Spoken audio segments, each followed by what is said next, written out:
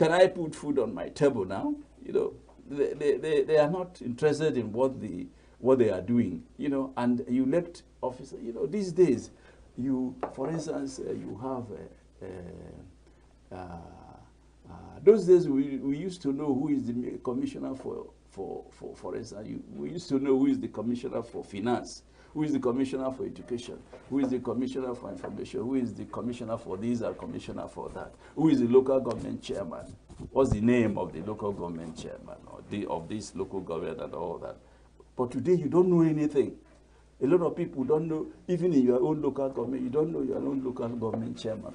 You've not seen him, you've not seen what he has done, you are not interested in what he's doing, you know. So if you talk about, you know, public expectation, you know, being overruled, I tell you that Nigerians are not interested. Most Nigerians are not interested in what they are doing, you know. So otherwise, I mean, there would have been an uproar.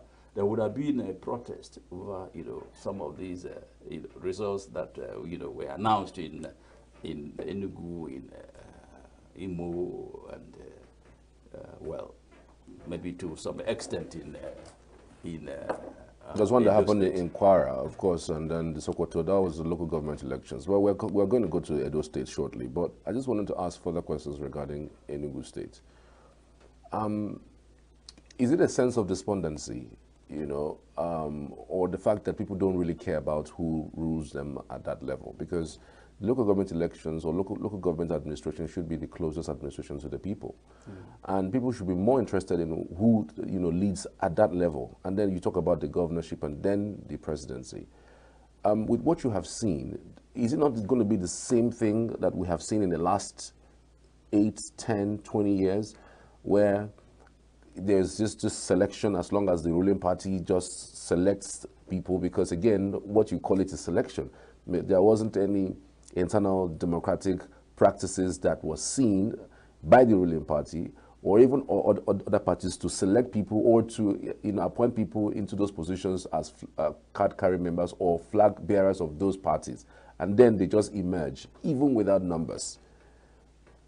So you wonder, really, I mean, is it not the same circle that we are going to go?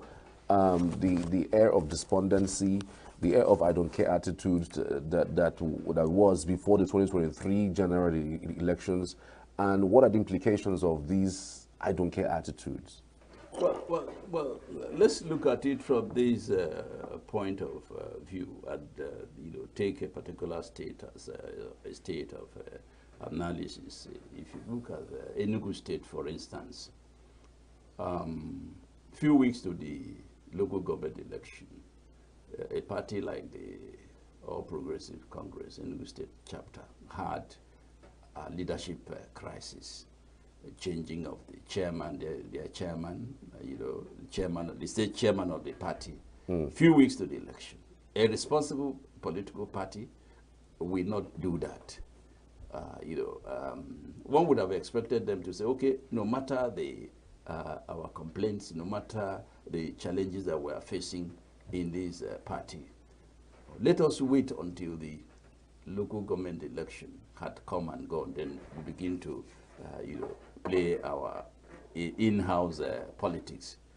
But a party like that, a party like the APC that decided to remove their chairman few weeks to the election, who will be there to organize, mobilize people for the local government election? So the APC in the Enugu State was mad in crisis, you know, few weeks to the local government election.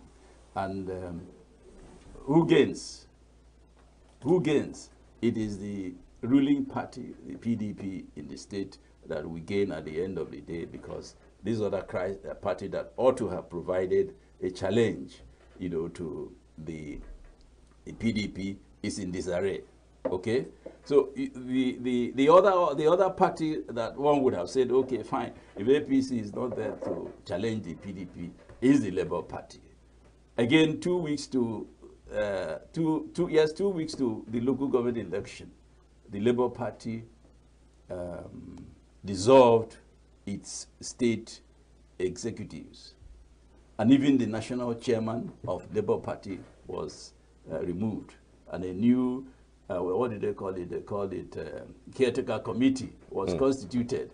And I think ENUGU State has now has an interim state chairman of the party. Of Labour Party? Labour Party. In ENUGU? In ENUGU. Yeah.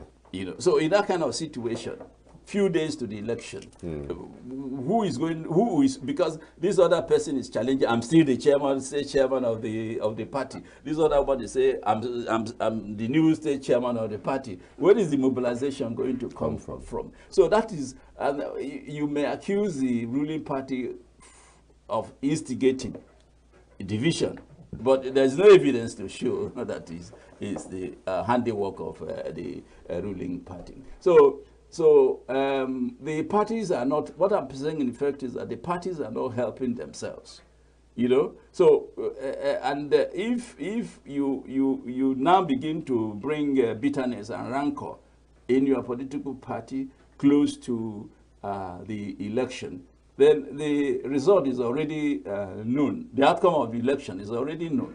The ruling party that has all the appurtenances of office, all the financial wherewithal to conduct election, will now go out there like what we saw in the ENUGU State. There was massive mobilization of people, you know, massive campaign. You know, the party toured all the local government, councils, all the wards, 260 wards in ENUGU State. The party, the PDP, toured all the wards, all the 260 wards in the state. We didn't see that happen with the other two political parties because they were in crisis. Okay, so at the end of the day, there were even some local governments that they stood unopposed. There was nobody to contest against them. Like there were so many local governments within ENUGU 70 local government area that PDP went unopposed. Like there was no opposition. There was nobody to say, okay, is there an alternative to this person? So that is how really bad. I mean, this weakening of our local government democratic system, where did it come from? What's the source? Would you blame it on the people or would you blame it on the political actors? Because some people think that sometimes these political actors have a role to play by collecting their PVCs and ensuring that they are ready for election. But you see, what we are practicing in Nigeria is politics of the stomach. You know, and if I am in Party B and Party A is in power, if there's any way I can make an inroad, if there's any way I can have access to the ruling party, I will be a member of Party B in the daytime and a member of Party A in the night. And that's what we have seen. Or, you see, let's look at things, let's look at what has happened in the instance.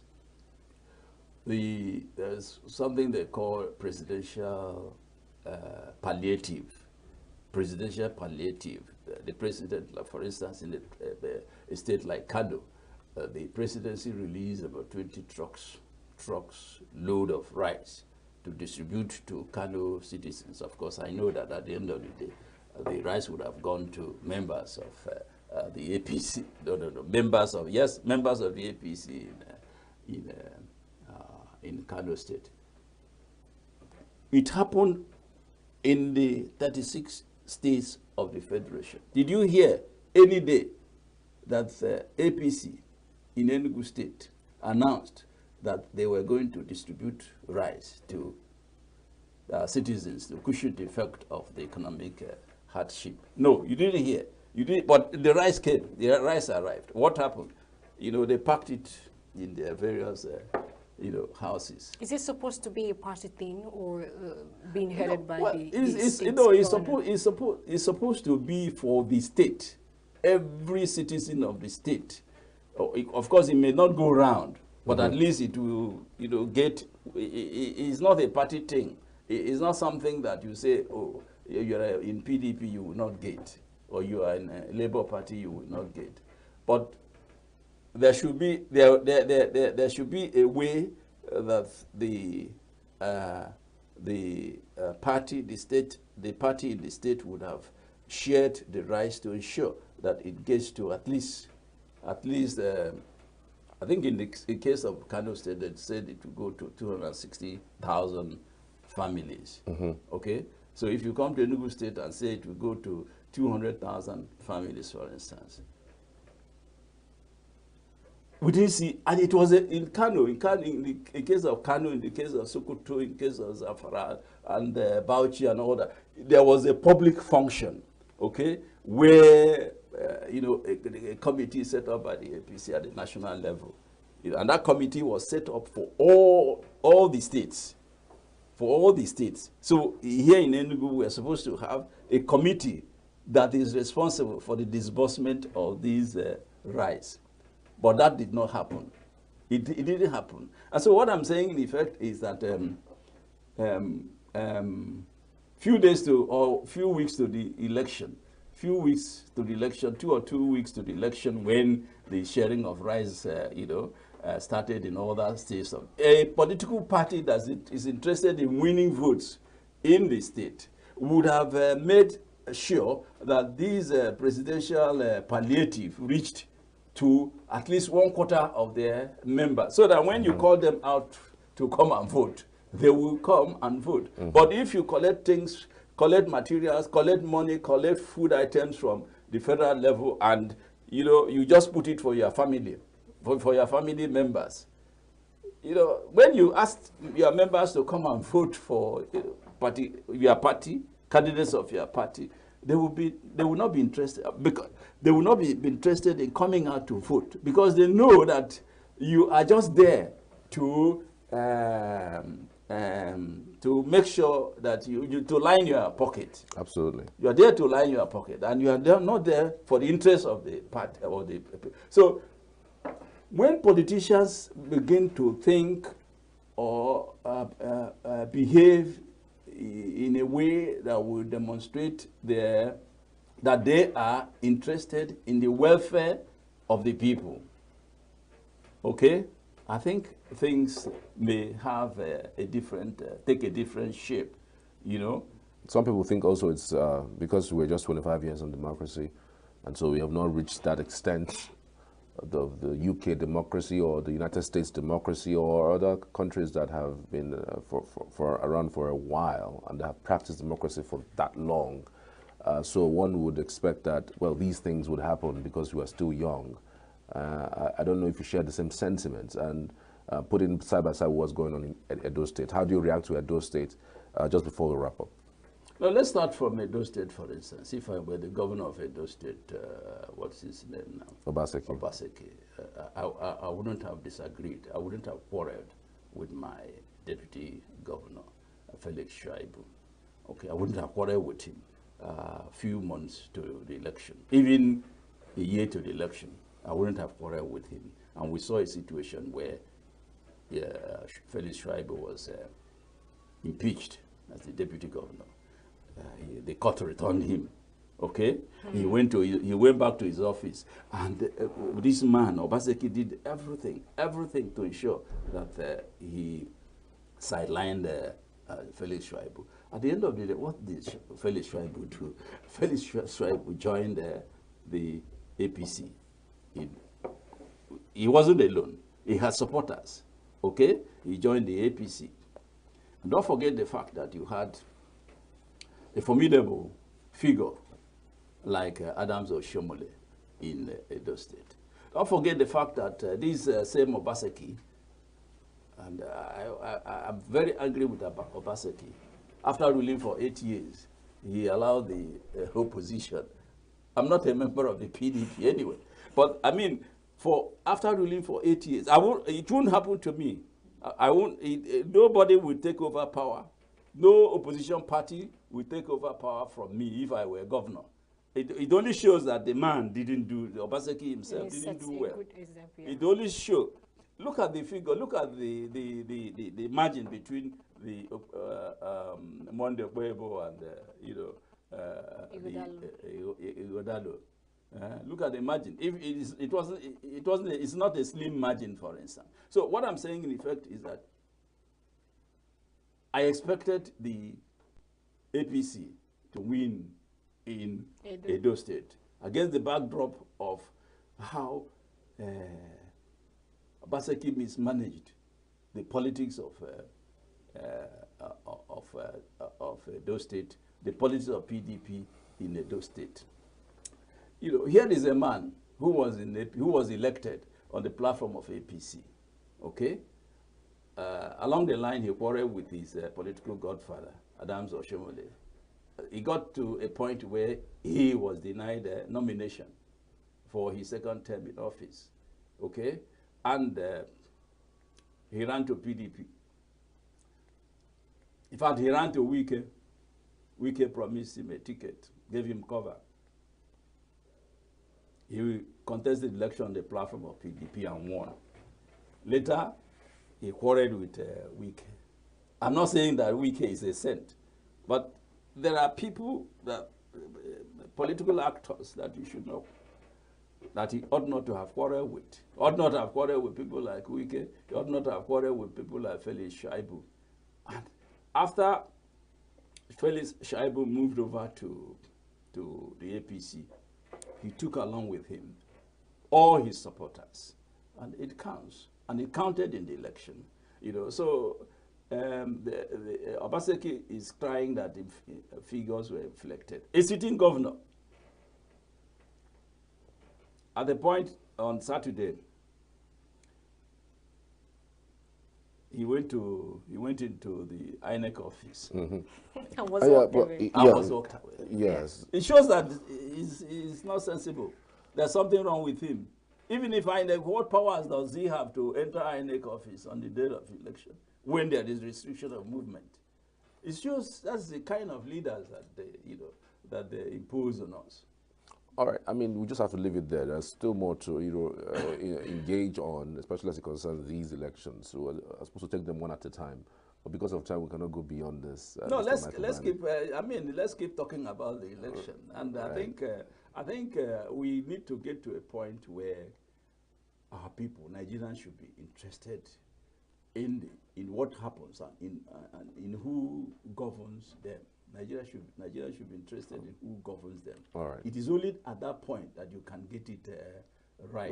But Right. if I are you are disinterested, disenchanted, I say, oh, let them do what they want. I'm only interested in putting, buying a cup of curry, buying pepper, buying salt and all that. These things are very costly in the market. Every day we come out. Every day we come out, we think about right. how to feed ourselves, So we just have to leave it there. Sorry. We'll keep on talking about it subsequently. Thank you very much. That is all for this interview. Thank you. Today is International Day of Sign Language. Do you know sign language? The only thing I know is what is that? love. That is not a sign language. It's a sign language. Okay, that is all we can take this morning. We'll be moving on to Abuja studio for the continuity. My name is Belinda Nwobodo. My name is Charles Myers. Good morning.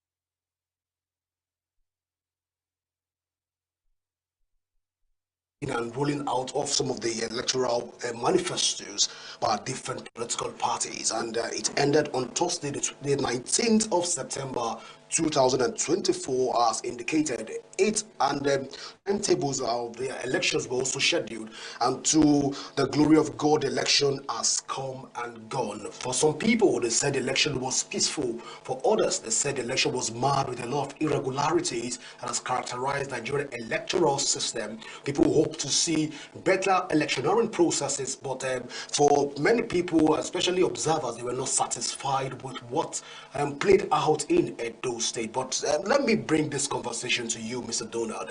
What do you think, or what do you make of the general elections in Edo State as we saw on Saturday? Yeah, first and foremost, in every politics or in sports or anywhere elsewhere, there must be winners and there must be losers. In this circumstance, the Independent National Electoral Commission is the umpire. So whoever they declare as whoever INEC declares as the winner, or automatically is the winner, unless something happens otherwise, probably through the tribunals.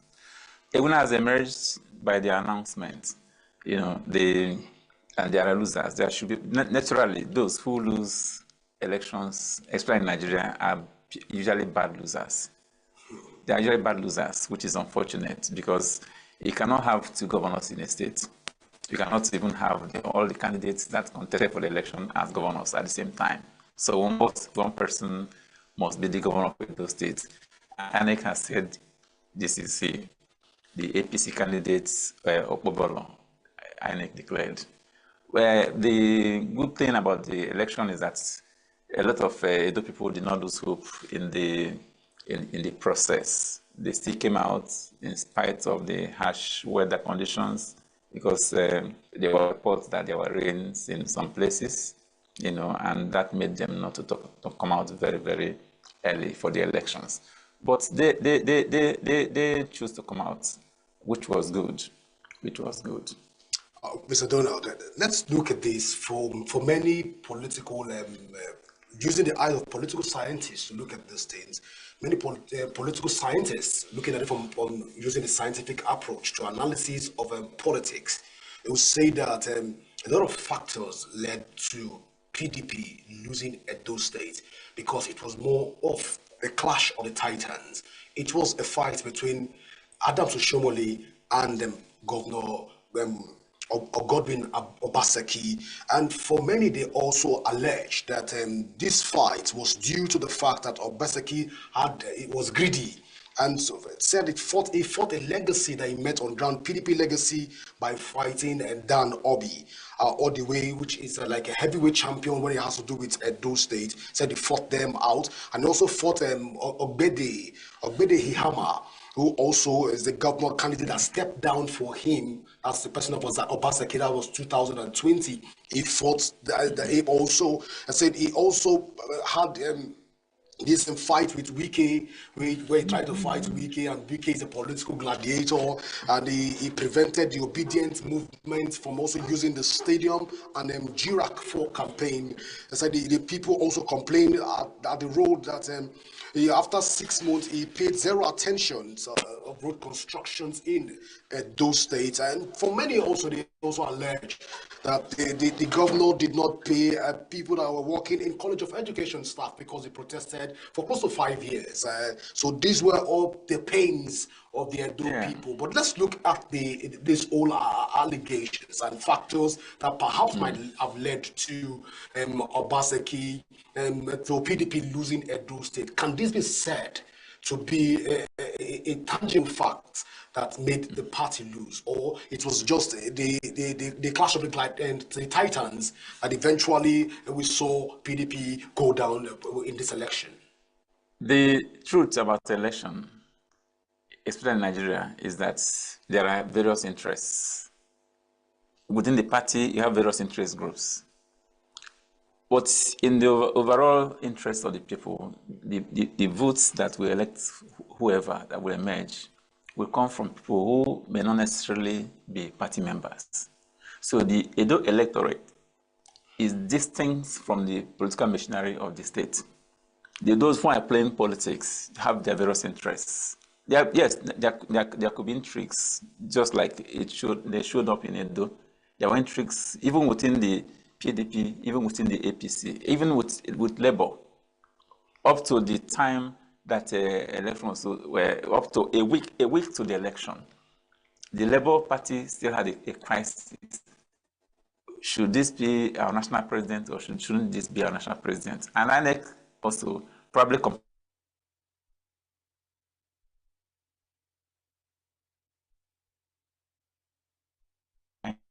so these are intrigues that usually come during electionary periods, you know. But yes, the governor, the incumbency factor ought to have played a major role in an election, especially if the man in power has done or is doing what the people actually wanted him to do. Are you providing infrastructure? Are you providing security? Are you providing employment? So these are things that the people will use to judge you. So the man that is coming in, if he has a contrary opinion about how to provide these things for the people, or different views or perspective of what to do for the people, and they are in tune with that, yes, the incumbent can lose. You know, so if you are an incumbent, this should be also a lesson to those whose elections are also coming up. If you're not doing what you're supposed to be doing for the people, the electorate, then you better change your style. So party intrigues apart, performance of the power also counts. It counts very well. It's not just in Nigeria, it is global. You know, so if the man in power is not doing what others people are expecting to do, obviously they vote against you unless you catch the power by yourself using talks, appropriate it, and run away with it, according to a candidate of a previous election, which is usually not supposed to be. So the intrigues are there quite all right, but the one good thing in Edo is that since democracy came back in this dispensation, Edo has moved from PDP to opposition, even opposition within the ruling party, because the present governor Baseki left APC because of intrigues. He left APC. Unfortunately for him, he won election in an opposition party, the PDP, and became the governor. So what made him now to change his style of governance that gave him victory is what Edo people have decided to pay him for. So it is payback time. That is the truth in politics. If you don't do well, people are monitoring you. They're monitoring you. But if you do well, no problem. I'm not saying that he doesn't have justification for certain things he can say. But just like I said earlier, bad losers are always in politics. So if all the machineries, the apparatus used in calculating the results were used well, then if he's contesting it, well, I wish him luck. Well, in the words of Arod Laxwell, he once said that politics is who gets what, when, and how. Then also, Professor Esco Toyo, a renowned political economist, now and why. Now, looking at all of this definition, it said a lot of factors has characterized the Edo State election, and one of those factors is Baseki's alleged interference with highly revered Benin Obaship structure, and that no Kano where they unbundle, it's not like Kano where they unbundle their emirate. Benin has a structure of Obaship that has outlived generations. And also they said the issue of victimization where of his former deputy or current deputy, which was reinstated, but Obaseki flouted the court order despite the court ruling reinstating Shoaib. We saw that play out in that, and also he undermined the power of Adams Oshomole's influence. So whether you like it or not, Adams Oshomole is a factor to reckon with when it has to do with Edo State politics, because of he controls about 1.2 of Edo politics. He's a senator for Edo North, if I'm correct. And then looking at that, all of that, he controls the entire northern part of Edo. Now in the 3rd senatorial district, that's like 1/3 of Edo State. So all of these factors being put in place. Do you think at this point, the theatrics of politicians, the flowery speeches, and all of this put together, do you think that all of this factor of victimization the Oba shaped did not count, or it worked against the current, or the incumbent, the outgoing governor of Edo State? Edo is a peculiar state when it comes to peculiar in the sense that the Oba is a revered person. Is an institution in the state. But the Oba, he's the Oba of Benin. He's not the Oba of the entire Edo State. So if the catchment area for him is Benin, you know, that's the Oredo, Orionwo, Ovia, and maybe about 5 local government areas. They don't make up the entire about 17 local government areas in Edo State. Yes, Oshomole comes from the northern part of Auchi area, Auchi, Ganibode,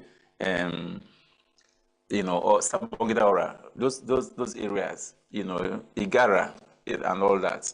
Yes, he can be a political king there.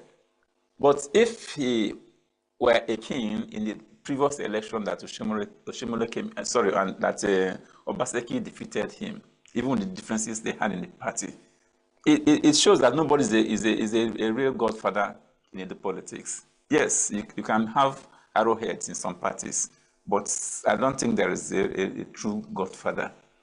What played out in Edo might have been the aggression of the people about governance. Once you give bad governance, once their governance is not good, this is the kind of result you will get. So for me, it's not because of the Oba. Yes, Oba is a voter. Probably he can set to vote, he may sign on to vote. You know, political chiefs, traditional rulers don't usually play active role in politics. Yes, but if you try to denigrate the position of that kingship or that rulership, his subjects may respond by trying to protect their ruler. It might happen in Edo State, but the other part is also got votes in Benin, you know, where the other Oba is predominant. Or predominant. Let's look at the Labour Party candidate, the president of this is a former MBA president, yeah. and also some things played out during the course of the election. Some people were even alleged that he has even stepped down from the election, but we didn't get an official statement to that effect. What do you think must have played out in that election? Because we saw a lot of in the results that were being displayed on the online results that we saw before the final result was collated and announced by INEC. We see Olumide Akpata was literally not having the kind of votes that we thought that the Labour Party can pull in Edo State, going with the track record that Olumide Akpata and the Labour Party has been at the forefront for the obedient movement. One should think that should count for something, but we saw an election where Olumide Akpata was almost, it became a fight of two gladiators, like I rightly said before. What do you think must have perhaps led to this? Is it that he's not a grassroots politician? Yes, he wasn't a grassroots politician. Up till the time he contested the election, he still hasn't got to that level. But as a former NBA president, he ought to have had some clout in Edo, because at least we know that Edo has a good number of lawyers who probably might have been his loyalists while he was in NBA. However, position is different from national election. But his track record should have counted for something, because he did fantastically well when he was the NBA chairman. Yeah, I give it to him. He tried. I wasn't his profession, so I wouldn't say he didn't do well. But having served out his tenure, it meant that he did well. However, for him, so I think they gave him about 22,000 votes in this election, when others were getting 140 something and 120 something. It's an abysmal performance for him. somebody of his caliber. Very abysmal. But that also means that you don't just jump into the fray simply because you want power. You know, you have to get prepared for it. I also learned that some Edo people were not happy with him because, according to some of them, he recently got married, and instead of doing his wedding in his place, he took it abroad. You know, for somebody who wants to be a grassroots person, you don't do such a thing. It's miscalculation. You know, probably he didn't marry an Edo person. He took a wedding outside or a reception outside. That means you're not close to the people. So if you're not close to the people, they also pay you. He was lucky to have gotten up to 22,000 votes or more, you know, but that was an abysmal performance. But the Labour Party is to be a balancer, the third tripod in Nigeria's election. If you had PDP, APC, and Labour, you know, as three main parties, and probably the Kwakwaso party in Kano. If you have four, you know, it means that Nigerians have narrowed down concentration to just 4 or even say 5 parties. There was a time we had 5 parties in Nigeria, which is a good number to manage. So that your party is existing does not mean that you have to come and contest governorship election or presidential election. If you have competencies at the local level, nothing says you cannot just go for chairmanship of a council or councillors of local government. You must not put your cap in governorship election. So, but it's also good for parties, so that you learn the strength you muster for a high election must come from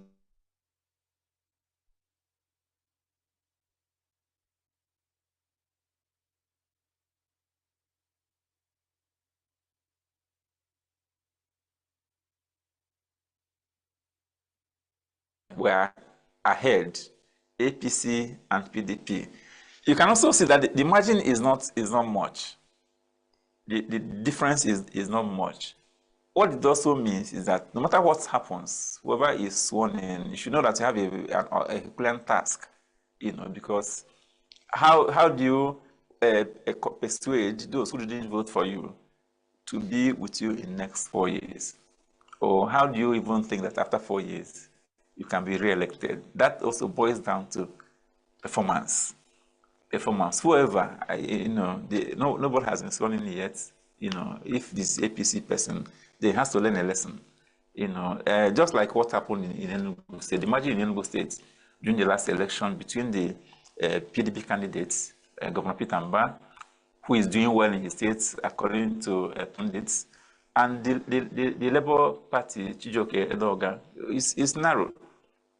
So what it means is that if you're in power and you don't do well within the next 4 years, it means that power can shift. And you know, I mentioned earlier that PDP was in Edo, Lucky Minedon was in Edo, Osumbo was in Edo, they were PDP people. Yeah. But eventually it moved to another party because the people perceived that they were not doing what they were supposed to do. APC took over power. Incidentally, it was just Oshomole and Obaseki. And midway in the tenure of Obaseki, there was crisis within the party. Yeah. And he moved from the party and he ran an election as an incumbent and won. Yeah. Moved again back to PDP. Now he's going to, no, this is a good scenario in Nigeria. You know, so that you're in power does not mean your party must be perpetually in office. It does not mean that. The electorate, I give them kudos for reading between the lines and being able to make choices between candidates that are serious and candidates that are unserious. But let's talk about this electoral process in Nigeria. But then let's look at the INEC and also the Edo State Independent Electoral Commission, the way they conducted this election. Do you think that we've improved? We've moved on and advanced our course in terms of using technology to champion the course of our election right now? Politicians will always tell you that we're in a learning process. How long do we have to learn? At least in elections, since Nigeria became independent, elections had always taken place. Since 1979, we're closer to persons that some of us know as candidates. In 79, Shagari was elected. 4 years later, he won again, even though there was the admission was torpedoed by a military coup. But election has taken place consistently for so many years. So, yes, for instance, we will say that we're learning, but we cannot continue to be paupers in a process that's supposed to be fair, that's supposed to be credible, that's supposed to follow all the details of the process. This time around, beavers again failed in some places. Why should beavers be failing in Nigerian elections, even with all the assurances given in the previous election? Why should materials arrive late in polling stations? If we're still learning, these are basic things that should be corrected. Even Enugu State even experienced the same thing. Oh, every state, was a delay. Every state experiences that. And that is why INEC, the electoral umpire, is not also doing its work well. Because by now you ought to have stabilized what you're doing. In other countries, they use technology. Very soon now, United States will be holding its presidential election on November 4.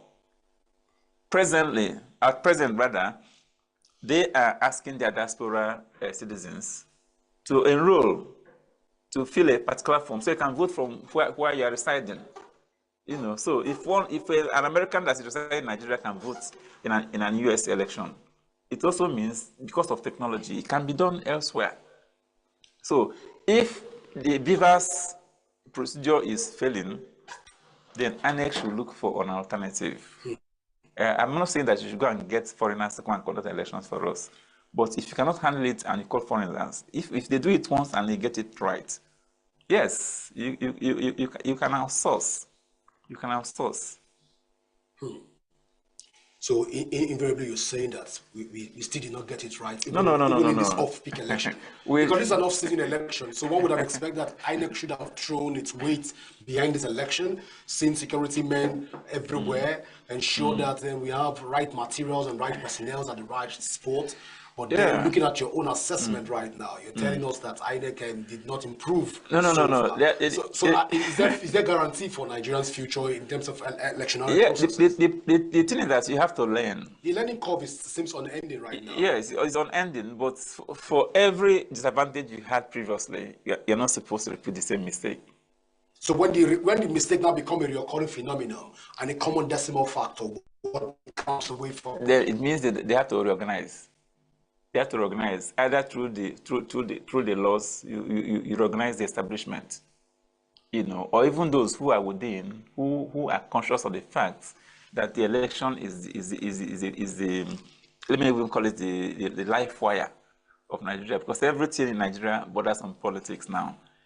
Appointments, even for communities to get infrastructure, even services and all that.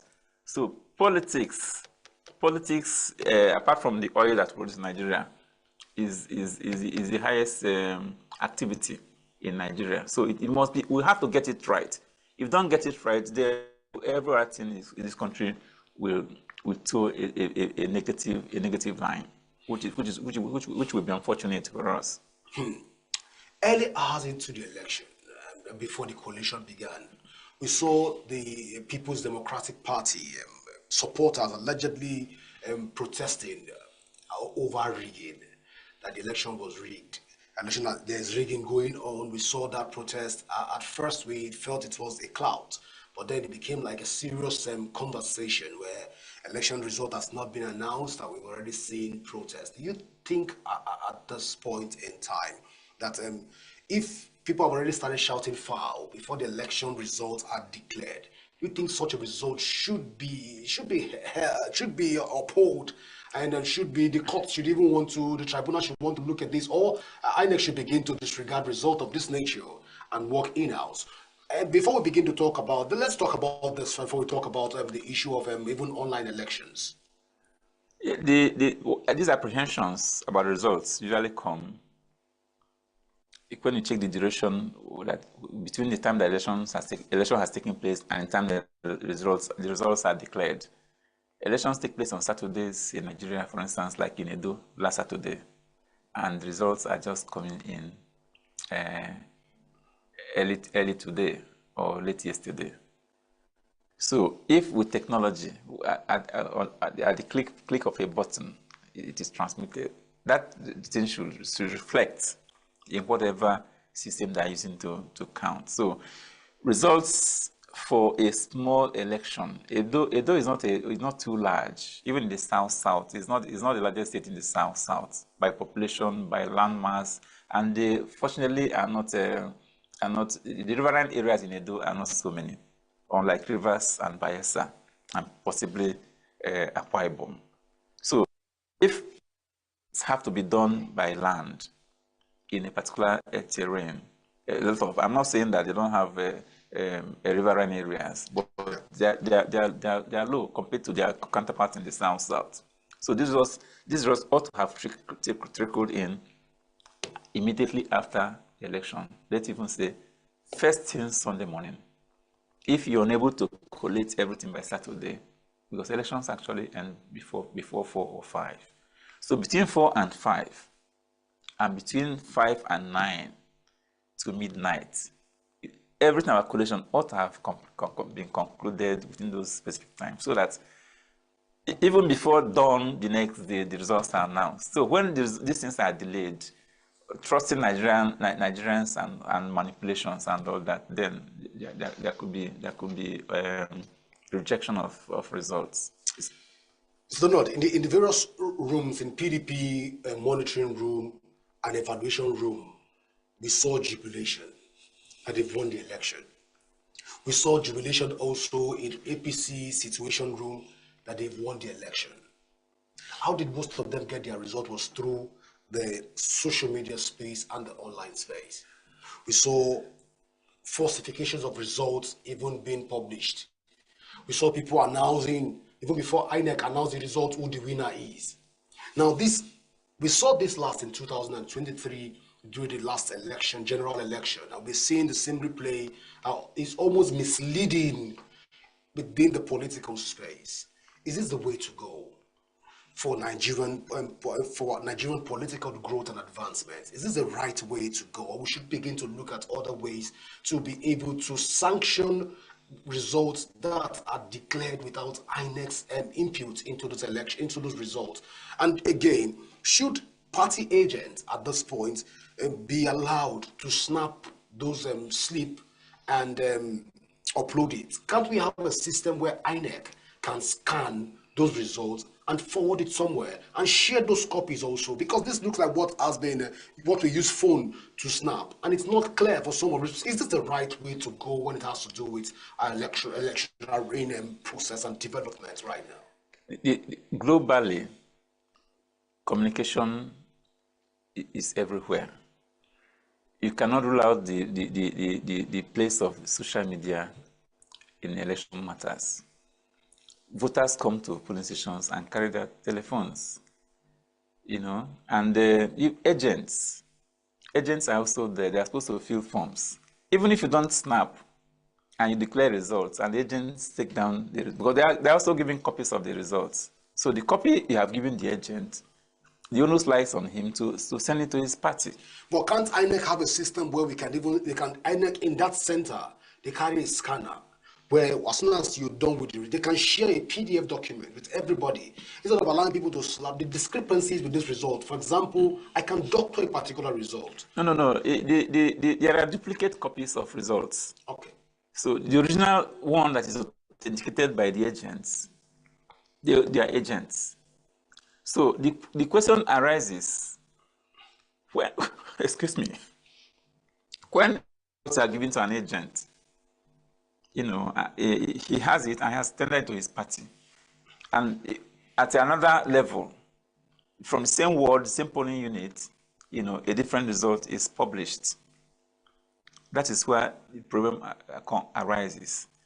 And I don't even also know why original results should be mutilated. A lot of results, you find out that somebody writes 130, for instance. All of a sudden, you see him trying to amend the one. That's where I'm even going to. So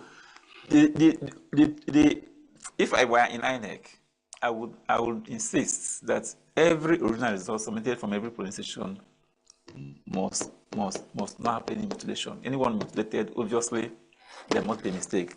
Because you ought to have entered it slowly and quietly in the presence of all those observers, the observers and the agents and all that.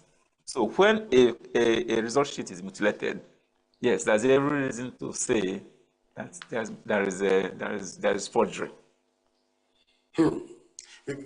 So I'm asking again, is this the way to go right now? Because looking at this is going to bring a lot of chaos into the electoral system in Nigeria. It's going to throw us back to the primordial age where man cannot even give account for electoral processes. It will take us back to 5 steps behind, knowing fully well that we've said that the beavers failed. So people are trying right now to help INEC to get results uploaded one way or the other. But then this is becoming unbecoming. But then again, let's look at the social media election that seems to a lot of websites and online voting platforms seems to support electionary processes in Nigeria. We've seen different organizations conduct different types of voting system. They say, okay, budget want to do an election between Monday and Igodalo, and they say, okay, in this online election, this one took this vote and this, but the outcome of the general election does not end that way. Then again, we've moved from elections of campaigns around policy formulations and the manifesto that centers on people-oriented development into most likely attacks on people, on the person of a person, just like we saw in the Edo State election. Do you think at this point we'll have a different perspective in Nigerian electionary processes in the nearest future? First and foremost, if you conduct independent polls, yes, it can be near correct that a candidate is leading in polls. But then it also depends on the scientific method used to conduct the polls. You know that even political parties can also front agencies to do such polls and say manipulate them. If an agency does that, it also means it's not giving credence to the strength of his own party, You know, if you do an objective analysis through your polls, you should be able to determine the strength of your party. So that doesn't mean that if you do a poll and say that this candidate is going to is leading, and it turns out that he is not leading, that you should insist that your poll has been doctored. Do you understand? You know, yes, you can do polls; it will help you, but how objective are those polls? Which organizations are doing those polls? Which organizations are doing those polls? You know, so the law says that it's only results released by INEC that should be recognized that are authentic. The law has not changed from that, and unless it changes, any results you are getting from any other place, you're on your own. You're on. The best bet you have is that if you have every evidence that your agent submitted what they should submit to you, you can go to the tribunal or the courts. That's what the law says. Yes, elections can be turned from the courts, which also shouldn't be, because elections the results of elections are the supposed will of the electorate. So if you are waiting for the judiciary to upturn a result, it means that the person that has the capacity to influence the judiciary, as has shown in Nigeria in a lot of circumstances, will always triumph. You can go just hold your arms and go and sit down and wait for the tribunal, because you know you have capacity to upturn the results there. But it is not. It is unfair. It's unfair to the people. The will of the people must be paramount. Mr. Donald, we are having this culture again in Nigeria, and it has also played out in Edo State. The issue of getting blessed by certain persons. So the blessed candidate goes home with a victory. and we've seen it play out again. The first thing, one of the first things the governor-elect of Edo State, the person of Senator Monday Okpebolo, and his deputy, one of the first things they did as soon as they won that election, that's his deputy, that's Dennis. They arrived at the palace of the Oba of Benin, and they went to pay homage and also get further blessings as they prepare to take their journey, taking Edo State for the next couple of years. So look at this culture of blessings. Are we saying at this point that elections are the electionary process in Nigeria and the spiritual dimension right now? To the extent that we're also spiritual people. The anointed candidates. Yes. Because everyone, earlier we mentioned that the stool of the Omonoban Edo is a revered stool. So anybody who wants to run a successful administration also has to defer to it, you know. So blessings, yes, you can also get blessings from priests and pastors and imams, and Edo is a portfolio of different worshippers. A lot of people, even as the campaigns were going on, were showing traditional people doing their own magic one way or the other, even casting. Even Oshomole was blessing. Yes. Yeah, Oshomole was blessing. Yes. The anointed candidate. So blessings can come. Yeah, there's nothing wrong with that. No, we just asking. As long as you believe. Yeah. You know, even if days to the election, people move from party and move to the other side. But people are moving to where they think that their nest can acquire some feather. You know, yeah, that is it. Because the politics, Nigerian politics would even have picked Saul. So when you see that your chances can be better brightened, chances of even getting positions in the administration can be brightened by endorsing a particular party. You understand, a particular candidate. Yes, you do that, but it's also a risk you're taking, because if the man loses, you know, what it means that the camp you're coming from, if they eventually, it means that you're not cut out for the kind of politics we want in Nigeria. And that will also, the lawmakers, you know, if we win an election, for instance, in a party, through a party, raising demands that once you leave that party, then you should leave that position. So I think we should start thinking towards that. If you want to be in a party, be in that party. It's not compulsory that you must be a politician. If you want to be a politician, you know, the party principles and policies should dictate what you do as an individual, just like people follow football. An Arsenal player, for instance, an Arsenal fan, for instance, if the club is not doing well, he will wait, because you know that this club may come up next time. That is loyalty. You know, but if we start junketing from a party to the other, prostituting, you know, because that is political prostitution. Okay. That is why I call it. But the law should be firm on such persons. Just late last night, in the spirit of jubilation and the Edo victory, we saw congratulatory messages pour in. Naturally. Even from the former president of Nigeria, the president of President Muhammadu Buhari. He congratulated the incumbent president.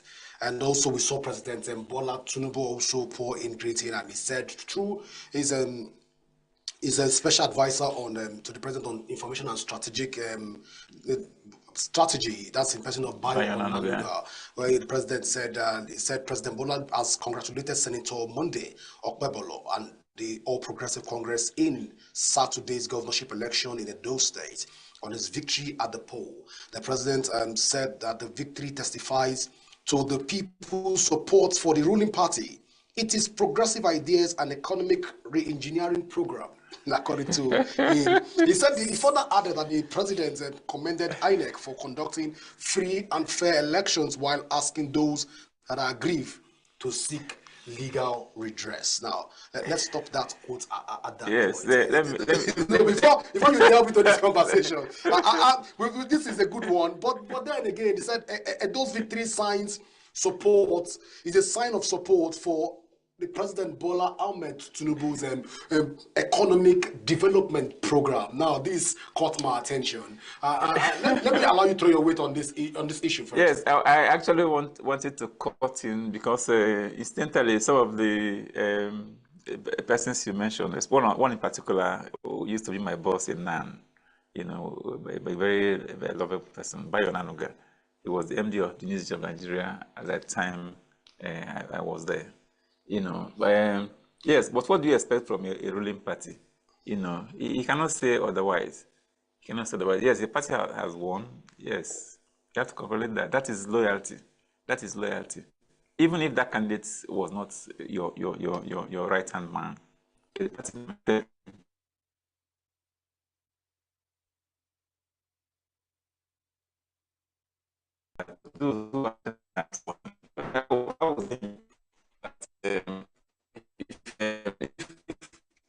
what is happening at national level is used to better the lot of Nigerians. Yes, they will come to terms with what they have said, and they will support your party, you know. But if on a daily basis people are complaining, there's aggression everywhere. You know, in hospitals you cannot find cure at and the public institutions. Very, very expensive. Those in federal government colleges fees have been doubled. They say they don't pay tuition in federal establishments. You know, the federal unity colleges. Let me be specific. Unity colleges. They say they don't pay tuition, but the other sundry expenditure that parents pay. Yeah, they battle to pay, and some go home. As we begin to pack our things, start getting set to leave the studio right now. Let's even look at this. I don't want to go back to Bio's test because this testifies to Nigerians being happy with what APC is doing so far for the country. But then there's this state in Edo State, there is this mood right now. We're expecting that if Obaseki was that bad, as it was alleged, we should see some form of jubilation everywhere, with people taking to the streets to celebrate that perhaps a very terrible leader has left. Just like we saw in 2020 when he won that election, we saw people come out in mass to celebrate that Edo no be Lagos. We saw that people came out to celebrate. But this particular election, it looks as though it's only APC that are celebrating the victory. And even from the part of a lot of PDP governors and also stakeholders, there's no jubilation anywhere. Could this be due to the fact that there are intrigue cases that we don't yet know that might make the people to be laid back when it has to do with the celebration, or because the Labour Party candidate also was not given the kind of support that the party expected, and more youths in those states are obediently oriented? Could this be a factor in general? Well, we have talked about good governance anyway.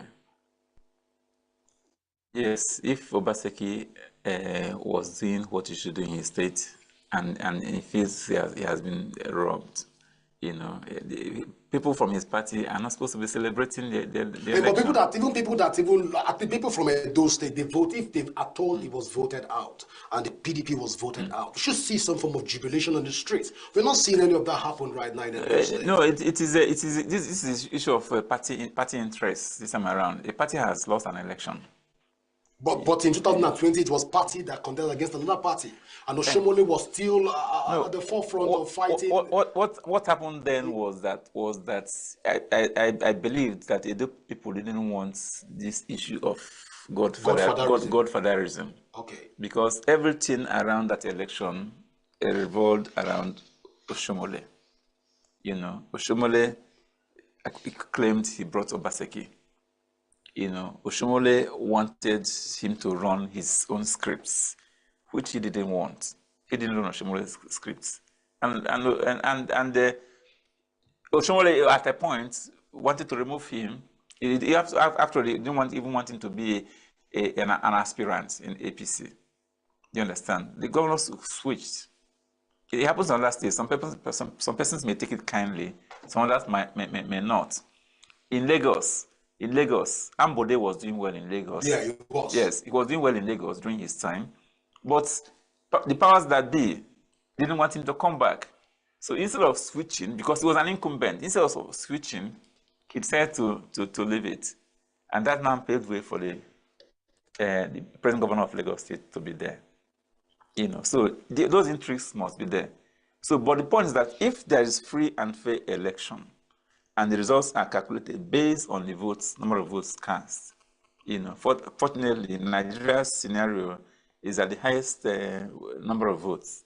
The person candidate with high number of votes will be declared winner.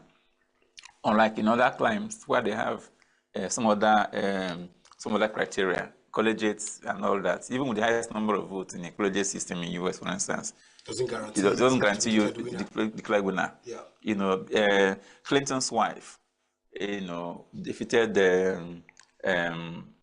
Trump by over 6 million votes. But in the collegiate system, she wasn't declared winner. Trump became the president.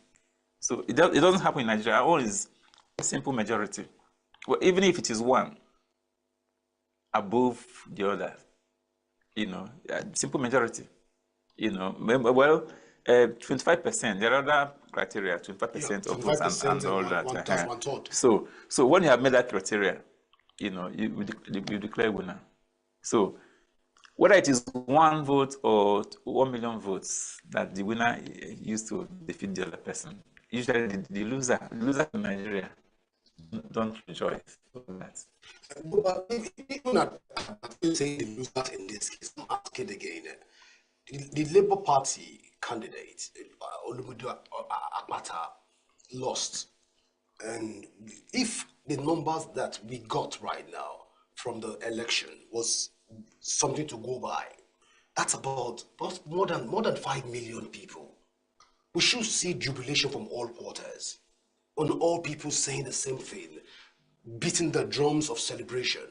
But even in those states, we've not seen that. Could it be that the economic hardship also is a factor right now that is militating against joyous celebrations? Let us even get back to the figures that voted in Edo State. I think Edo has about 1.something million voters, about 1.2, 1.3 million voters. Then the results being declared are showing 249, 220 something, and 22. If you put them together, they're not up to 500 voters, showing clearly that there was also apathy. In spite of the weather condition, the rain, those who naturally defy the rain to come out and vote, to carry their umbrellas or raincoats and come and vote. But the disillusionment, their party is so enormous, so overwhelming. It also shows that the system was not working. So if people don't come out to vote, it means that I don't know whether it was fair, but we didn't hear much of that. There was fear, even though there were reports that some hoodlums invaded some stations with arms and all that, but that's left for the security agencies to deal with. But the number that voted in Edo shouldn't actually be less than half of those that had voters card came out to vote, which is a minus to our electoral system in Nigeria. So if you cannot get up to 90% of registered voters, then it means that something is still wrong with the system. So at this point, we congratulate the incumbent governor, the incoming governor of Edo State is going to pilot the affairs of the state for the next 4 years, and it's going to be seen through the administrative affair of Edo State. And from this table, we're saying congratulations to the good people of Edo State, and we hope to see more progressive efforts being put in place by the Edo State governor. I want to say at this point also, Mr. Donald, thank you so much for doing this with me this morning. Yeah, thank Thank you, and congratulations to the winner. You were in the Senate as a representative. Now we are going to executive arm. So you should do the right thing for your people. Yeah, well, this is how far we can go today. Don't remember to follow us on all our social media and let the conversations keep coming in. Before I go, just remember that peace and unity are the pathways to progress. From all of us here in the studio, it's bye for now. Bye. Thank you.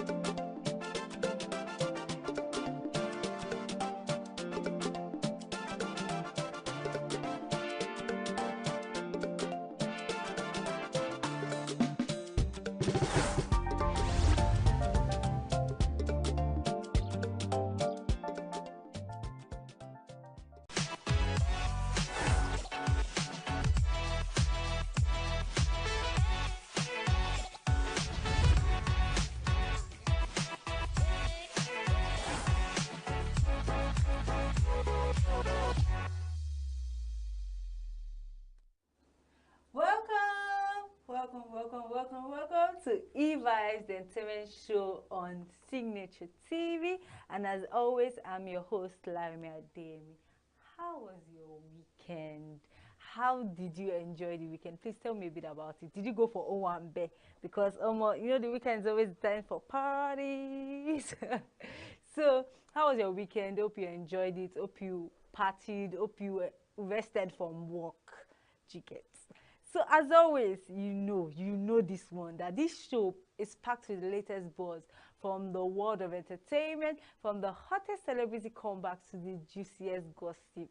This gist of latest movies and music that you shouldn't miss. So please, you know what? Grab your popcorn, grab it, hold it well, and get ready. Get ready for the best of entertainment. See, in today's news, I'll be gisting you about Charlie Boy. Yeah, addresses rumors about his relationships with Tanya Onwudiwe. I'll be talking about Crayon, reflecting on his overcoming drug addiction and hospitalization. I'll be talking about Alibaba tells women, your man quit his job if you want to earn more. I'll be talking about Rema responding to the devil worship accusation that it is just art. I'll be talking about Cynthia Morgan calling out Davido over the Edo elections commentary. I'll be talking about the Russian Swifties that go the extra mile for Taylor Swift's concerts. I'll be talking about Ray J, who defends Diddy and claims that no criminal activity was done at his party. I'll also be talking about the Key of Shine, who releases a new album. Yes, Pleasure Shop, featuring AI imagery. See, trust me, you don't want to miss these gist. I just spelled them out for you, but trust me, you've not gotten it all. You can't begin to imagine the details behind this gist. But trust me, I'm here to give you that. So let's go on a short break now. And when I'm coming back, you'll be getting the full gist. You don't want to miss it.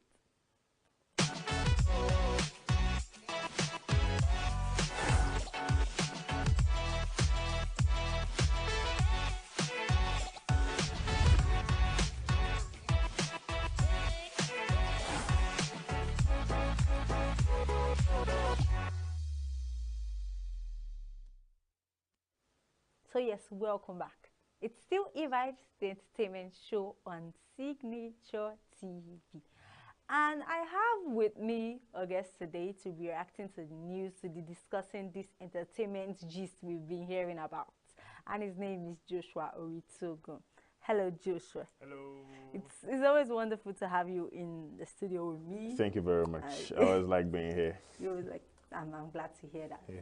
So, there are a lot of gist today. Just prepare yourself. Prepare yourself. I'm prepared. I want to hear your opinions because some of the things I've been hearing, things have been going on in the country these days. And international scene too. There's a lot. It is. So in our first story today, the renowned singer Charles Oputa, known as Charlie Boy, has shared insights into his close relationship with the late Tanya Onwudiwe.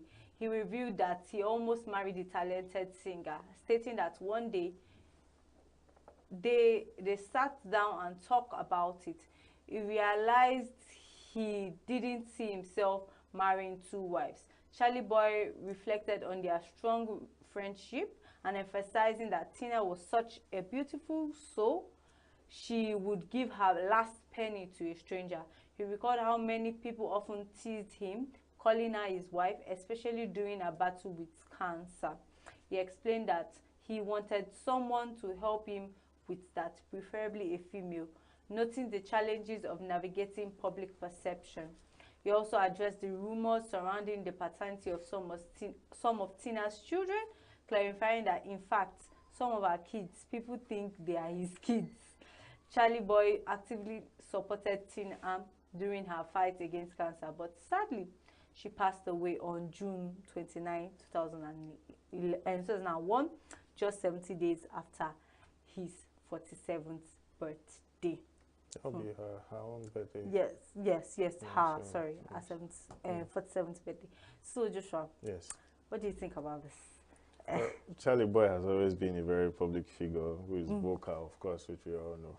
So him coming out to clarify this is quite fair. That at least we know that there was no, you know how Nollywood can have, you know, those kind of spicy gist and all those.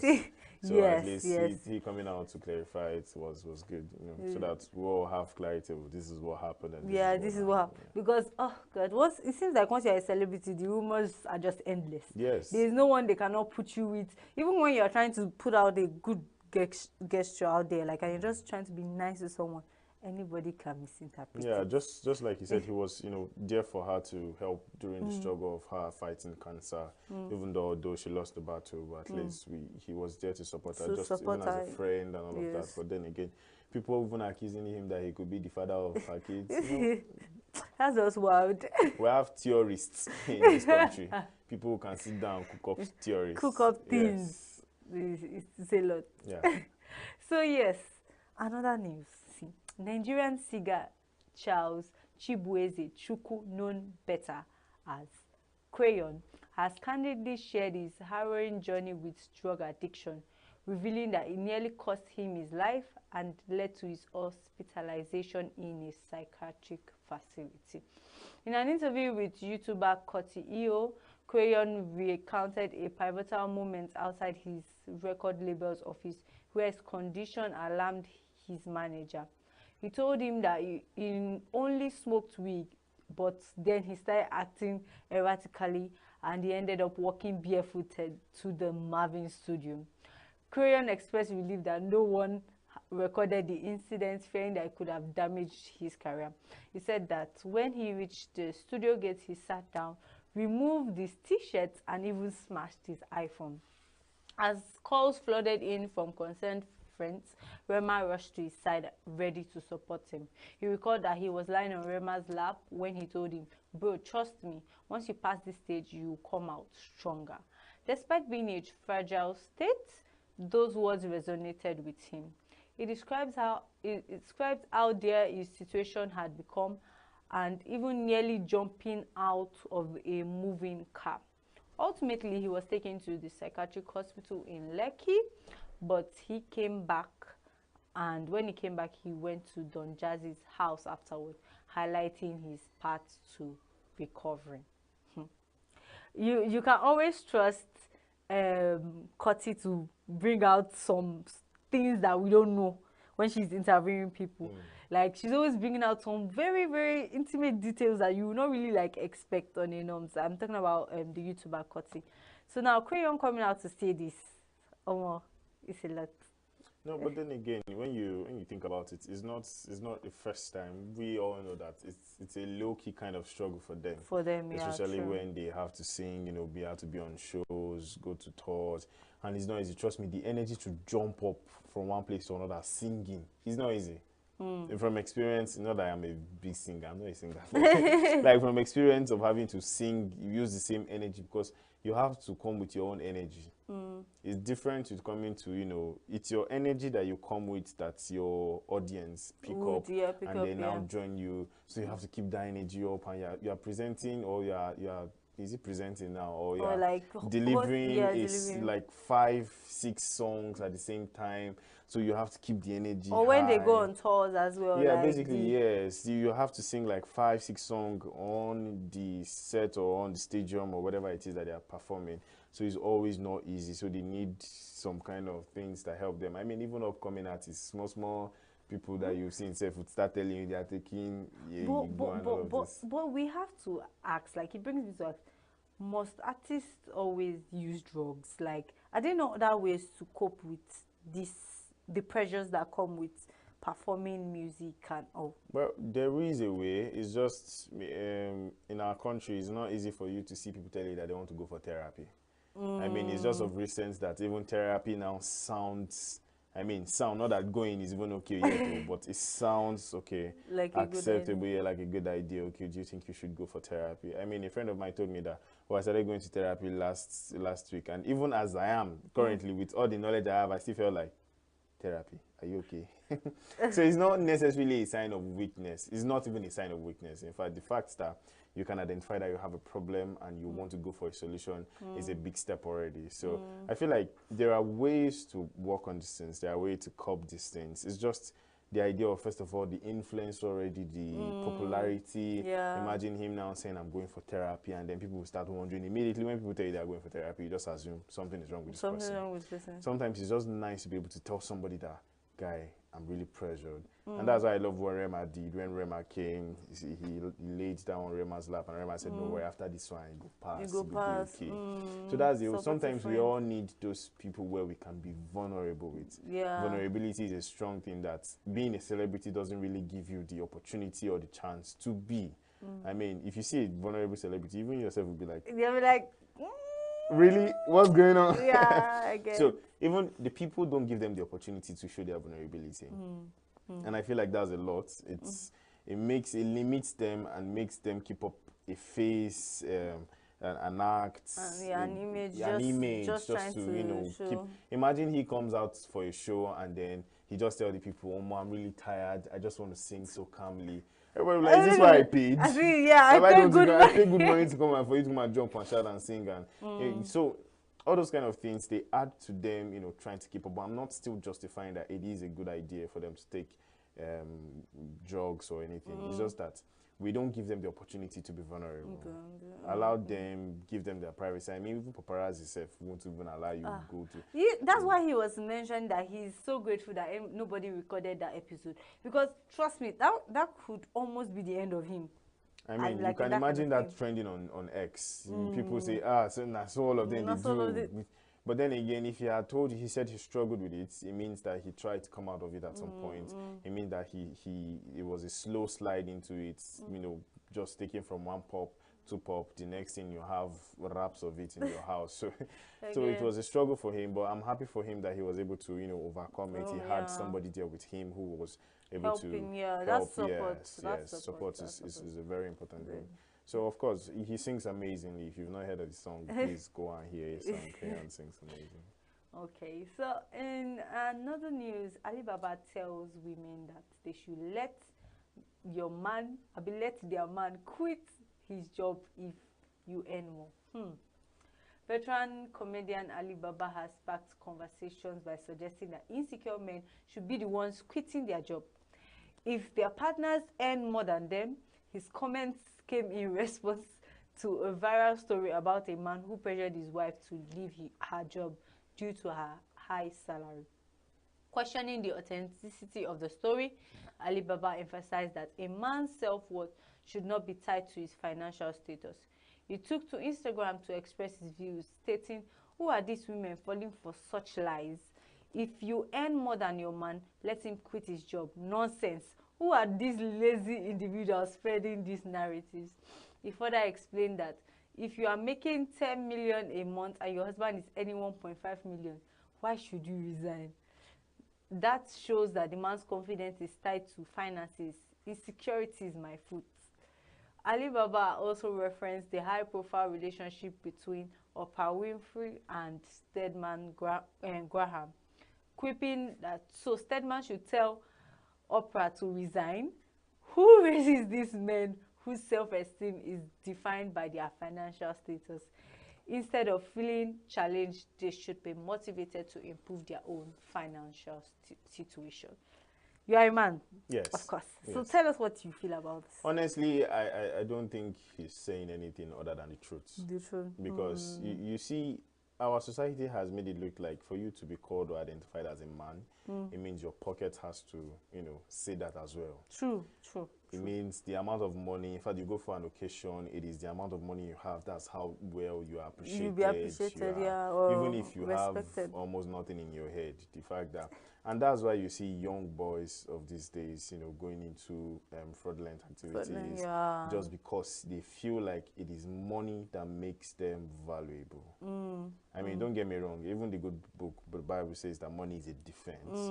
Notwithstanding, money alone is not what you need. If you have money and you lack wisdom, you will become a sounding cymbal. True. I promise True. you. True. That's why you see most of these Yahoo boys, once they go into relationship, they don't even know how to treat a lady properly. Because they feel like it's just all about the money now. Money, it's not so money. I'm spending money on you. Yeah, So, exactly. and it's not it. And if we critically look at what Ali Baba said, he was so right. We have so many insecure men these days. But then again, you won't all push the blame on the men. On the men, true. The society has a whole lot of responsibility in this. I mean, don't get me wrong. If I'm earning 1.5 million naira, my wife earns 10 million naira, and we have kids, and somebody has to stay at home, I'm staying at home. I'm staying at home. Because it doesn't reduce me being a man. But don't you think there will also be pressures from family, from society, people making you, like, you yourself personally, you might not feel like it's a big deal. Yes. But don't you think that there will be people out there that would want you to, like, would start saying some things that will make you now begin to really look at it that, I need to do better. Okay, now, let me ask you this question. Because I'm a man and I earn more, does it make my wife less of a person? No. So why should it make me less of a person? I mean, it's just insecure men. It's just people who try to feel like money is all they need to provide to make them a man. I mean, I'm a husband, I'm a father, I'm a provider, I'm a protector, I guide. My wife should be able to look up to me even with earning 10 million naira and still say, this is my husband. What he says is final. Yeah. So if it's because of the financial capability or the financial strength I have, that's why she respects me as a man. I've lost it. True. So it means the day I lose my job, I've lost her respect. You're not my husband. She's not seeing me as a man anymore. And it's so wrong, and it has gone really deep that it's so hard to start bringing people out. But we still have to say something. Because trust me, how can you say that because you earn 10 million naira, I earn one, because of my insecurities and what people say, that I'm not man enough? Tell that your wife, say she leave the job. Leave waiting. Especially with what the economy is saying right now. Don't leave it, though. I will support you. I will wake up. See, and then again, we all have mistaken what marriage is. A lot of people think that marriage, because the man is the head of the house, it means it. No. Marriage is about companionship. Two people coming together to see how they can get their lives better. So I'm marrying you to make sure that you get better in whatever it is you want to do. Okay. You're marrying me so that we be better. We are building something together. Yes, and then it makes it much more interesting when we both have the same vision, the same plans, the same aspiration. True. So I want to make sure that every day I wake up, at the end of the bed, at the end of the day, I'm looking over the bed, I'm saying, oh, I made you better, or I add something to you. So if my wife is earning 10 million, I'm earning 1.5 million. First of all, I'll go into a remote job, start doing remote job so that I stay at home full time. Then I'll wake up by 6 or 5 a.m., make breakfast. I can cook, so there's no problem. And then I feel like we need to start teaching young people that it's not just, you don't have to be, that's not what makes you the head. That's not what makes you the head. Because you provide money, don't worry, you'll lose that job. That's not what it means to be the head. To the end, true. So Ali Baba, spot on. Trust me, we're having plenty insecure men right now in our society. And our society is not helping by making it look like as if money is all you need to be a person. True. Very true. Especially with things that are going on right now in the economy. It's like it has increased people's need for money. And now, if you don't have money, forget. I'm not disputing the fact that if you don't have money, you go suffer. You go suffer. It's true. But then don't make it look like money is all that there is. There is too. Because trust me, you now marry, and then you think money is you provide money. One day she will look at you, especially if it's somebody who makes her own money. I mean, there are women who probably will make that same 10 million naira without having to go to an office. They sit at home, they do business. In fact, tech has made it so easy for people these days. place. So you want me to be a sit-at-home wife? No problem. I'm going to learn tech. And then she goes into tech, and then she's making 10 million naira monthly. And you go to the office, you drive, you buy fuel, you struggle traffic if you're in Lagos, in Enugu, probably whatever it is. You in Abuja, fine, the road is good, but you have to travel. It's traveling. You are traveling in Abuja.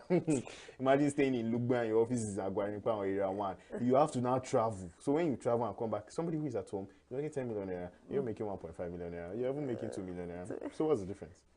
I get, valid point, valid point. This is a nice one coming from a fellow man. So Alibaba has said it. Joshua too is saying it. So you guys, let all of us have sense. Like as a society, as a whole, let's have sense. Money is not everything. Like money is not what makes a man. If we're being honest, money is not what makes a man. So yeah, the Nigerian singer Rema has spoken up about online claims that he worships the devil, attributing the rumors to the visually striking aesthetics of his music videos and performances. In a recent interview on the Kids Takeover podcast, Rema labeled this accusation as the craziest thing he's encountered. He clarified that the imagery and the colors in his work are purely artistic choices, specifically addressing the recent rabid face. Characterized by the use of red tones, he said that the craziest thing he has seen online about himself is that he worships the devil. He says, but it is not what is time to respond to such claims. Sometimes it's just the colors he and his team chooses to create an image. Rema further explained that if you see a beautiful lady in a red dress, you wouldn't call her the devil, so why label him that way?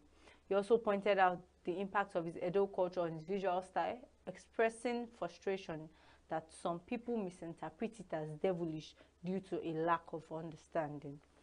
He emphasized that his culture, the Edo culture, hasn't led many representatives, and people often mislabel what they don't know. It is not one of the more familiar traditions in the diaspora.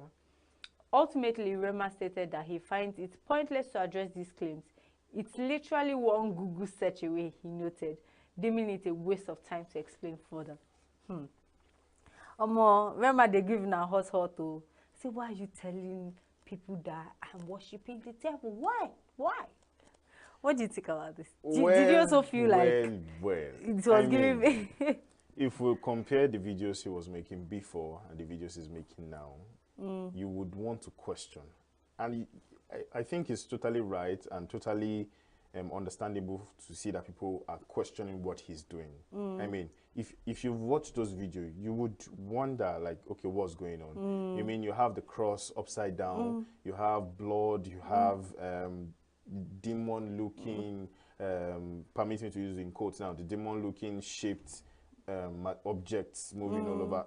It begs to want to question, because after watching Hollywood for too long and seeing how the devil has been portrayed, and then you kind of portray those things in your music videos, it kind of begs people to ask, like, what's going on here, and then we all know that when you watch all of this Western music and all of that, you see some images like that portrays, and then of course you tell people to go to Google and check, and people Google online and check Illuminati or things like this, and then you see their logos and signs, and you see some horns, and people would ask. You don't expect, you can't give me that and not expect me to ask what is going on. Yeah, and then seeing that there has been some theory, some explanation on objects that are not seen, spirits that are not seen, and how they look like, please, people would question what's going on. But it's good that he's coming out to clarify. But then again, if you want to portray the culture of Edo people and Benin people, I mean, there are better ways to do that other than, you know, terrify people that are watching your video. I mean, I can't watch Rema video respectfully anymore because it's just terrifying. Like, what's going on? I'm seeing, why must it be red? Why can't it be blue or white? Apparently, maybe it's just a phase. Like, it's just a phase. Hopefully, it's just a phase. But then again, if you check, it's easy again for people to point him out like that, because if you check videos, the video videos, if you check Olamide, Wizkid, Kiss Daniel, all these guys that sing, even his Oga Don Jazzy.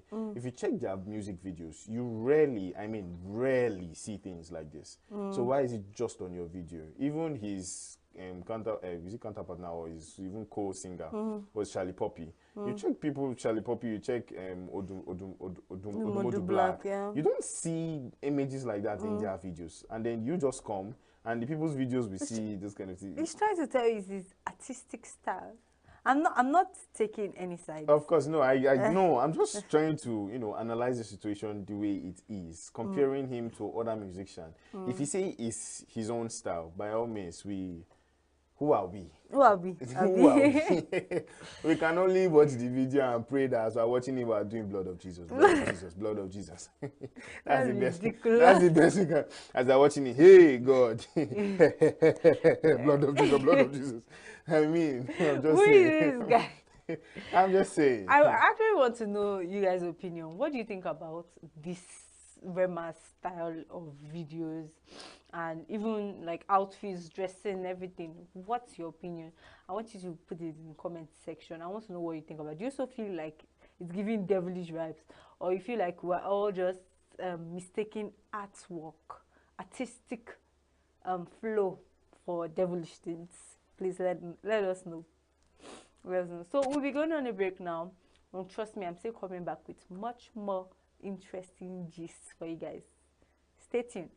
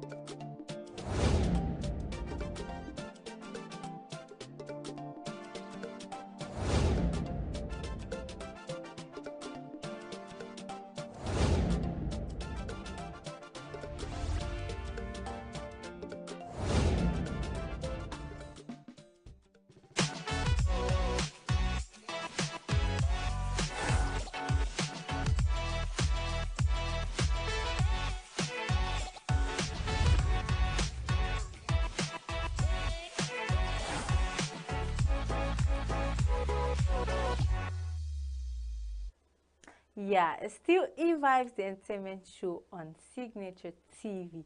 And we've been discussing the news. We've been discussing some of the happenings that have been going, the happenings in Nigeria, and it's been a lot. So there's another news I really want Joshua here to put an input on. Nigerian singer Cynthia Morgan has publicly criticized fellow artist Davido for his remarks regarding the ongoing Edo State gubernatorial elections. In a post on her Instagram story dated September 22, 2024, she expressed her frustration, stating that she's usually very apolitical, but this Davido is more annoying than she thought. Cynthia accused Davido of using the elections for propaganda, claiming that he cannot relate to the struggles of an average Edo citizen.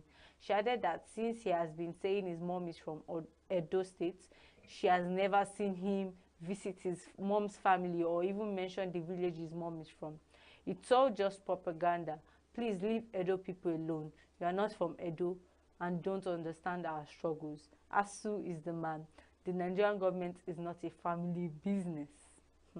Her comments followed Davido's call out of the Independent National Electoral Commission, INEC, on X, where he expressed concerns over the election. After some users questioned his interest, he clarified that his mom is from Edo, for those wondering why he's interested in the election. Whereas Nigerians should be concerned. Shame on you at INEC Nigeria, he wrote. he knows that he knows how many times he had to come in and rant before they got it right in Osun State. It is really bad. God help us. So Davido's post sparked a back and forth with ex-users, leading to further discussions on the platform. In a subsequent post, he remarked, "Una don dey one group chat. Una don dey one group chat. They do turn by turn.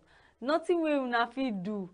You don't even have access to your ogas like me. Una be staff, I be friend." So what's your take on this? I don't I don't understand why all these celebrities are becoming so passionate now at this time about elections. No. Davido, for one, I know, has always been vocal. And this is not probably because his uncle is the governor of Osun State. Now, I don't want to make a mistake. Osun State, yes, as Adeleke. So no. He has always been vocal. He has always been, there because of family, of course. Family. I think that's why, since I was calling him out, that it's not There's no a family business. But notwithstanding, he has the followers, he has the influence, he has the numbers as well. So if he can influence any way to help his own uncle become the governor, why not? I mean, he's still a citizen. He's still a citizen of Nigeria, so in Nigeria rather. So he can do that as well. And then again, him trying to make sure that INEC does what they were supposed to do in the Edo election, I don't think it's still bad. I mean, if we have more people like him calling out authorities like this, who knows, there might actually be a difference.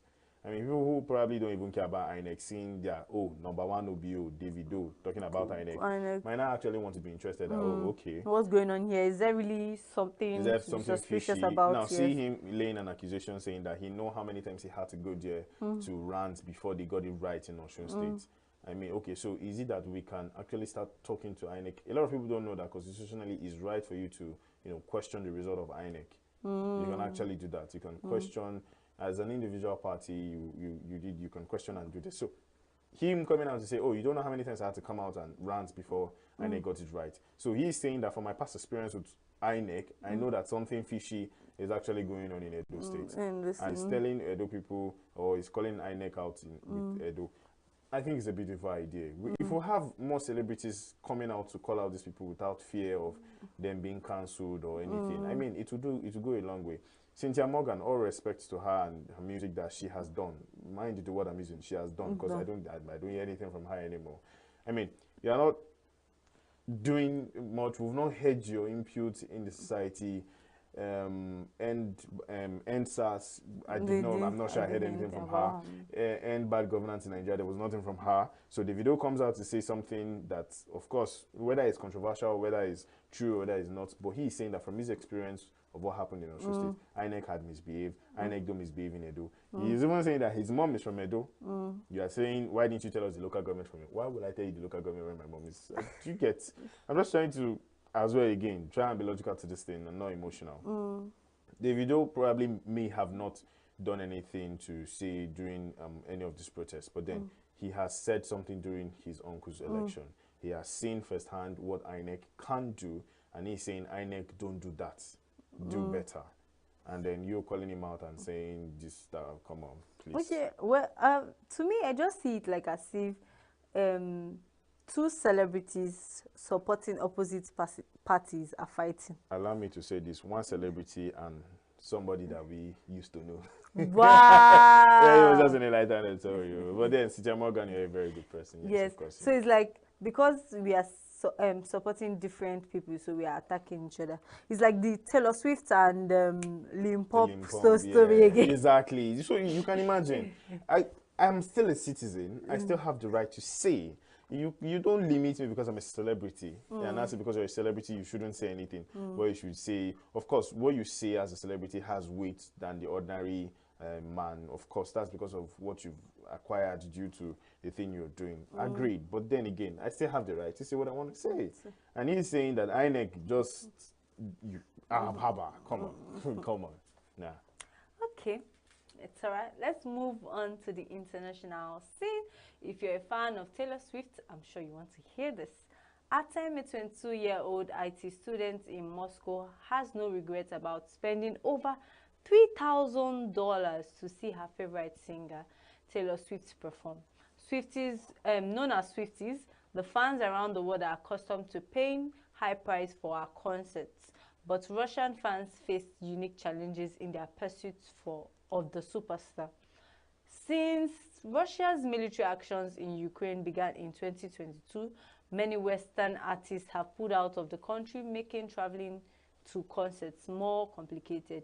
Yet undeterred, the Russian Swifties embarked on an ambitious journey this summer, navigating visa appointments and complex flight arrangements to catch Swiftie on a sold-out Eras tour. Elizaveta, a 20-year-old medical student, joined Artem on a trip to see Swift perform in Gelsenkirchen, Germany in July.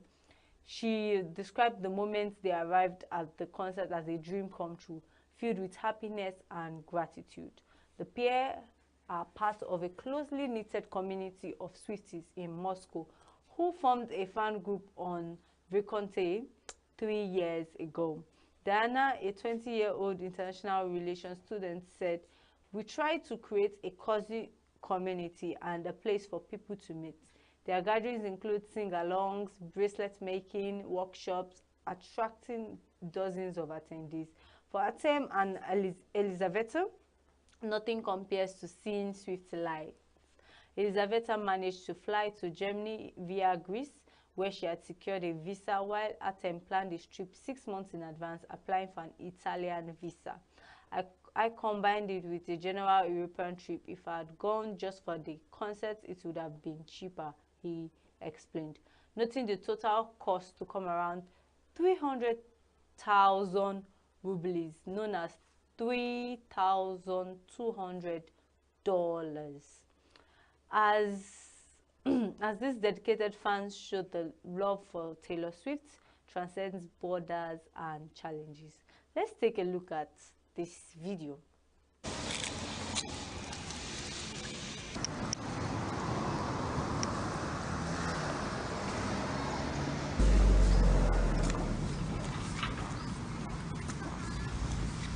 Слушай, что ну такие так все это аккуратненько подстраивать. Ну, тебе-то повезло.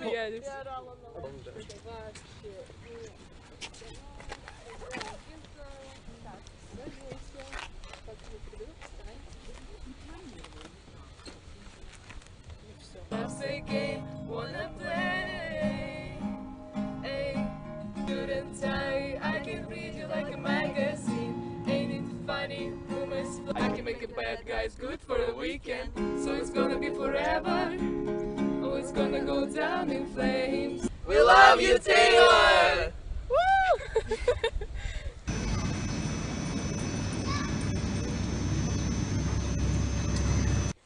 Это вы на концерте, да, снимали? Нет. Ну и, конечно... Здесь вот, да, как по порядку все это расставить. Держите.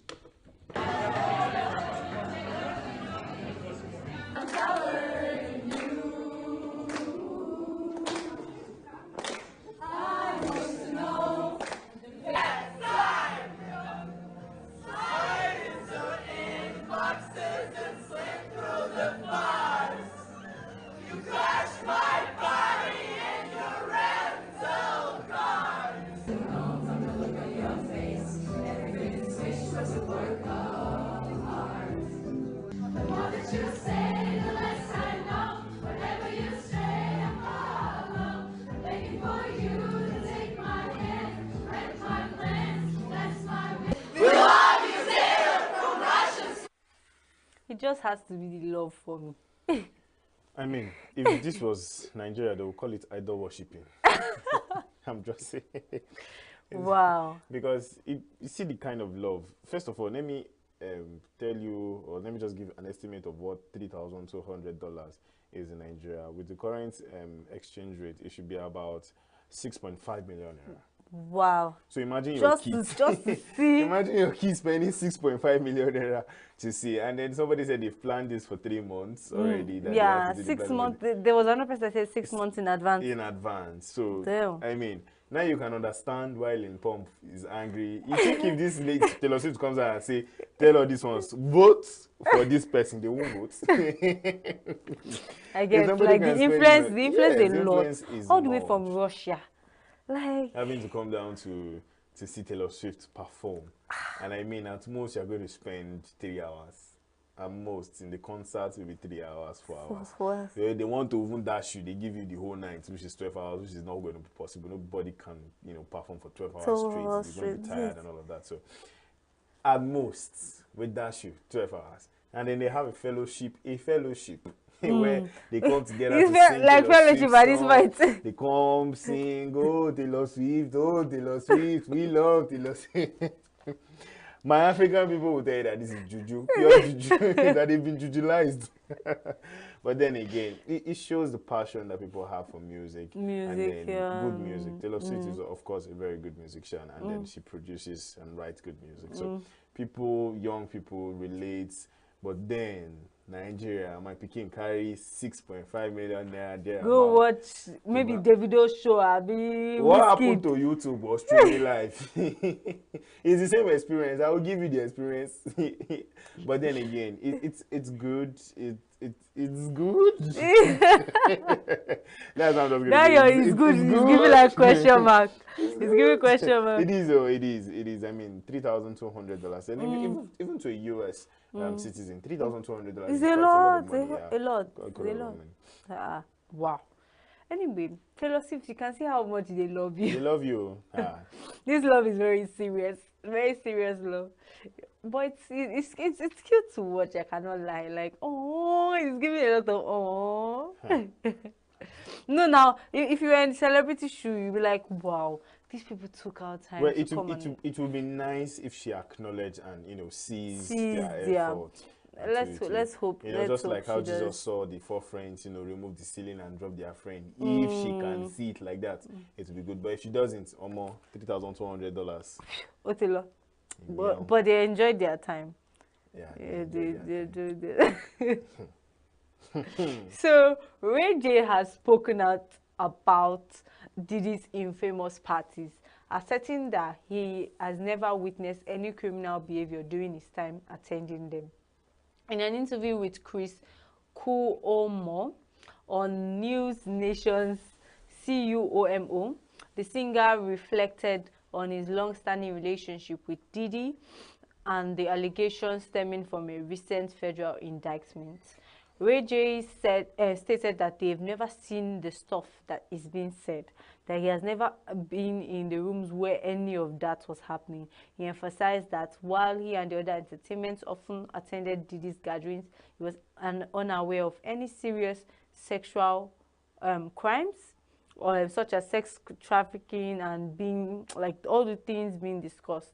Recalling his early admiration for Diddy while trying to break into the industry, Ray J acknowledged the unfortunate nature of this current situation surrounding the music mogul. He expressed that the next generation of artists should learn from Diddy's mistakes, advocating for a greater integrity and transparency in their careers. As we speak, I'm sure you've been seeing this Diddy story for a long time now. Like, it has been trending everywhere. Like, I also saw a post about him trying to, like, him considering suicide or so. Like, I don't know how true it is, but I'm like, what's going on? Everybody's just looking for a Diddy story to tell so that they can trend. I mean, if you've been on Twitter lately, you would see that almost every celebrity that had gone out with Diddy, the video has been found by all these Twitter people to target and say, you were with Diddy too.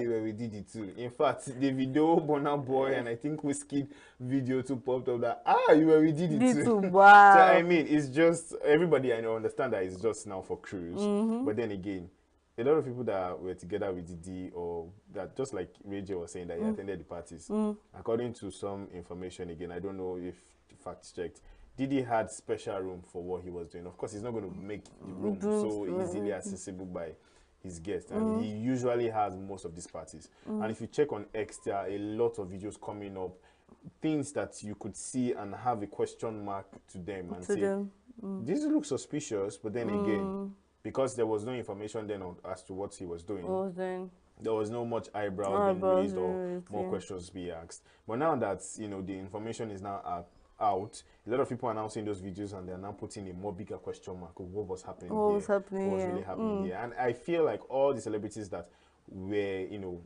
intertwined with this his own drama going on right now are trying to pull out.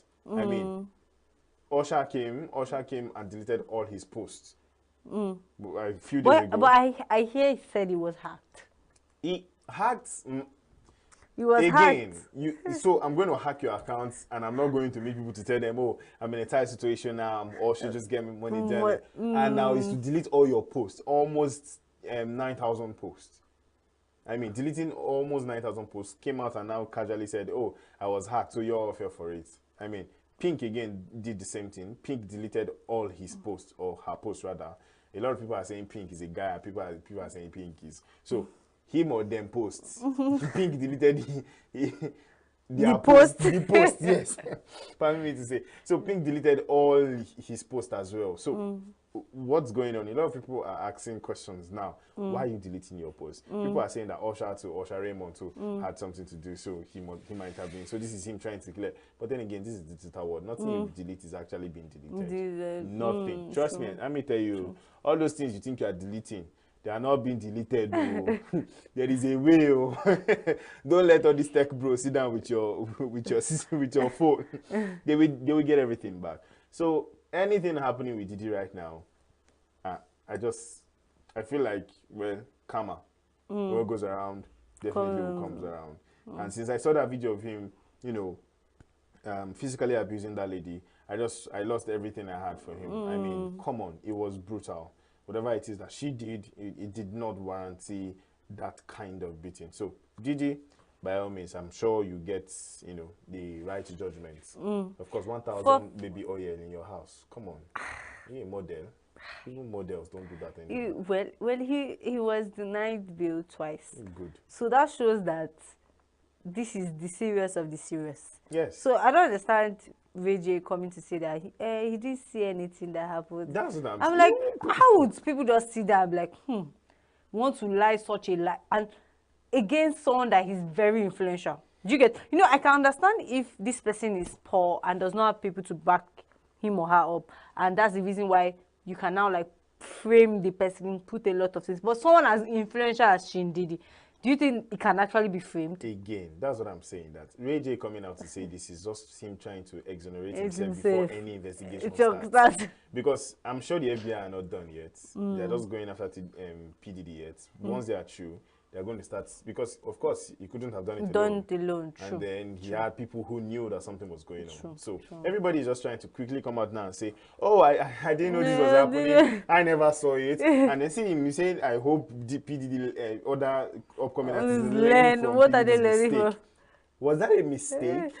Everything he did was a mistake. Wow. Well, so if you're a K-pop lover, I have to move on to this. Yes, if you're a K-pop lover, do you know that Key, a member of the K-pop boy band Shinee, has launched his third mini album, Pleasure Shop, on September 23. The release includes a visual striking music video for the title track, showcasing AI-generated images that transform the South Korean artist into a cyborg.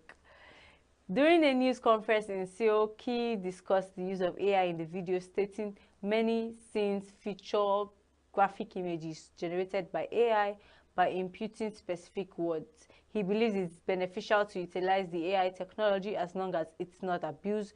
It doesn't want AI to exceed human capabilities. The title track, part of the house music album, features lyrics co-written by Key. The album also includes 5 additional tracks: Overthink, Golden, I Know, Going Up, and Never Came. Notably, the US singer-songwriter Left, known as Love, collaborated on the album, co-writing the music and the English lyrics for Novocaine, an upbeat India pop track. So let's take a look at this video that we've been hearing about.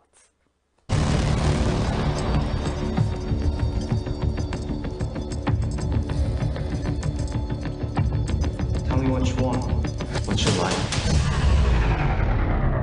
Fantasy, romance, then action.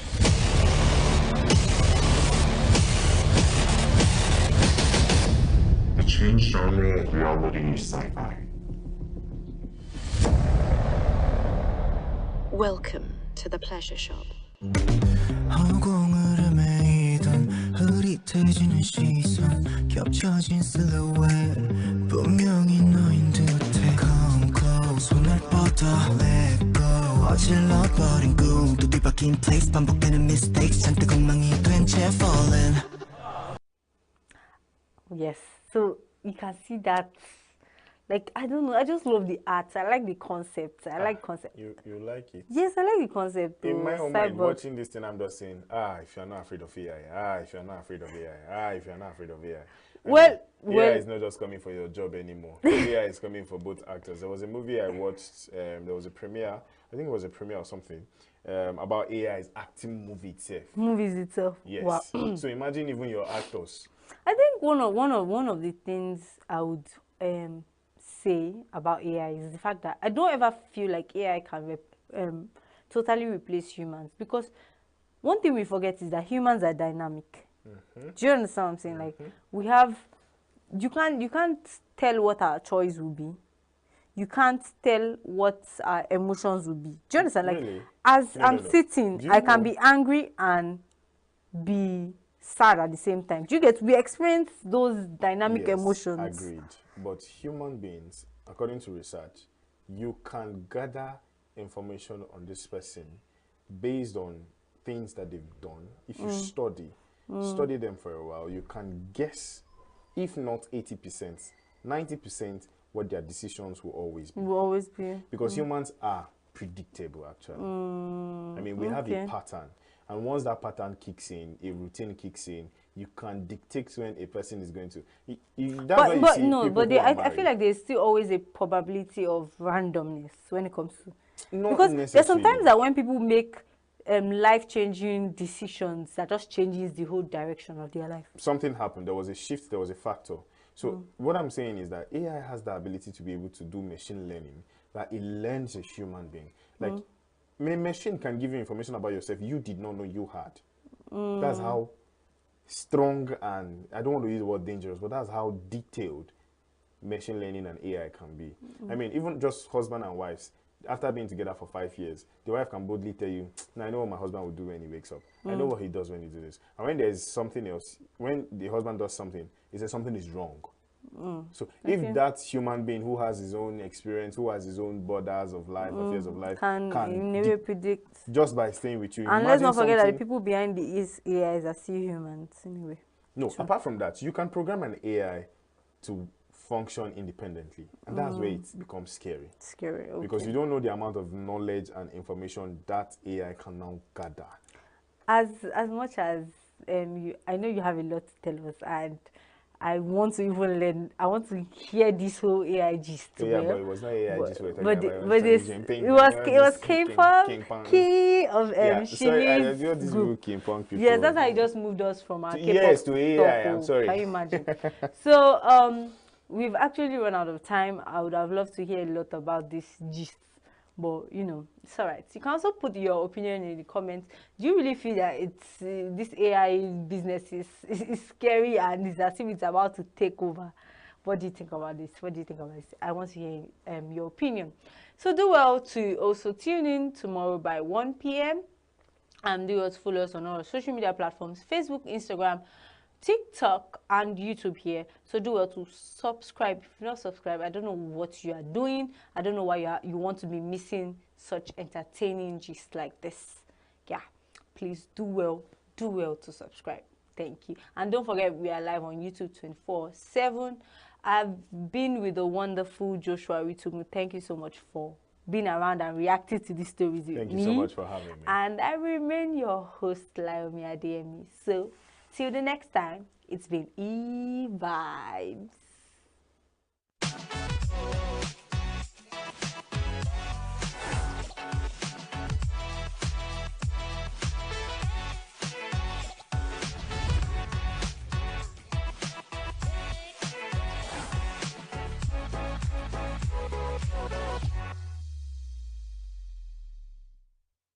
TikTok, it's time for Counting the Numbers on Signature TV, your trusted guide to understanding the figures driving Nigeria's economy and beyond.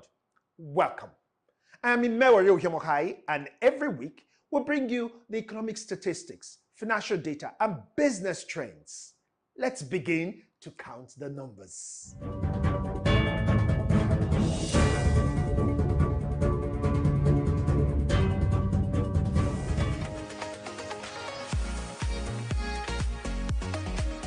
The challenge here is this. It was expected that Dangote would deliver about between 25 to 30 million liters of products per day. But I think as on Sunday, when they started lifting, they were only able to lift a little over 60 million liters. So there was a shortfall in supply from the Dangote end, which I believe in the coming days will be probably increased to meet up with what is estimated to be the minimum of our daily demand. So that's why we're still seeing queues here and there. So we've not seen enough supply into the market. So I believe if they lift today, maybe throughout the week, I'm sure the supply will have saturated the market enough for queues to disappear. But the problem of affordability remains. I think that is because the fundamentals of our energy sector is market-driven.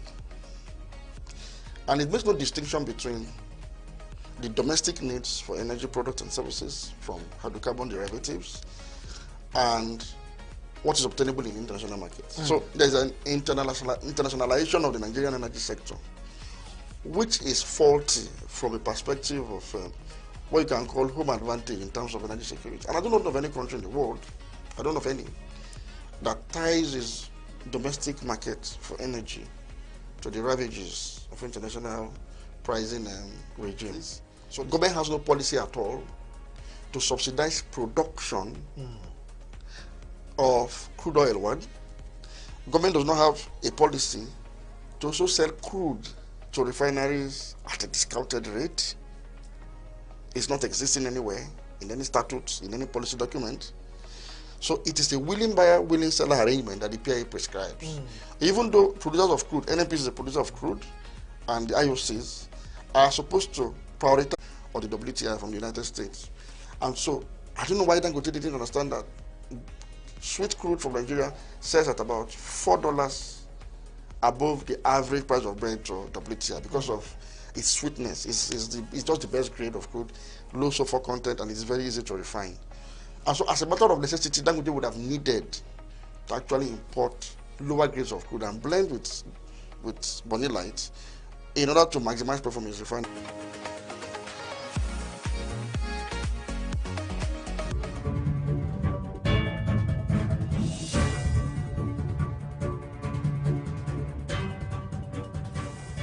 Today we'll be looking at agriculture. When President Bola Tinubu came into government, he removed the petrol subsidy.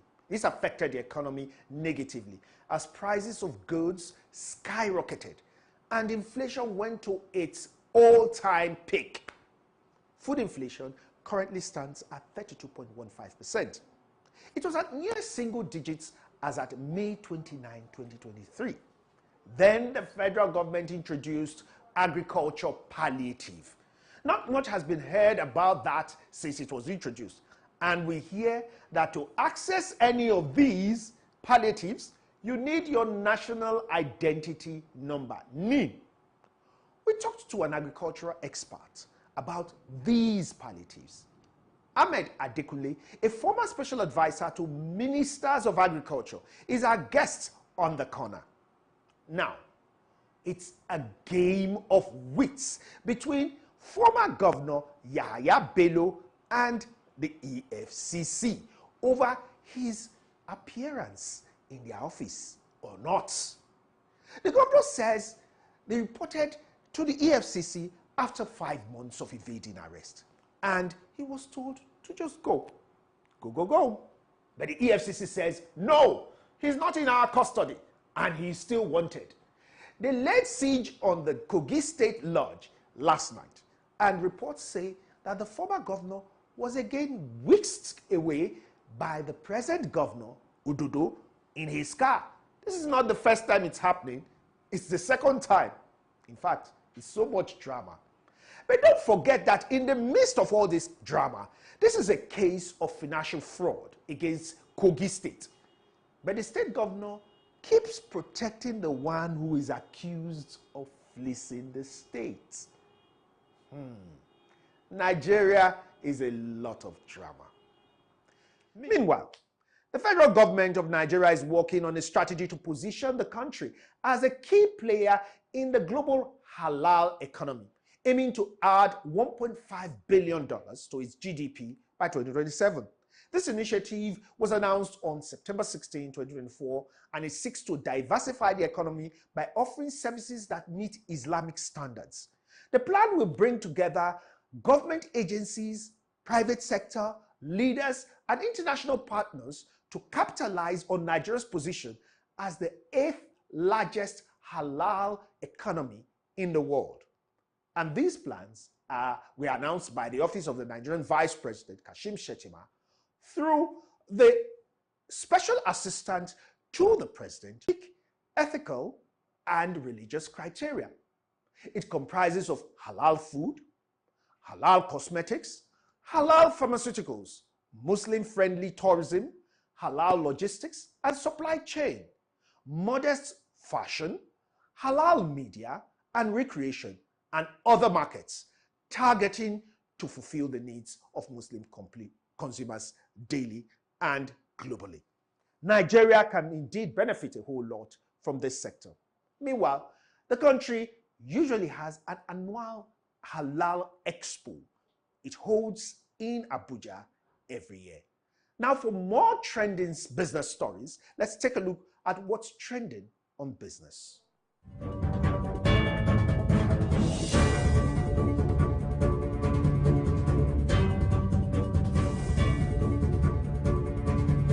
Nigeria's rail system saw an increase in revenue and passenger growth in the second quarter of 2024. According to a report by the National Bureau of Statistics, the Nigerian Railway Corporation generated 1.69 billion naira from passenger traffic during the period, reflecting a 53.14% increase from the 1.10 billion naira earned in the same quarter of 2023. Over 600,000 passengers traveled by rail in the second quarter of 2024, marking a 45.38% growth from the previous year. Goods transported by rail also saw significant growth, with 143,759 tons moved in the second quarter of 2024, compared to just 56,936 tons in the same period last year. Additionally, the Nigerian Railway Corporation reported moving 5,940 tons of goods via pipelines in the second quarter, an increase from 2,856 tons in 2023. Revenue from goods transportation rose sharply, with the sector generating 537.36 million naira, up from 175.22 million naira last year, an increase of over 200%.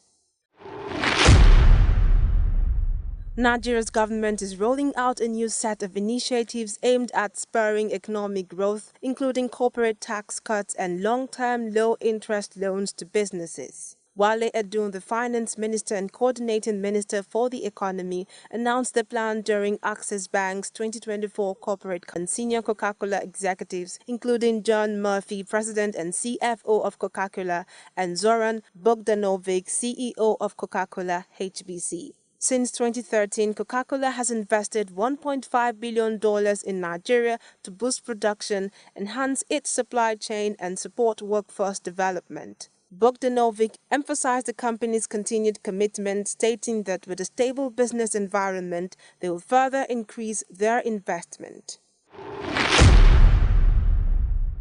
Mianyang, a city in southwest China's Sichuan province and the country's only officially designated science and technology hub, continues to make significant strides in innovation.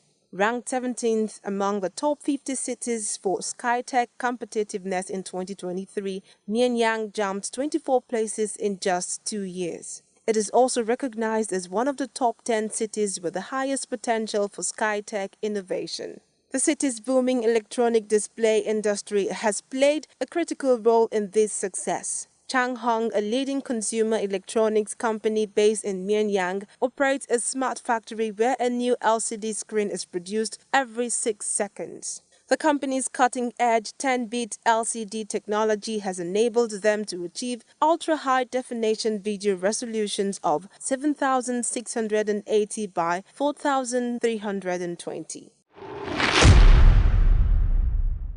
In Beijing's central business district, hundreds of eager customers braved the rain in early morning of Friday, September 20th to be among the first to get their hands on Apple's newly released iPhone 16. Approximately 300 people lined up at an Apple store collecting the phones they had pre-ordered online. Despite the excitement around the iPhone 16 Pro Max, which also was released the same day, was not available for walk-in purchases, leaving customers' needs unmet.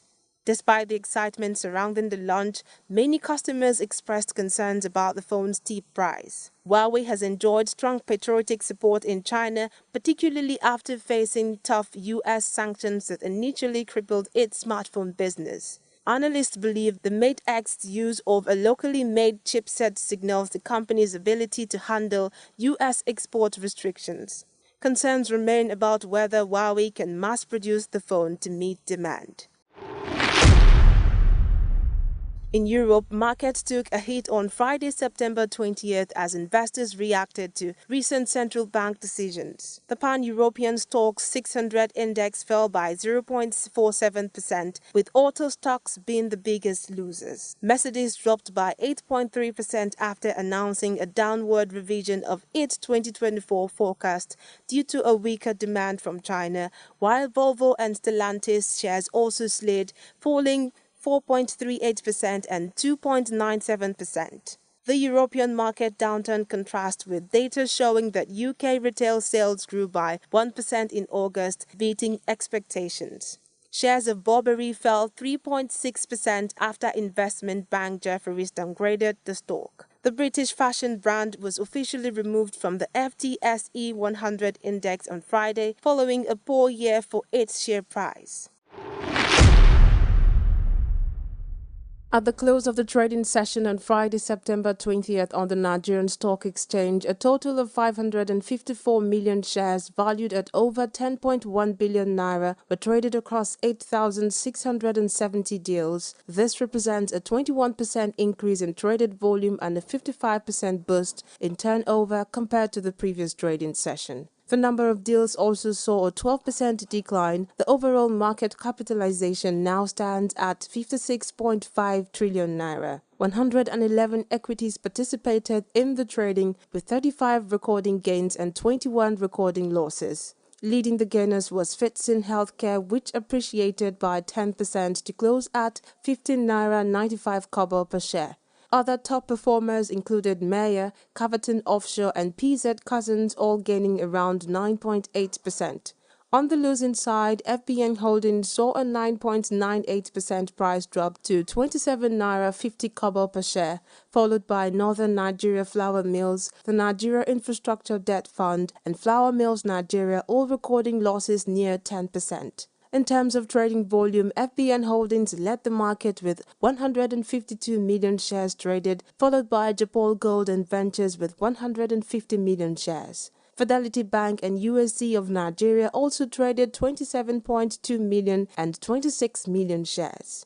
On the market indices, the NGX All-Share Index rose by 0.25% to close at 98,247.99 points, adding to a one-week gain of 1.26% and a strong year-to-date gain of 31.39%. And that's the news on business and finance. I am Tamsinime Natus.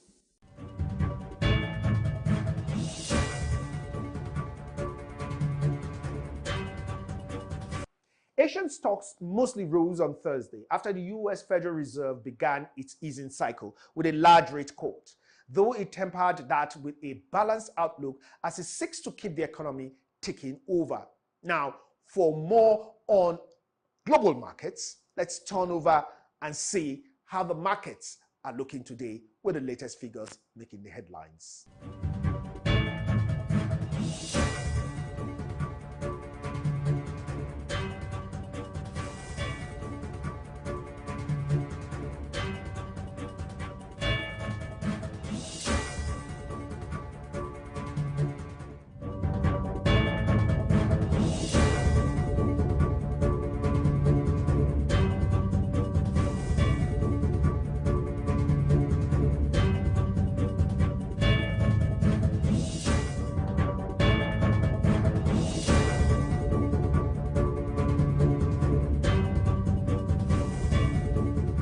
In the last edition, we brought you part 1 of the POS ATM dilemma.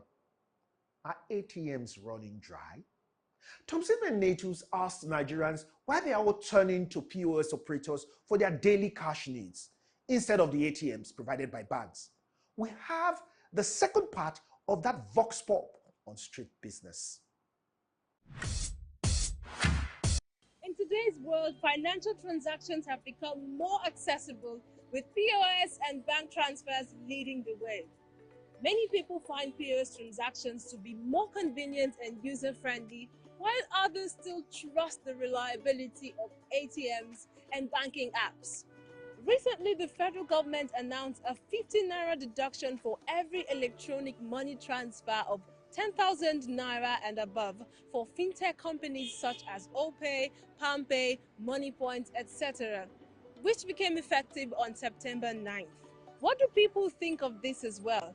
But most importantly, which means of transactions do they prefer, POS or ATM? We're here on the streets to find out what people have to say. Come with us. Okay, my name is Etiosa Yvonne. Yes. Both of them have their relevance. I don't think that I have a preference for any. So you are indifferent? Yeah, I'm indifferent. I think it depends on, in terms of convenience. I do think, of course, the ATM transactions, the fees are lower than the POS transactions. But then the POS, they're everywhere on the street. If you go to the market, you can go without a cash and then you get to the market or the store and then you can pay with the POS. So it depends on, where I am, the environment I am, and then the need. But I won't say, I prefer it. It's just convenient. It's not bad. The POS is like somehow they're phasing out banks, because when you go to banks, you see that they have less and less staff, cashiers, tellers, and all of those stuff. It looks like POS is somehow replacing their work. But then again, when you look at the cost, depending on the state they're in some states the charges are higher than other states. But yeah, it just depends on where I am, the environment. If I'm able to go to the bank, I normally will withdraw a lot of money because it's cheaper. When you look at it, looks like small money, but then you add it, it all adds up and it becomes big money. So it depends. Yeah, my name is Abbas. Abbas who? Saleh. Okay. So which do you prefer, POS or ATM? I prefer POS. Why do you prefer POS? Yeah, because first of all, instead of me spending transportation, going to ATM, you can see them around the area and make your transaction. Salisu Abdullah POS, POS, POS, POS, POS. Okay, why? Why POS? Because POS is all over the world. At any corner, at any lungu, at anywhere, they deliver the service. ATM, you stay for 10 hours, no cash, no cash, no cash, no cash. That's why we are assisting. Let the government add more service to the POS people and remove the charges that they want to introduce. They are not supposed to introduce any charges to the POS because unless they want to kill the country or they want to kill the masses. If they want to assist the masses, they should remove the charges of the POS. They should introduce 10,000 charges. 15 naira production, they should stop it because it's only the mass that to go to POS. Come on, ATM, no big man can go to ATM. Big man can stay at his home. The bank manager bring millions of naira to his house at no cost. But the poor man doesn't go to POS, especially with salary earner. If you go and stay for queue for 10 hours, no cash. So that's why we want the government police, and we are pleasing. Let the central bank introduce more services to the POS and less charges to them. My name is Ezekiel Bello. POS transfer Yes. is easy now. Okay. More than the POS machine. ATM. Machine. Why? Because people prefer to just use POS. Because POS cannot disappointed. I know no ATM machine at times used to be disappointed, but POS machine, there's one that they have a service, they don't have any disappointed. Okay, and then Victoria. Okay. POS or ATM? ATM. Why? Because I feel it's safer for me. Then obviously I'm not paying extra charges. I'm from Imo State. Of course, we prefer POS to ATM because of the fast nature of POS. So each time you need money, you run to POS, you get it immediately. Oftentimes, you find out most of the ATM, they don't put money again. So we prefer to use our POS so as to fast track our business. My name is Udo Victor. Okay. I feel like I prefer ATMs to POS because it's like more safer. To me though, it's more safer. And like in case of anything now that happens with the transaction, I could like go to the bank or just like check the POS, the ATM machine and stuff. It's safer to me, more than POS. The responses are in and opinions vary. Some stand by the convenience of POS while others lean towards the security of ATMs or banking apps. And for the 15 naira deduction, the people are not quite satisfied about it. In the end, whether it's POS or ATM, the choice is yours to make. Whatever you choose, remember to stay mindful of your finances and keep your finances in check. Well, I remained home cinema native.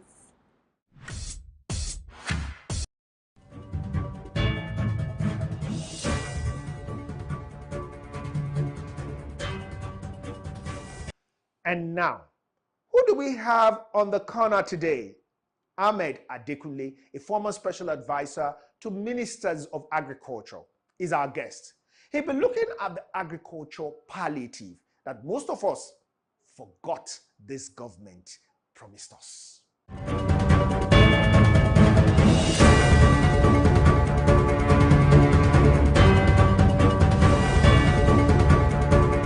And today we have Mr. Ahmed Adekunle. Mr. Ahmed Adekunle is an agriculture expert. He's been a special advisor to 5 former ministers of agriculture in Nigeria.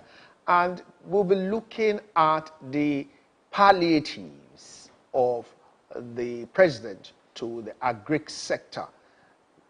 Mr. Ahmed Adekunle, thank you very much for joining us on the program. So let's go. You heard the president's speech where he laid out some palliatives for the agric sector. When you heard it, considering the fact that this is not the first time we've had some kind of intervention in the agric sector, when you heard it, what was your impression? First of all, I'm wondering why they are calling it palliative. When you call it palliative, then you connect it, do you understand, negatively to what was done during the COVID-19. And that kind of, from the hearing of it, gives it a very wrong perspective, do you understand, of what the good intention of the president. Like I always say that any minister or any driver that is coming to drive the agriculture sector, do you understand? The greatest mistake that you will make first is thinking that you can throw away the existing structure and bring in a new one. It's not possible. And if I have to answer your question, I think that is the line that Mr. President is going, but unfortunately people are giving it this palliative, and everybody's mind is going to, buying all kind of food store, milk and this, and putting it in the warehouse, and eventually it doesn't reach anybody. There is some group of people, cabal, that's just sent down and they awarded the contract to themselves. I don't think this is what Mr. President wants to do. Being the kind of person that he is and his economic team, they knew what they were taking. He's not going to come after 3-4 years and tell us that when I came, the agricultural sector was not working, the economic was not good. He knew very well. And so he set up a structure to intervene. So for me, I would call it is a critical intervention. Do you understand? Yeah, well, you can call it light, but not palliative because of what happened before. So being someone who think aggressively, putting all factors into consideration, the first thing that he comes in is to say, how do I stabilize the economy, the food security? And I think that is what he's doing. And for taking that step, then it is I'm in support of that. But then there are certain questions that we have to put in place. How do we do that? I want to give you a good example. Look at during the COVID-19. After COVID-19, the Americans came and pumped in billions, hundreds of billions, trillions, do you understand, to stimulate the smallholder, the SMEs, you understand, and the medium-scale companies, do you understand, all right? It was done in America, it was done in Europe, and part of Asia, and other part of African countries. So I think that is what Mr. President is doing at the present, you understand, to see how does he, let me use your word, to stimulate, do you understand, the existing problem we're having in the agricultural sector. But the question is that how are we going to do it? Okay, now these interventions, the issue is how do we ensure that these interventions get to the main people? Because we've had instances where political farmers hijack the whole process. How do we make sure that it gets to the rural farmer and not political farmers? Yeah, I agree with you. I think that is one of the challenges that that Mr. President will be facing. But I believe that on his own, strategy with his own economic team, they must have put something like that together. But this is what I would say.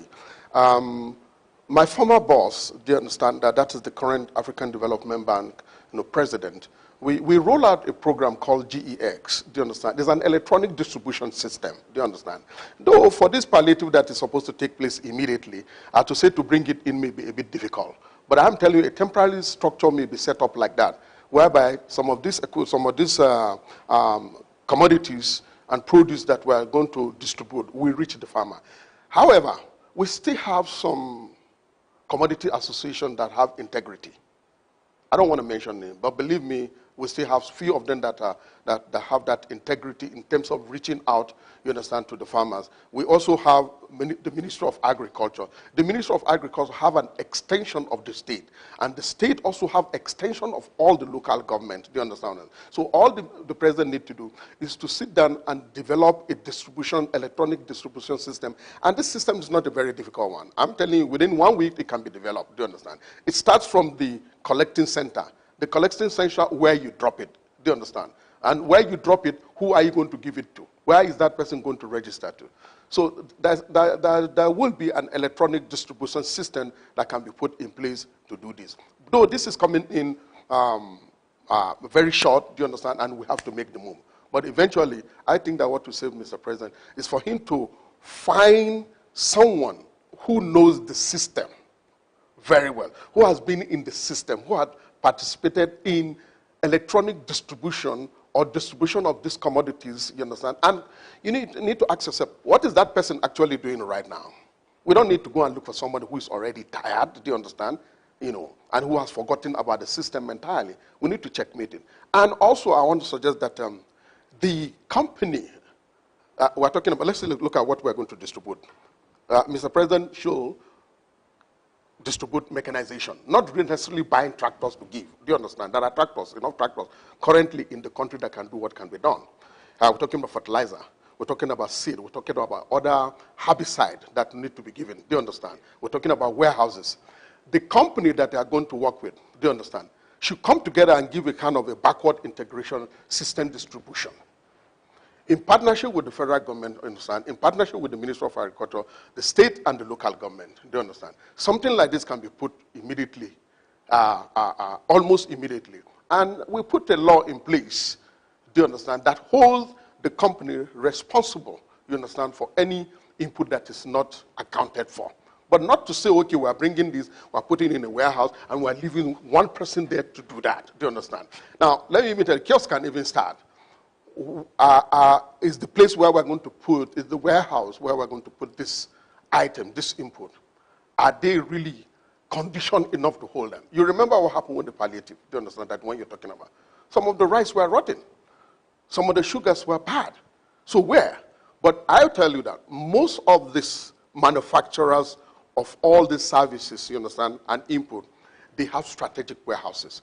So Mr. President should work in partnership in partnership with the manufacturers, do you understand, of seed, seed multipliers, manufacturers of fertilizer, you know, service providers, you understand, in terms of tractorization and mechanization, not to go and buy tractor, no. We can't afford that right now. We have enough, we should manage what we have. Do you understand? Are you distributing seeds? How are we doing? We have the seed council. So to form a kind of committee whereby, like a cooperative, we monitor each other, but it should not be given to one body and say, okay, this agency go and do that. That is where the whole corruption is going to start from. So these are the way that I think that we can move forward. It's funny that you mentioned that, because that's what I was actually going to ask about. You look at the state, you talked of how the state and local government can plug in. Now, you know that the states and local government is where these palliatives will come in and trickle down to the people. With your experience, how can the states and local government plug into the federal government is central, plug into this federal government program and ensure that the people themselves get it? Yeah, you see, when I was in the ministry for about working with those various ministers, you know, there's always a competition between the state, do you understand, and the federal. Do you get what I'm saying? I should not go into that. But the truth is that the state minister of agriculture and local government, they are the one who have the datas, do you understand, who are closely related and working with the farmers, do you understand? So there should be a working relationship, and that is why the Federal Minister of Agriculture have their office in each of the states to liaise with the state Minister of Agriculture, which eventually trickle down to the Minister of Agriculture, to the local government. So that connectivity is very, very critical. Do you understand? The differences between them is that they just have to understand. And these are the things that the driver, the person who is coordinating this intervention, do you understand, or advising Mr. President, do you understand, on this is what he needs to work on. So you see, if you take someone there who does not understand the system, he comes to tell you that the state government and the local government are sabotaging the whole thing. Now, if we were to look at the program of how what exactly the president said, he said he will be giving 50 billion. Before that, he talked about 200,000 metric tons of grains from strategic reserves to households across the 36 states and the FCT to moderate prices, and 225 metric tons of fertilizer, seedlings, and other inputs to farmers who are committed to food security. Then there is the plan to support cultivation of 500,000 hectares of land. Are they going to cultivate this land themselves? You have been in this sector for a while. How is it done? Just like you said earlier on, when we started, that a lot of programs like this has been announced, you know, through the electronic and print media, but at the end of it, we see nothing. Do you understand? I don't think this will be like that. We're doing everything possible to reach out and to get the government to partner with the private sector. I will tell you right now categorically that we have a group of investors that have approached us, do you understand? And we're bringing in about between $3 to $4 billion, do you understand, into the sector to match whatever government put in place. So it's not going to be business as usual. For example, all the supply, when we're going to work with them, we're going to, the RADC is an integrated, you know, consortium which is properly managed. And the funding, they're not saying pay me dollars back, is exchange for commodity. So the foreign exchange variation changes that people always get scared is no longer there. You produce, you give. And the RADC is a formidable, you know, modern architecture in agriculture that give you the paradigm shift that we are looking for in modern agriculture. A minimum of 500 hectares cleared in one place. No, 500 hectares. A minimum. Then we can clear 2,000. We can clear 3,000. Do you understand? All right? Then we go with the 4 crates behind it to distribute it to the youths and distribute it to the farmers. So there, extension services, easy. Tracking investment, easy. Aggregation, easy. Monitoring, easy. Not the one that will go to 1 hectare, 3 hectares, 4 hectares. This is the modern way that Mr. President is going to drive the success of the 500,000 hectares. So let's look at go back again to this 500,000 hectares of land. What impact do you think this can make? And how do you think the government can really achieve this to achieve its goal of food security? They will see record of what we are doing.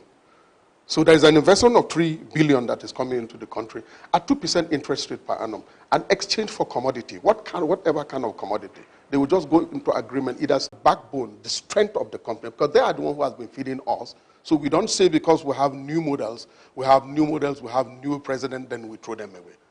But we are saying that Nigeria has been projected in the next 35 years, we are going to be over between 600 to 700 million. But I'll tell you right now that our productivity has hectares is not more than an average 3.5 to 4 metric tons for the past almost 20 years, 30 years. Is that what we are going to use to feed ourselves?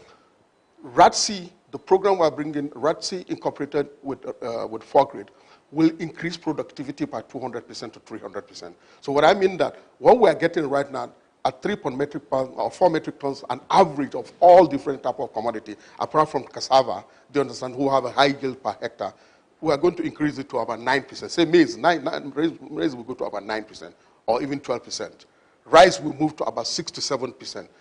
You know, wheat we go, you understand, from 3.5 to 4%, you understand, to about 5, 6%. Because all these things are integrated. In the RADC, there are 6 pillars, do you understand, that make it successful. And the 6 pillars has to be adhered for, do you understand? That is fund management, you know, production, product, input articulation, do you understand, and market. All this must be in place. And if this is successfully implemented, definitely, you understand, it will stimulate the agricultural sector. Not only stimulating us, believe me, it will put us on a very competitive global, you know, level that the country is looking for.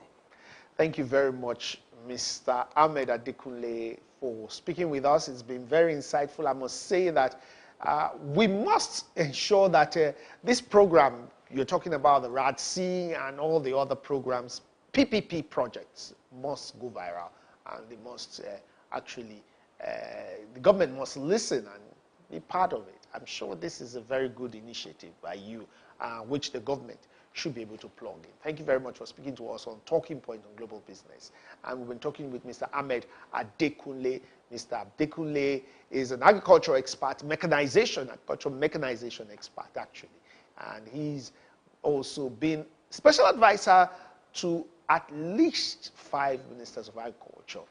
That's it for now. The program continues.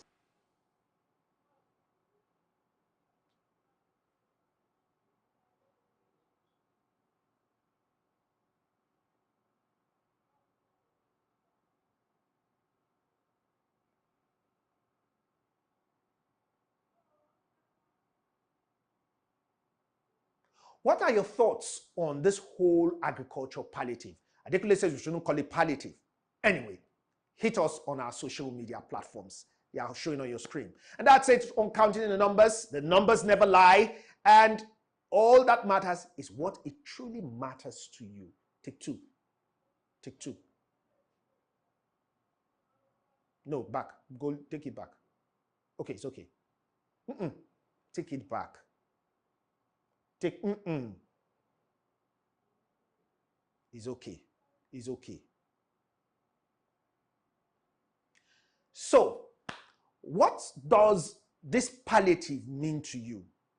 I mean, should there really be agricultural palliatives?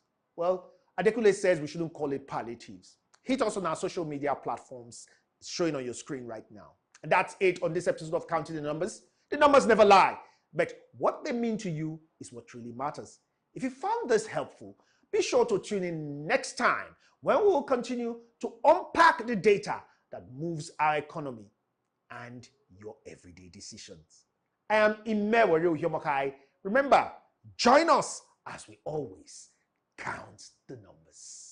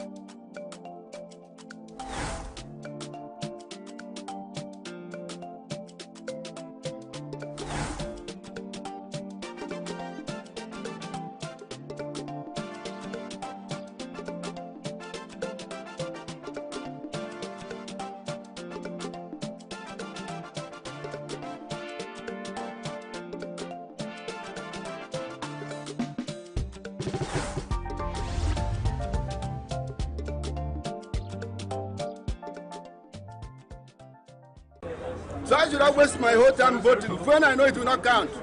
I am telling you, don't fool yourself. It is not going to count. If you are saying election, you're just wasting your time because it will go as usual. Winner takes all. And again, money politics. Some time ago, they say governor invited all of them. And he was interviewing them one by one. Is governor supposed to interview them or the masses? Are we not supposed to say, now you want to contest? Okay, we'll vote for you. The governor invited them and began to interview them one by one. And at the end of the day, they say, governor has chosen somebody to conduct election. Automatically, what it shows is that the election has been conducted by governor himself. He has appointed somebody he likes to rule the whole local government. So they say, Supreme Court say it will be independent. It is not independent. When they put clause there that governor must supervise it, it is no more independent because governors are not really helping matters. Okay. They are biased people, all of them. More especially in Igbo land. This current election, I won't. What are your reasons? One of my reasons is that my polling unit is not in ENUGU town metropolis. I'm traveling down to my village, and cost of living right now, I can't afford the transportation right now to go for the voting.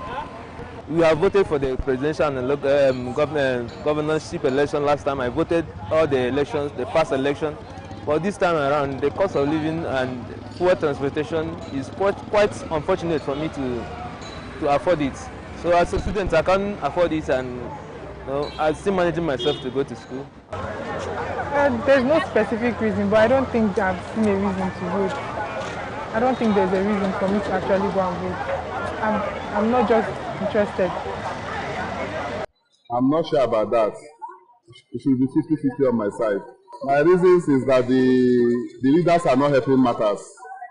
In the presence of, in the situation that we are now, I'm not sure that anybody that entered there will do well. Are you getting me? Because we are hoping on them, but they are not giving us any reliable trust. Are you getting me? Things are getting worse every day.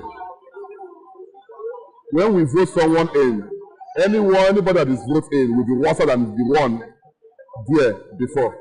They are all after their own. Then they forget about the promises. Things are costly. They are not talking about that. So what will give us the zeal to come out on this election to stand for them?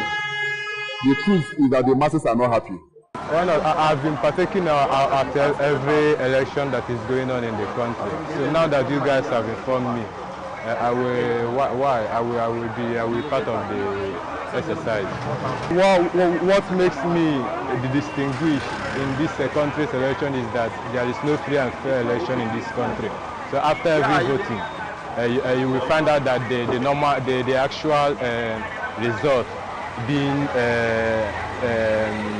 the actual result of the election is not what we will see after the election. So that's why I'm not feeling stubborn. But once you guys have informed me now, I will still come and participate. Yeah. I'm aware of it.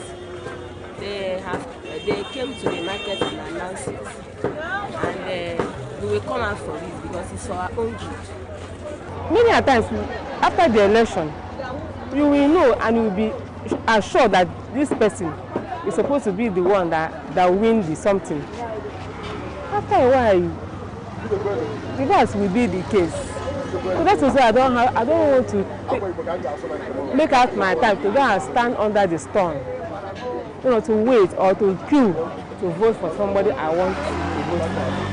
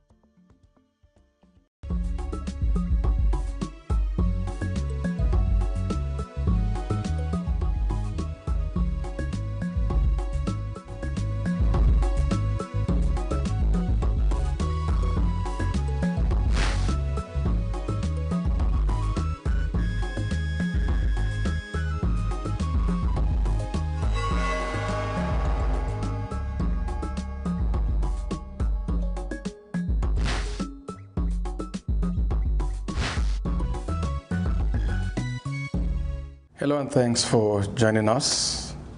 I am Obiora Ilo. Today I have an African. I like to refer to a different kind of African. A man who fought in the trenches in South Africa, though he was not black, but he stood with the blacks and fought for the freedom of South Africa. He fought for a South Africa where neither the white nor the black was going to be dominated. In the process of doing that, he partnered and worked with other great names in South Africa. He went to prison at a young age and suffered for what he believed in. It is my pleasure to welcome Dennis Theodore Goldberg. Good day to you. Good to be here. Yeah, Mr. Goldberg, you're welcome. Thank you. In 1960, you went to prison. Yes. And in 1963 and 1964, you stood alongside the great Nelson Mandela, yes, facing what many described even then as the trial of the century. Can you look back and tell me about those days? Well, we had taken up arms to conduct an armed struggle against the apartheid racism by law, backed up by armed force, massive armed forces and police force. Any civilian peaceful protests were met with force. People were shot dead, there were massacres, there were imprisonments. Even the women protesting in a huge march to the seat of government in Pretoria, the police turned their dogs on them, ripped their beautiful dresses to pieces. And you mustn't mess with the women. They inspired the men to fight back even harder. That was 1956, I think. And so there was a need to put an end to this violence. But there was a need to put an end to the indignity of apartheid. Black people were treated as though they were not people. In South Africa, the hierarchy was whites, then people called colored, and then people called Indian, Asian, and then Africans, who were 2/3 of the population, who had no political rights, could not vote, could not sit in parliament, could not go on strike, that was illegal, had to get permission if they wanted to go from the countryside to the city to work, and if they got permission had to leave their wives and children behind. What sort of a country is that? How growing up, as I did in World War II, where even white South Africa joined Britain and the other allies against Nazi Germany, against racism, against domination and control. And yet in South Africa, we practiced all the very things that we were fighting against. So even as a little boy, I mean, I was 12 at the end of World War II, I knew this was wrong. My parents were political activists. They'd come from England. They rejected racism. We had people of all races in our house. I knew people. I respected them. We'd sit at supper. There's one little potato left, and I would want it, and my mother would offer it to a visitor. Doesn't matter if he's black or white. Family hold back. You serve your guests. You respect people. And so this is what I learned. And as I grew up, I wanted to be an engineer. I wanted to build houses and railways and roads and bridges for people. That was my dream. And I was able to get to university because I'm a white kid. And my father had a tough time keeping me there, but he made it. Education's important, of course. And then I discovered I could build for white South Africans, not black South Africans, not for people. So first you change the country, then you can be an engineer. And it took too long, so I never became an engineer again. Why get involved? Because it was wrong. And not just that the police operated in brutal ways and racism by law, and hundreds of thousands of people went to prison every year under the past laws that controlled the lives of black South Africans. Children died of starvation in a rich country. In the Eastern Cape province, where Nelson Mandela comes from, half of all children were dead by age 5 years from hunger, lack of medical care. For whites, there was one doctor for 400 people, and then specialists and hospitals on top. For black South Africans, one doctor for 80,000 people. Better in Soweto, in the black townships, one doctor for 3,000 people. I mean, the total injustice of it. And who created the wealth? Black mine workers, black laborers, black workers. And so apartheid wasn't just about racism. Racism was the instrument of creating cheap labor. I like to say cheap labor makes fat profits. In the gold mines, in industries, in factories, in commerce, in transport, in the quarries. That's where the wealth of our country comes from. And people weren't sharing in it. And half of our people were never employed in the formal economy, over half. They were kept in the reserves. 2/3 of the population were given 13% of the land. Whites took the best land for themselves. Why? You can't make a living off the land, you've got to go to work. And you've got to go to work for whatever wage you can get, because you've got to pay taxes in money. A hut tax, a wife tax, a dog tax. I'm not putting them together deliberately that way. And a cow tax and so on. And if the man got the job, then he had to send money home to keep the family, but he couldn't take the family with him. So the family was broken. The children grew up without their dads. It's not good for children. And I grew up knowing all of this. And I knew black workers went on strike, and I knew the women protested. And I felt I had to help, otherwise I'm part of the brutality. Okay. I didn't want to be part of the brutality. Okay, you know, a lot of Africans who are not South Africans keep wondering whether that was South Africa the way it had always been. But I remember that apartheid was backed by law in 1948. Yeah. What was life in South Africa before 1948, when the National Party came and constitutionalized apartheid? You know, it was a change in the sense of intensifying the racial segregation. It was called racial segregation under British colonial rule, and then English-based industry and commerce and dominant English. And then the Afrikaners always wanted their place in the sun as whites. But they had to play catch-up. They weren't in the big business field. They'd been kept out of it. How were they going to catch up? They were going to use government and laws to create the conditions where they could get rich quick.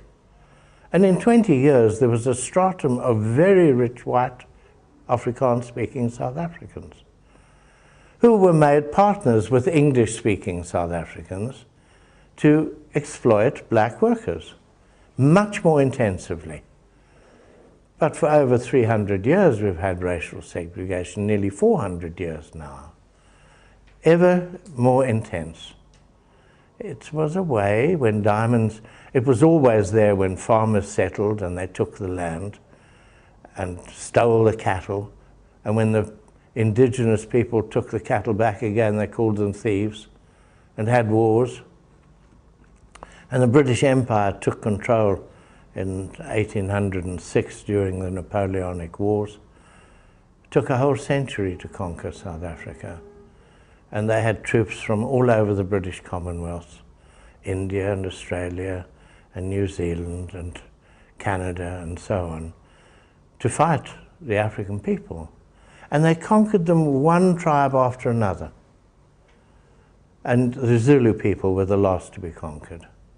In 1906, King Bambata of the Zulu people, he trained his people to use firearms. And they put up a tremendous resistance, but they couldn't fight against the whole army. And the British, when they'd conquered the Zulu people, they cut off Chief Bambata's head and put it on a pike staff and carried it around to say, you see what happens to you when you fight against the British. They called themselves civilized. And that gave rise to, of course, the African National Congress, civil disobedience. Yes, what do you call it? Gandhiist ideas of peaceful, passive resistance. But, you know, it wasn't like India, where in a country of 400 million people at the time, 10,000 British soldiers and administrators controlled everything. They could go home. In South Africa, there were millions of whites. Nobody wanted them. And so, in effect, they became part of South Africa, and they couldn't be driven out unless you killed them. And in South Africa, fortunately, I think, for white people and African people themselves, there is this philosophy of African humanism. We call it Ubuntu. We are who we are only through other people. In other words, we must be respectful and equal. And apartheid could not be equal. Not just because of the violence, but because it was inherently unequal. And so our people said enough's enough. The Sharpeville massacre was one event that jolted the world. Indeed. It opened the eyes of the world to what was going on in South Africa. Tell me what happened and how, I mean, watching from a very close point, how you could describe the events of that year. You know, the gradual development of anti-pass law campaigns, for men especially, but they wanted to impose them on women as well. And there was great rivalry between the African National Congress and the Pan-Africanist Congress, which broke away from the ANC over the Freedom Charter, which said South Africa belongs to all who live in it. And the Pan-Africanist Congress said, no, no, it belongs only to black South Africans. And so we were all our political movements were working to put an end to the pass laws. And the PAC called for a huge protest rally at Sharpeville near Johannesburg. And some thousands of people gathered to hand in their passbooks as a way of peaceful protest. The police opened fire and shot 69 people dead in just a few minutes. They said they were shot at. It was never true. They wounded, I think, 189 people. In Cape Town, 3 were murdered. I live in Cape Town. And some, I don't remember how many were wounded. But Parliament sits in Cape Town. It was in session. And the next morning, some 30,000 people marched out of the black townships to Parliament to protest. Of course, the police stopped them. A young student, Philip Khasana, led the march in little short pants. And he was induced to speak to the chief of police, who then arrested him. And the Parliament declared a state of emergency. Some 20,000 people were arrested. And the world really did sit up and take notice. And I think that was really the birth of the worldwide anti-apartheid movement. So that our struggle internally had backing from people all over the world. Western governments, their people tried to force them to act because they supported apartheid, they supported the investment of big business, mines, industry. The countries of Eastern Europe, the Soviet bloc, supported our struggle directly with formal committees guided from above to provide solidarity from masses of people. And all of this made it a worldwide issue. Eventually, the British Commonwealth met the heads of state and said they were going to expel South Africa over its policies, racial policies, the new countries independent in Africa, Ghana and Nigeria and so on. And the South African government under Dr. Verwoerd withdrew before they could be expelled. And then said they were going to create a republic. And we called a protest because the whites only voted for a republic. And we didn't mind if we were a republic or we had a queen. That wasn't important. What was important was that the constitution of the new republic, white republic, said there shall never be equality in church and state between black and white. But the whole movement of our people through our Freedom Charter, for example, where 10,000 of meetings were held, where people could say what they wanted, our move from between African, coloured and Indian people and the African National Congress and the Congress Alliance was for a non-racial South Africa. We called it multiracial in those days. And here we were entrenching racism. So a general strike was called.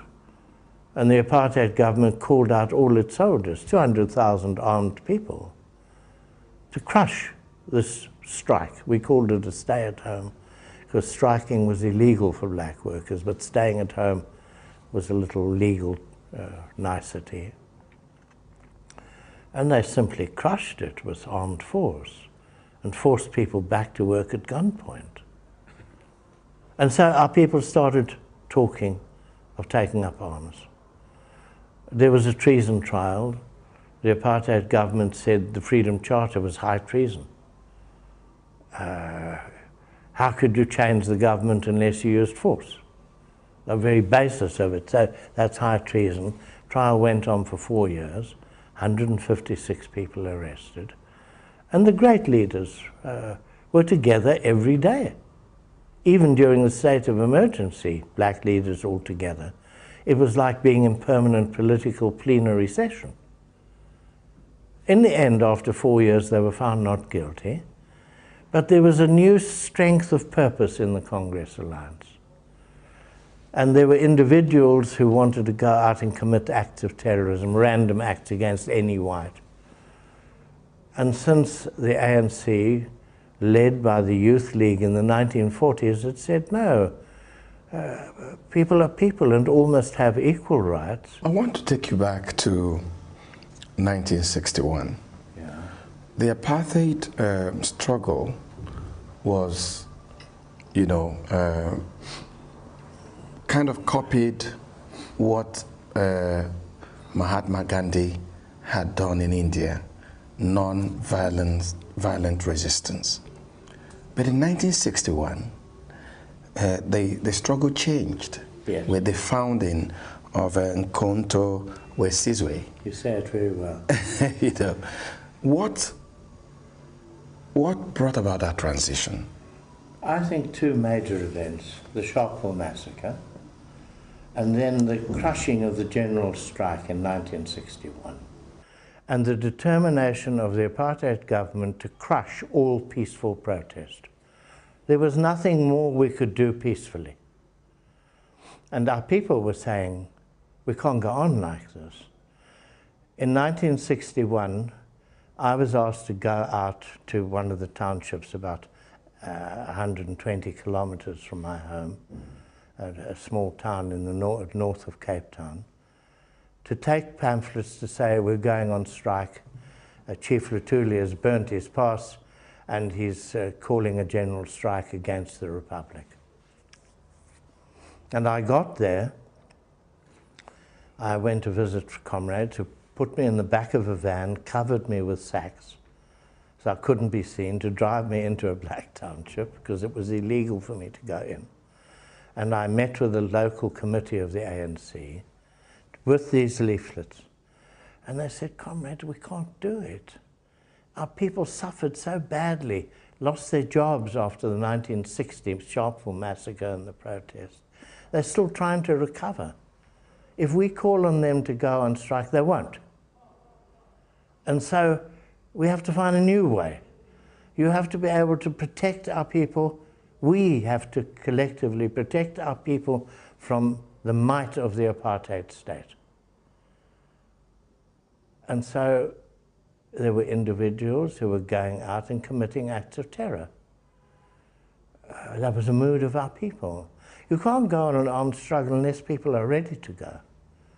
So Nelson Mandela and Joe Slovo of the Communist Party and others were arguing for this. But it meant that you had to persuade the various executive provincial committees and executives of the African National Congress and the other Congress organizations that this was the right move. You take up arms, you know the state is going to crack down. You're putting your lives on the line. Maybe they'll put everybody in prison. Maybe they'll kill thousands of people. That's been happening in other countries. And so Nelson Mandela, who had left South Africa illegally, to travel through Africa to meet political leaders and find out what support there was for this idea. He got some military training in Algeria as well, came back, eluded the police for 11 months or more, and then was betrayed and arrested and sent to prison for 5 years. But they didn't know he was the actual commander of this Umkhonto Wesizwe. That they only found when they raided the Rivonia Lillisley Farm headquarters in 1963 and found his diaries. And our lawyers said, why do you have such a sense of history? You keep notes of every illegal thing you've done. But what the diaries showed, I'm leaping ahead a bit, what it showed was that we're not terrorists. We were setting out to overthrow a tyrannical regime, and our policy was that we would try to avoid taking life. We would act against symbols of apartheid, the offices where the passes were issued, post offices, police stations, power lines. But the police didn't have the same attitude. Death was no problem for the police, none at all. And so, why did it change in 1961? Because the time was right. There was no way forward through peaceful protest. They were determined to hold on to power, and our people said no. Looking back to those days, the ferocity, the impunity of the white government, they were ready to kill. They were ready to destroy. They were ready to throw people into prison, life sentence and all that. And here you were, about 29 years, and you didn't bother about what could have happened to you. You could have died. I mean, when you were being smuggled into the black townships, anything could have happened to you. True. What was driving you? What was at the back of your mind? What was it that made you sacrifice your privileges as a white person? And my family and their privileges and my kids. Why did I do it? Because it was necessary. I could not be part of the injustice and making the injustice. My conscience would not allow it. I told you before, I grew up during World War II. I was filled with the heroism of people who fought behind the Nazi lines at the risk of their lives, even young people, to be free. And if they could do it, why couldn't we do it? And if the people of Vietnam could fight the French and then the Japanese, then the French, and the people of Algeria could fight the French and fight the French and fight the French, and the people of Cuba could be struggling for freedom, why couldn't our people? It was the right thing to do. But you were white. They were not your people. Yes, they were my people. All people are my people. This is what I'm trying to tell you. It's about justice. It's about equality. It's about respect for human dignity and life. It's about not using race to exploit people, not using race to kill people.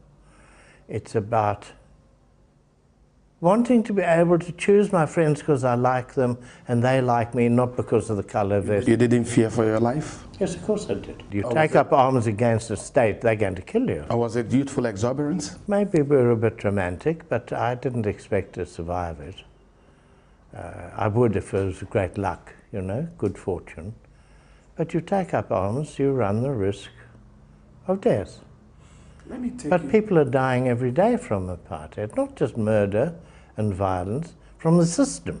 Let me take you back to the trials. Yeah.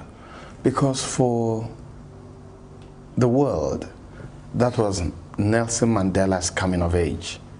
Yeah. That was when the world saw the inside of him. That's right. And saw the strength of his character. Yeah. Tell me about it. Here was a man who faced the risk of a life sentence, even faced the risk of being killed. And he stood up to the whites and made that very, very wonderful speech that has become one of the greatest speeches the world had ever seen. And he was standing there, next to him was Walter Sisulu, then me, and Govan Mbeki and Ahmed Kathrada and Rusty Bernstein, Elias Matsoledi and Andrew Mlangeni. And Nelson Mandela makes his speech impassioned. No shouting. No, it was a very reasoned speech. It was to show why we took up arms, why he had led this. He said openly, I called for it. He called for it himself. And when he ended with this in effect, he's saying to the judge, hang me if you dare to. Oh, by the way, hang Walter, hang Dennis, hang us all. And what I remember is just sheer pride in sharing this moment. The man had such elegance. There was strain in his voice, but he wasn't shouting. And when he finished, there was an absolute silence, a long drawn-out silence in the court. What a moment to share of his greatness, and I think of ours, because he was challenging the judge to hang us. And the death threat was real, and the prosecution wanted it. And I know that because I was white, and a technical expert, and the judge making a remark with, ask that clever engineer number 3 accused, and he'll tell you something, showed his own hatred, because I'm white and I'm betraying white South Africa. Nelson Mandela, and we all thought he could be hanged.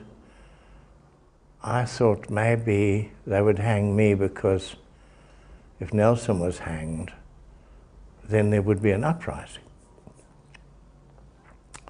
If they hanged me, white South Africa would be very pleased. My comrades would protest, but they wouldn't rise up for me. I wasn't senior enough. I wasn't that important. Important enough, but not that important. In the end, Nelson made his speech. We all gave our evidence. Elias Matsoledi made a wonderful speech from the dock. Didn't give evidence, saying why he had been a political activist, what acts were done against him and his people, the theft of the land, the starvation, the disease. Andrew Mlangeni, the same. Were you asked to make a speech? No, I insisted that I be able to give evidence. The lawyers were worried that I would make it worse for myself, because my defense against the threat of death was to make jokes. And maybe the judge would get angry with me. But I wanted to give evidence. I wanted to be able to say why I did what I did, like I'm trying to explain now. It wasn't because I wanted to kill, it's because I wanted to put an end to the killing. Really, that was our motive by all of us. You know, we look at it now and it's history. You're telling me a story. But in 63, 64, you were staring death in the face, standing in that court. I was very thin and I just turned sideways round the gallows. What can I say to you? I hoped we wouldn't die. I didn't want to die.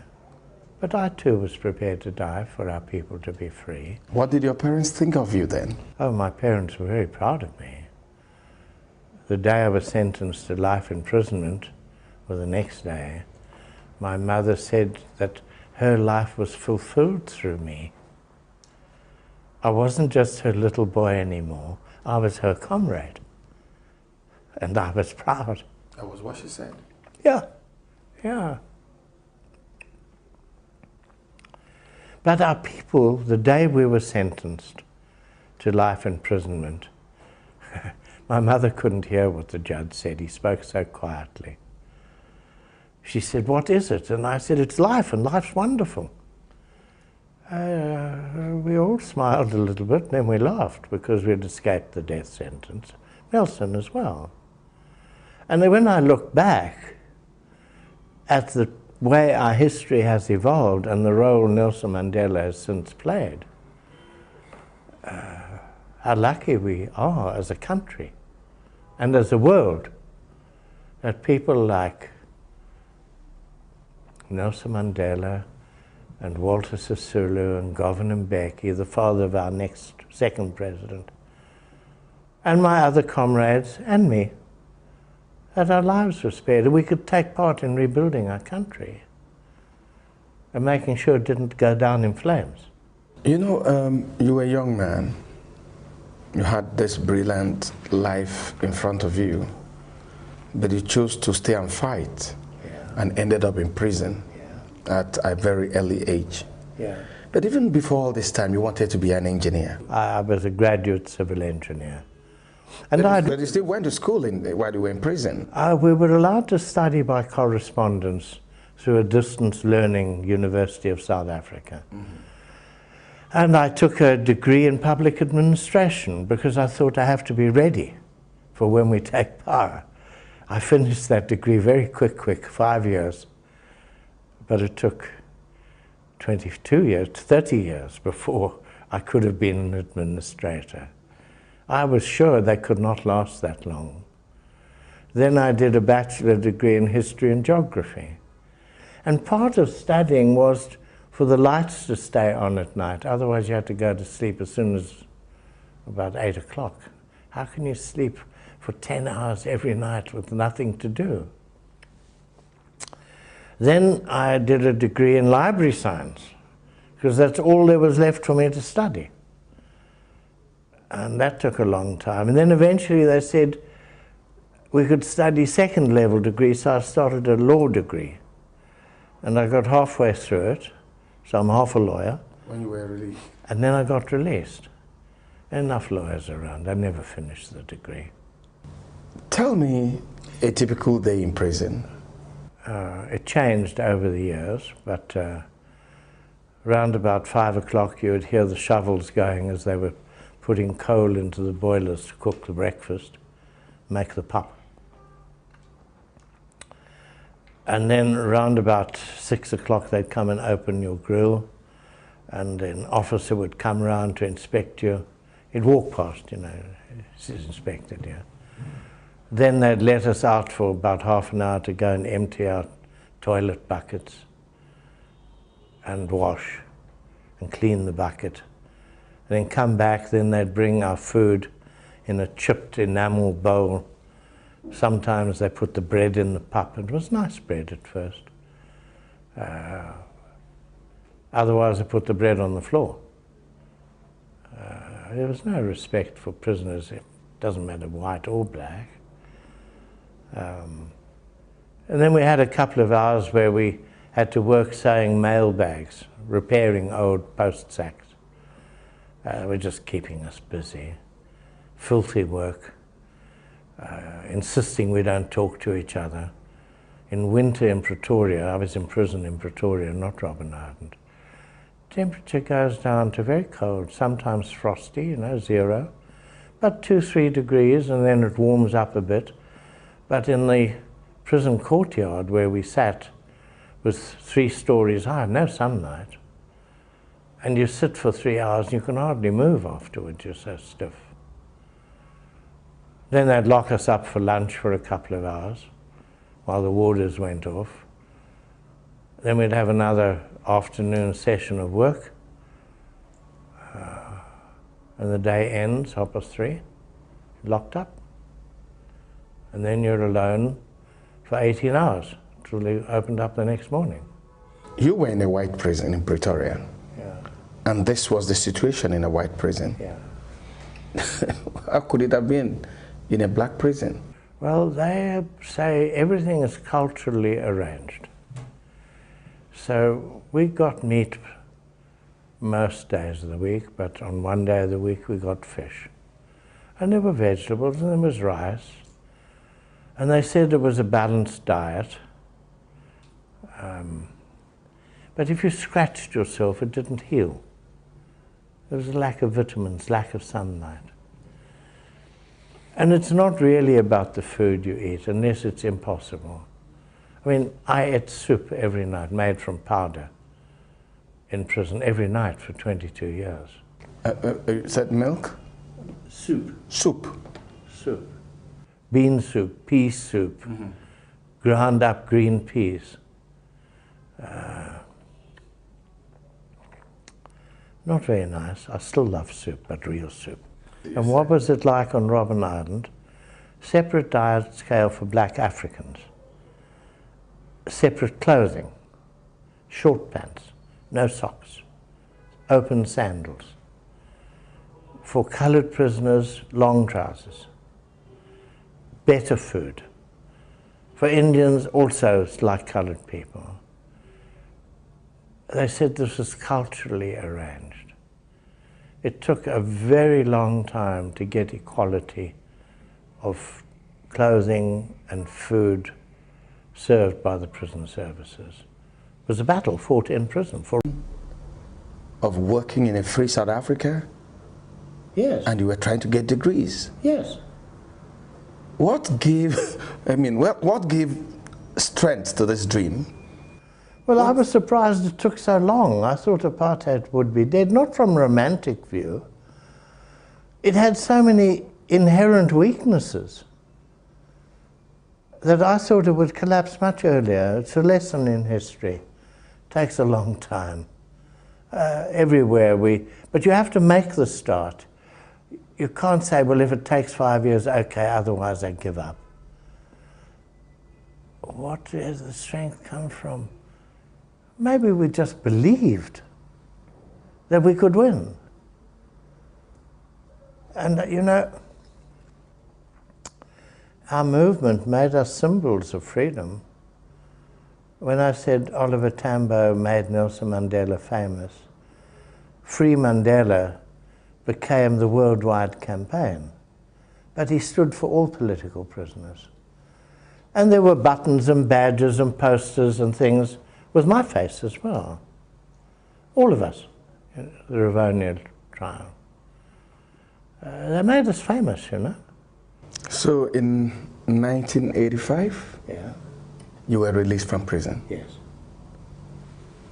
But it was a life sentence. Why did they change their mind? Governments reserve the right to change their minds.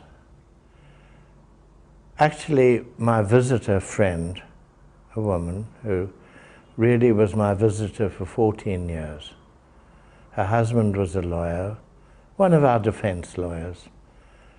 She went to see the Minister of Justice to say, it's time that Dennis is released. And he said he'd give her half an hour, and he gave her over an hour. And he took notice of what she said, because he said, he told one of the diplomats, and I heard about it afterwards, he's not only the top lawyer, he's a leading politician. What happens if elderly people like Mandela die in prison? There'd be trouble. So we better start thinking about what to do.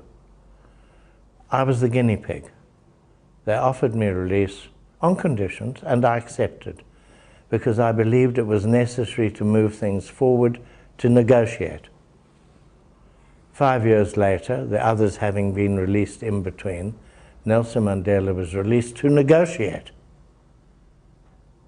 Everything I asked for in a letter I wrote to the apartheid president before my release, not pleading for myself, pleading for a change of policy for our country, came to pass in 5 years. So I accepted the release, came out, and was politically active like I've never been before. Really and truly, I traveled the world talking about our struggle, winning solidarity, winning financial support, winning political support, not just from people, from governments. That was my task.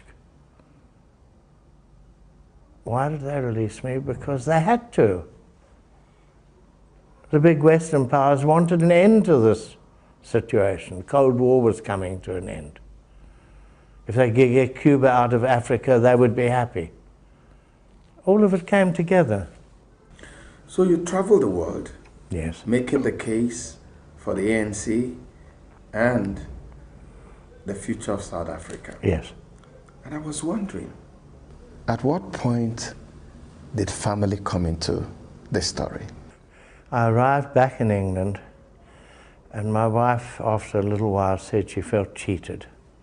Were you married before you went to prison? Oh yes, and we had 2 children, and my children, who had been 8 years and 6 years, were now 30 and 28 years old. And my wife, who was a beautiful young woman in her 30s, was now close on 60. She said my little country cottage had become a big mansion. And I was bald and old with gold-rimmed spectacles. But I had to be active. My comrades were still in prison. And she felt cheated because I wasn't home with her. Even when you were out of prison? Even when I came out of prison. And she had waited for over 20 years. Yeah. And she supported me in what I was doing. She gave me a home, she gave me love. I could not live on the allowance the ANC gave me. It was less than half of a street sweeper's pay. We had a struggle. It wasn't about living well. And so I traveled the world, and I spoke at the United Nations Special Committee on a couple of occasions. Made some pretty good speeches as well, I have to say. Raised huge amounts of support for our people and our struggle. Persuaded governments to give financial support for the welfare of our prisoners and their families. And slowly, slowly, the West began to say, we better get rid of apartheid or we lose all our investments, and put pressure. And so Mandela's released, and the day we were sentenced, the head of prison security, a colonel, was very angry with me because I said, "You look so happy about the sentences, the life sentence." He said, "They should have hanged you. You'll never walk out of here on your own feet. We'll carry you out feet first in a coffin." He's really angry and bitter. We all walked out, but Nelson walked out to the world's television cameras. He arrives at the gate of the prison in this convoy of cars, and he gets out of the car, takes his wife's hand, and walks into freedom. It was a long walk to freedom. Very long walk to freedom. You see. And what a moment that was, of rejoicing, of delight, that in the end the apartheid government had to release him or go down in flames. It was very important. I was in England, sitting in a television studio commenting and telling the story about Mandela walking out, not in a coffin. And you know, what people forget is that in the 4 years from his release to him becoming president, during peaceful negotiations, the apartheid state killed at least 10,000 people through its security forces and death squads. But they still called it a bloodless revolution because very few whites died, and only their blood counts in the eyes of the media.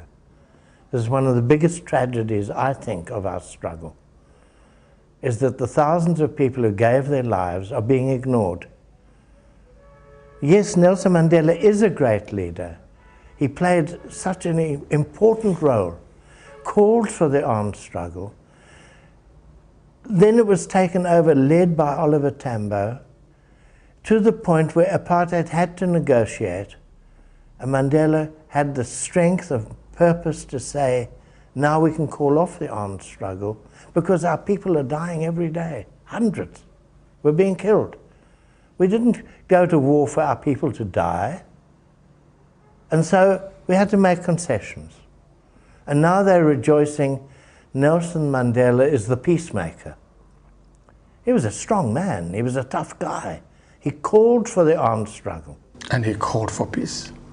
And then he called for peace because the purpose was to achieve peace. Was he a very realistic man? I find the brilliance of his leadership was that at each critical point, he was able to, with Oliver Tambo and others, and especially Walter Sisulu, to find a way forward, an answer to the new problems. Your struggle creates new problems.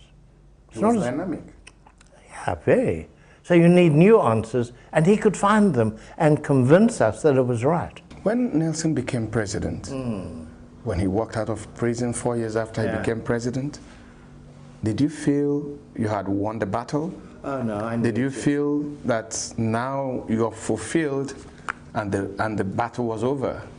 Like he says in his autobiography, now the real struggle begins, and it's going to be harder than putting an end to apartheid. Did the 4 years of Nelson Mandela change much in South Africa? Yeah. His presidency? Yes. Absolutely. It laid the basis of a real democracy. We had our first elections. People stood in queues for 6 hours to vote. And when they were asked, aren't you impatient? They said, I waited 300 years. What's 6 hours? Seriously. And there was a rejoicing, and Nelson Mandela also says he realized in his time in prison that not only did we have to free the oppressed, we had to free the oppressor. To be human beings. To lance the boil of their brutality. It was an important change. Were you surprised when 4 years after his presidency, he said he wasn't going to... 5 years. 5 years after his presidency, and he said, I was going home. Were you surprised, or was it typical of the man he was? It is typical of the man. It's not about him, it's about freedom. It's about the prize of democracy, non-racialism, non-sexism. And he was tired. But you see, having brought us with Tambo and others to freedom, and having had to pacify the risk of a counter-revolution by the white security forces, people were beginning to say, but what about us? We made a revolution to change the lives of black South Africans. Why are we so kind to the whites? Why aren't we doing more for black South Africans? And so he made a farewell speech at an ANC conference in Mafeking in near the northwest of our country. And the conciliation was gone. He made a tough speech. A speech I believe was clearly written by the new president, going to be Thabo Mbeki. The time had come for a change of policy, and Nelson could not have changed at that time. And so he said, there are new tasks. I've brought us to this point. It needs younger people with more energy. And so he stepped down, making a point about democracy.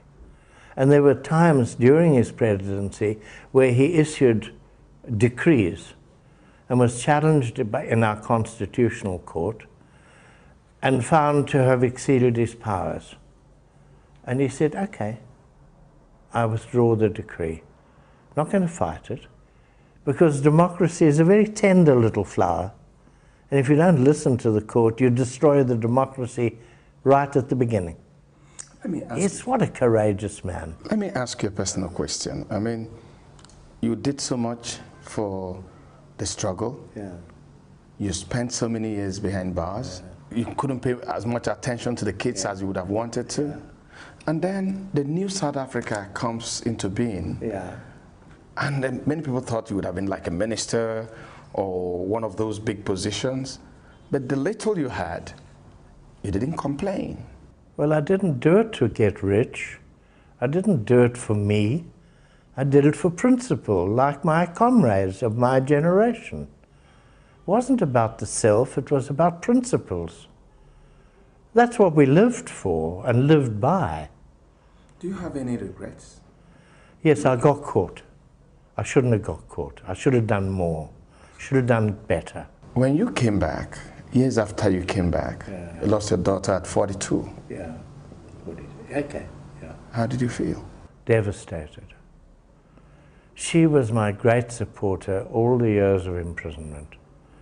And when I came out, she couldn't understand that I wasn't just going to be home with my daughter. I wish I'd understood my daughter better. I wish I'd understood her better, because she was essentially a good person who was badly hurt by my absence. All our kids, Nelson Mandela's kids, other leaders' kids, other families' kids. Not everybody's daddy or mommy goes to prison. And they feel deserted and feel, why did I have to suffer? The symbol of that struggle, Nelson Mandela, is dead. Yes. If you were asked to make a very short speech on Sunday when he'll be buried, can you share that speech with us? Yes. We have lost a man with vision and the courage to follow it. A vision, a selfless vision for humanity, for respect, for dignity, with courage. It's not that we weren't afraid. Courage is overcoming your fear to do something that's necessary. And I believe the greatness of people, of any person, what gives meaning to life is your ability to serve people collectively with others for the benefit of all. Nelson Mandela lived his life in that way. And I say, Hambagashle, comrade. Go well, comrade. We shall miss you. And what do you think is the future of South Africa? We will go on building our democracy. We will go on overcoming the problems as they arise. I hope the ANC will find a new life, able to overcome some of the weaknesses that have crept in, greed, things like that. And I think we will do it. I'm confident. We've done so much in 20 years, and 20 years in the life of a nation is like the blink of an eyelash, really and truly. But there's a lot to do. We've done a lot, and we've got to do a lot more. And we will do it. One way or another, we're going to do it. And we fight against the lack of democracy sometimes, but there's a vibrant democracy. There's opposition. People get in the streets. People make speeches. I think that's very important. I must thank you for your time and for taking us back to the years. Thank you for inviting me. Our program with Dennis Theodore Goldberg, anti-apartheid activist and one of the statesmen of South Africa. I'm Obi Orailo. Thanks for watching.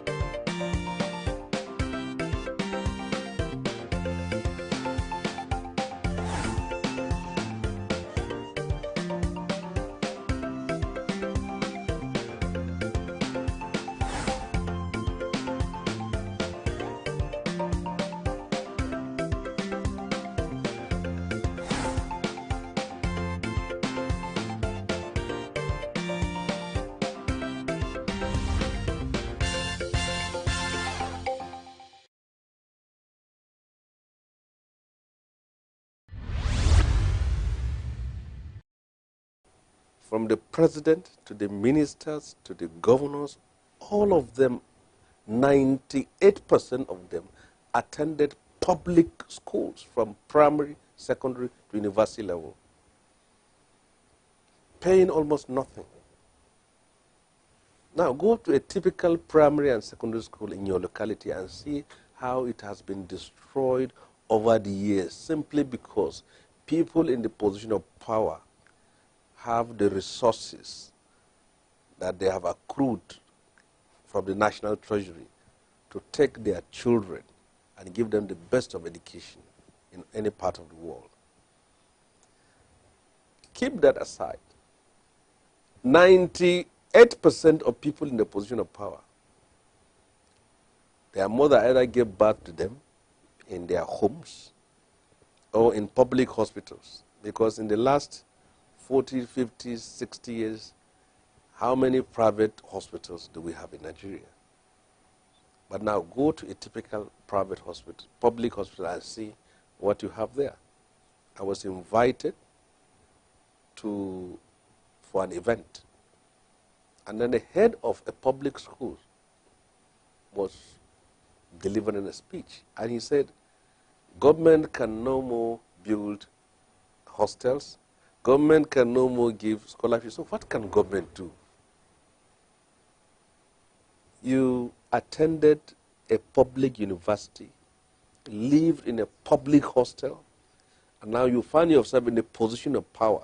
You cannot build more hostels for the generation that succeeded you. You went to public school and was given a scholarship by your state government, and you are in a position of power. You cannot give scholarship to the children of the poor.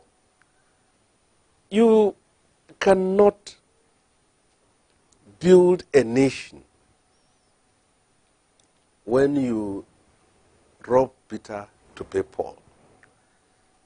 If the system is that of robbing Peter to pay Paul, then they should only expect patriotism from Paul, not from Peter.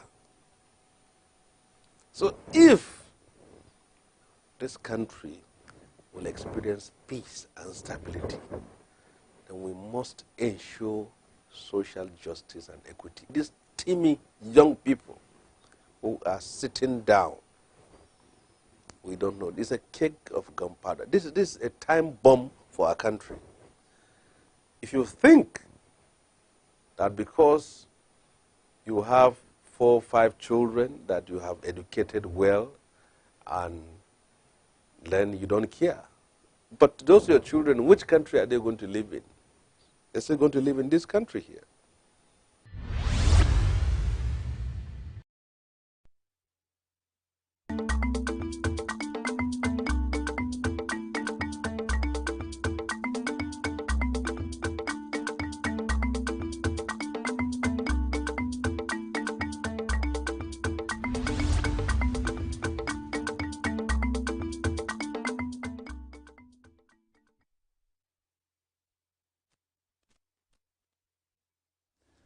Welcome to Southeast News on Signature TV. Glad to be back with you. It was a wonderful weekend. We'll get to that. But for now, I am Barry Kumwado. The headlines. PDP wins local government election in ENUGU, while APC wins in Imo. Police identify officers assaulting a man in viral video in Imo. Stay with us.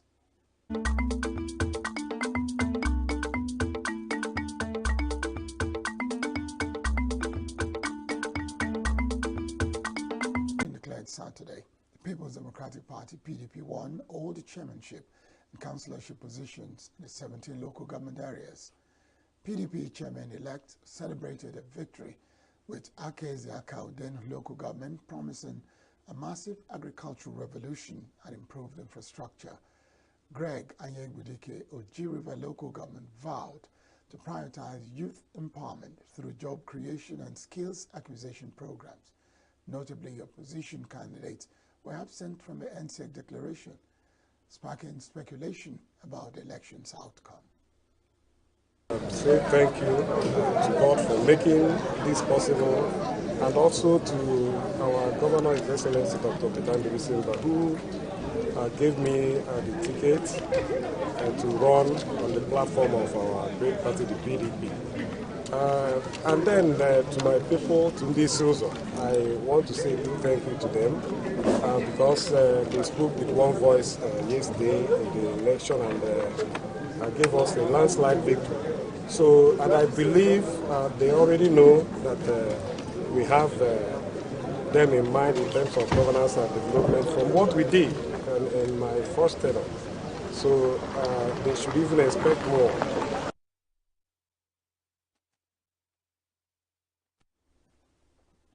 I will stand on maintaining that it will be all about Oji River, it is about Greater Oji River, and it is about making sure that Oji River get the best of life. On Sunday, the ECEC chairman, Mr. Charles Ijogo, declared the results without announcing the figures polled by the parties that participated in the exercise. Said that all the details of the results were made available accordingly. Said out of the 19 registered political parties, 17 participated in the election, which took place in 305 electoral wards, 27 local government areas, and 4,758 polling units. The ECEC boss thanked all the political parties and their candidates for exhibiting decorum throughout the process of the election. Experts, stakeholders, and peace advocates are calling for joint action to address the fragile peace around the world. The advocates will converge to Doha, the Anambra State capital, to mark the World Peace Day, blamed governments around the world for the state of affairs. Correspondent Ndu Okbaleze saw it all.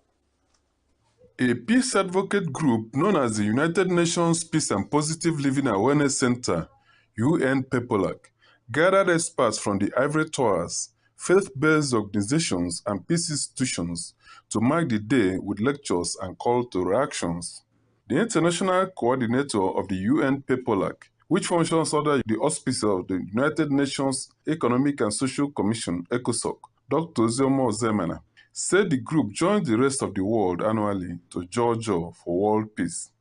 Ozemana, a Pentecostal bishop, in commending the Anambra State government for the law on conflict resolution, requested Governor Chukwuma Soludo to give life to the law by setting up the commission to enhance peace and security in the state. He said the organization has started a peace building in Awka to assist in alternative dispute resolution and reconciliation.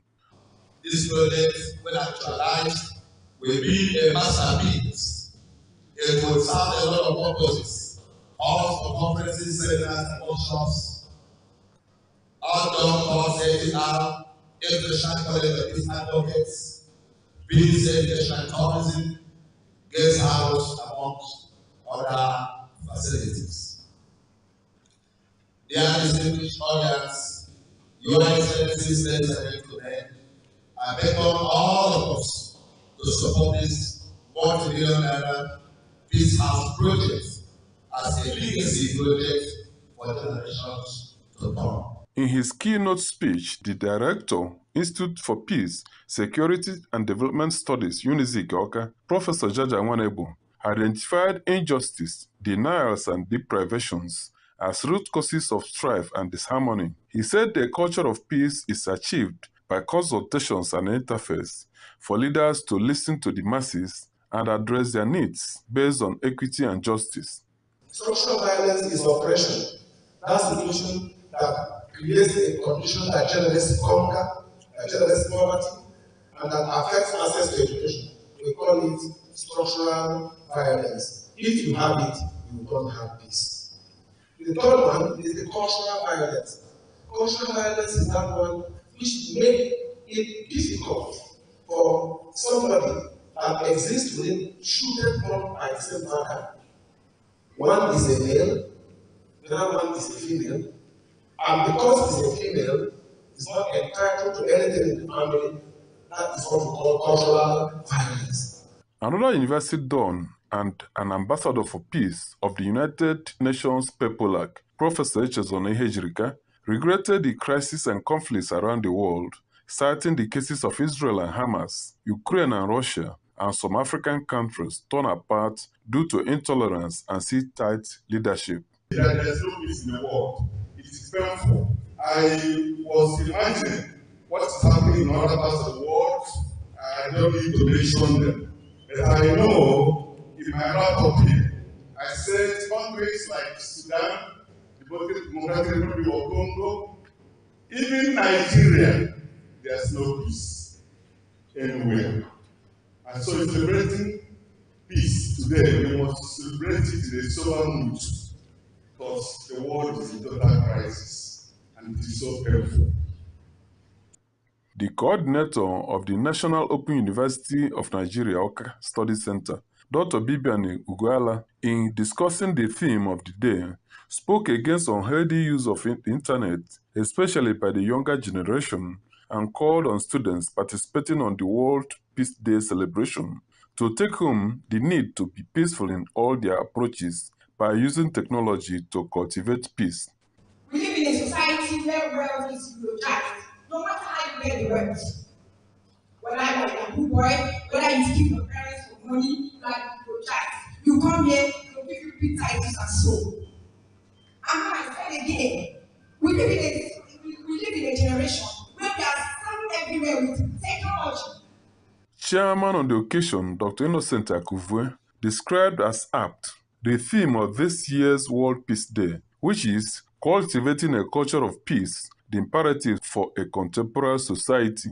The celebration was climaxed with the appointment of more peace advocates into the fold of UN PEPOLAC as ambassadors for world peace by the convener and international coordinator, Dr. Zemena. Ndo Akbaleze, Signature TV News. A newly consecrated Anglican Bishop of ENUGU Diocese, Most Reverend Professor Samuel Ike, has pledged to serve the Church of Christ with all his being and might, as well as absolute purity. The bishop made a pledge at his enthronement and Thanksgiving service held at the Cathedral Church of the Good Shepherd, Independence Layout, Enugu. Bishop Ike was among the new bishops recently collated by the Church of Nigeria Anglican Communion. Signature TV correspondent Chinemere Mike Munam witnessed the event and now reports.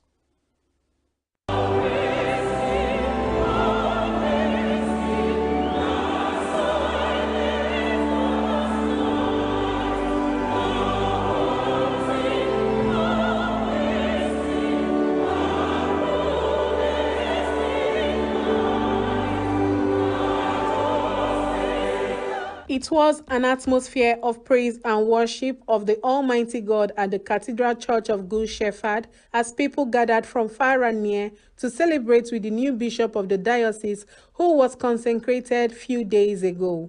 The consecration service, which took place at St. Andrew's Basilica, Transekulu, also in Enugu, witnessed the emergence of 7 bishops and 4 archbishops from the Church of God Anglican Communion, where Bishop Samuel Ike was enthroned as the bishop of the Enugu diocese. The bishop, in what he referred to as his manifesto, which he read to the congregation, enjoined churches in the diocese, members of the body of Christ, and every other person to be ready for the Great Commission of winning souls for Christ. He also spoke of his vision to resuscitate the health center in Enugu diocese. I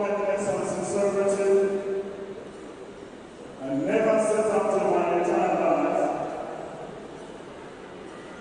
desiring for any position, let alone the office of the bishop. Since I surrendered my life to Jesus Christ, as a 13-year-old boy in federal government college in ENUGU from one in 1977, as my Lord and personal Savior, I've had only one consuming passion to know the Lord and to serve God unreservedly and wholeheartedly my whole life. Being a member of government and serving in any position, opportunity that avails me by His grace, and using every platform He affords me to be a change agent, to impact lives, to win souls, to heaven's gate and the light. And I'm praying, God, that this will also be one of it in the name of Jesus Christ. The former governor of Anambra State and the 2023 Labour Party presidential candidate, Peter Obi, and the wife of the governor of Abia State, Priscilla Oti, gave their goodwill messages to the new bishop.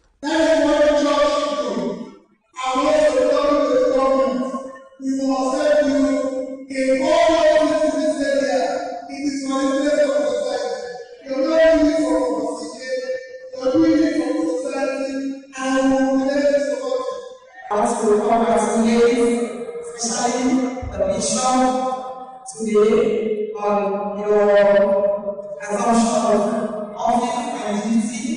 It's a congratulation, and of course, like you have said, all plans that you have, when you was reading out your plans, I was amazed because I think this is like government. Thank you so much, and I pray that God will perfect all the plans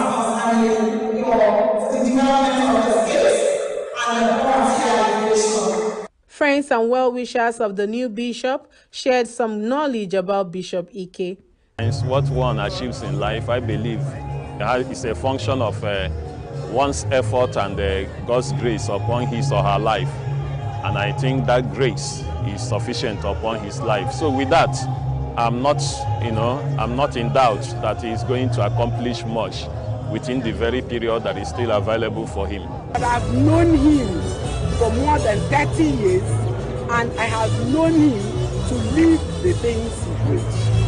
So there's no aspect of his life that is hypocritical, because what he is in the public is what he is at home. A life set aside for Christ. The enthronement of our new bishop, Sam Ike, is a call for revival. I think the cry of the people of God have gone to heaven to send revival, and we know by the mercies of God, God has prepared this man for years for this, and we can say that this is a child of God. My prayer for him is that those things that he has listed, which are his manifesto, so to say, which are part of the commission of the Lord Jesus Christ in Matthew 28, 18 to 20, that he will carry them to the letter and will not deviate from what he has always believed.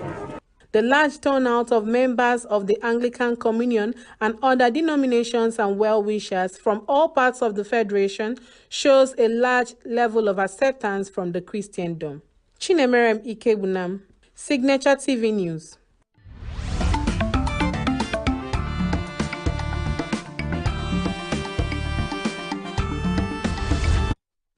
viral video showing a violent confrontation with a man in Imo State on September 16, 2024 shows officers pinning 32-year-old Prince Amechi to the ground over alleged drug trafficking while he was carrying his child. The victim's wife, who recorded the incident, called for help in the process. The Imo State Police Command has launched an investigation into the incident. Reacting to the video in a press statement on Sunday, the spokesperson for the command, Henry Okoye, said 4 anti-narcotics unit operatives were involved in the incident, and then fired a policeman as Sergeant Patrick Nwagbo, Corporal Godswill Okechukwu, Corporal Justice Narom, and Corporal Goodluck Iwago, all from Ovoro Uzomiri Umosu Naze in the Owerri North local government of Imo State. According to Okoye, the police command condemned the officer's action, describing it as unprofessional. He added that the State Commissioner of Police, Aboki Danjuma, had ordered the case transferred to the IGP X-Squad, Imo State Command, for a thorough investigation. He added that the operators involved have been apprehended for interrogation.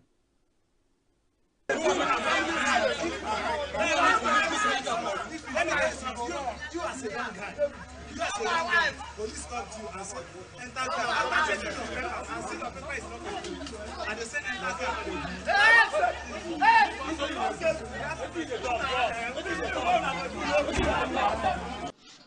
This is a live video. They hold my husband. He did nothing. This is a live video. Now making this video live. See my unborn child. I'm a CS mother, just 2 months, and they're holding my child. Police people are here. See their boss. This is a live video now happening. He did nothing. What is his crime? They refuse to say anything. They're with boss. I want to know my husband. Did nobody? They are carrying. I'm not gate. I watch gate. Man, I want to shock. I'm just let him watch gate by this time. See what they did to people's markets. Look at what they did to people's markets. Just see. Now to Anambra State, where it would appear it is a season of arrest for eagle-eyed vigilantes in some of the communities in the state. We have 3 persons and that's from different operations. Reports from Obaru, accompanied by another viral video, says suspected mastermind of burning down of local government secretariat and killing of many innocent residents were last night arrested by the Obaru strike force. The tracking down of a suspect, Okudili, commonly known as Eselu, is met with joy and celebrations by residents of the communities who have been having sleepless nights in recent times. And at Nokwa Community, Demili South local government area, the men of the Anambra Vigilantes group in the area arrested a boy in his early 20s who was caught with bundles of electric wires he stole from homes in the area. Also, at Amobia, Oka South Council area, a 23-year-old Chibike Okafo was caught by the local guard at a construction site for stealing of cables from the site. With a busting of criminal hideouts at Ihiala local government area over the weekend, where improvised explosive devices and vehicles were recovered by the police, it is the beginning, and it sounds good for a number of residents who are gearing up for local government elections on Saturday, 28 September 2024. That's the news for now. When we return, we'll definitely start our conversations. Stay with us.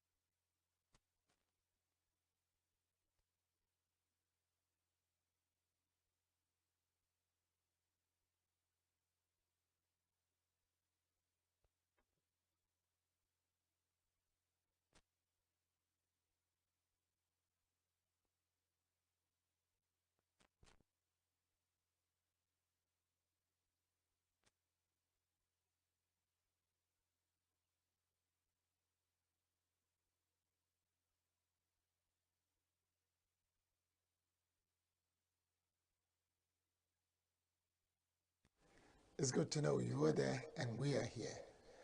Well, I need to tell you that the best thing to do after an election weekend is to go back and ask yourself some of the questions you asked before the election day. Were those who were in charge of conducting the elections ready? How ready were they? If they were not ready at all, could they have effectively managed the situation better than what they did? We'll find out as we start our conversation looking at the election, local government elections in Enugu State and that of Imo. I recall that last week, while having a conversation about the forthcoming elections, as at then, there was one prediction that was as if everybody was going to town with it, and that was the prediction that in every state that a particular party was in power, that party will carry the day. I know you guessed right. But joining me on our conversation today is Charles Pius. Charles Pius, of course, you know, is of Signature TV. Charles, how are you doing today? I'm good. I'm good. Good afternoon. You were one of those who did say that the election will go nowhere. Whichever party was in charge of a state would emerge triumphant. And it happened in Enugu, where PDP is in power. PDP cleared all the local governments, chairmanship and councillors. The same, APC in charge of Imo, they swept the polls. Absolutely. I mean, you're going to ask a question, or should I just jump on it? Because you're jumping on it already. Yeah, so, I mean, how you know whether an election is going to be right, at least something close to what is stated on the books, is actually the activities leading to the day of the elections. For Imo State, for crying out loud, IPAC, the Inter-Party Advisory Council of Nigeria, the chapter, the Imo State chapter, pulled out of that election. That is, the political parties, opposition political parties, pulled out of that particular election. Before that particular day, the IMSEC refused to publish the names of those who were actually supposed to participate in that election. That is telling you that they didn't even have a candidate for that particular election. There was no meeting of stakeholders of the particular election stating this was how the elections are going to go and stating the guidelines of the particular elections. And in fact, there was nothing that showed that there was going to even be an election on Saturday in Imo State, just 2 days back. So it was going to be another sham election. You know, in Nigeria, when you say an election doesn't meet the standard of the electoral body, you say it's a sham election. If there's anything called something worse than sham, that is exactly what happened in Imo State, frankly speaking, because there's no way to, you know, describe it or to call it. I mean, for crying out loud, you know, when you have an election, at least you see where people fabricate numbers and say, oh, you know what, these numbers were the ones that voted, these numbers were the ones that got accredited. But do you know that up until this moment, the election was announced, winners of the election was announced yesterday, and it was announced without numbers? Yes, yes. Don't worry, I'm sure we might get a bigger hint about what the numbers are, because during the duration of the conversations we're going to have concerning the election, we're going to speak to some of the actors during the event. So not to worry there. Now, what confuses me about the Imo State election is the fact that some parties did say they were contesting. Yet, when the election's result came out, we discovered that Charles had nothing on his name, and I had nothing on my name. So we just had a declaration, party APC won all the 27 local government areas. And my question is, when are we going to improve? Well, I think that the governors who are actually having the elections around this time, I mean, like you can see, other states had their elections just last Saturday. We had Kwara State, we had Sokoto State having their elections, and you see there's a surge of local government election. Anambra states that never had an election in the last 10 years suddenly woke up to want to have an election, which is due this Saturday. Saturday, yes. So it's more like a barouche because of the so-called judgment by the Supreme Court saying that local government autonomy financially must be given, and if they do not have that election, then monies for local government areas will be withheld. So it gives you that sense that even those who we call our governors, sometimes when these issues come up with this end bad governance protest, end hunger protest, I tend to cringe that the first point of call for these types of protests are supposed to be governors, because there have been more monies available to them since this government of President Tinubu took over. And the attention has been shifted from the governors to the presidency. And I don't know why the system is still like that. And as a people, you are supposed to be looking at the government that is closest to you. The president has clearly said consistently that they have received more monies due to the removal of fuel subsidy, and more monies being available to the government, more monies have been disbursed to the states.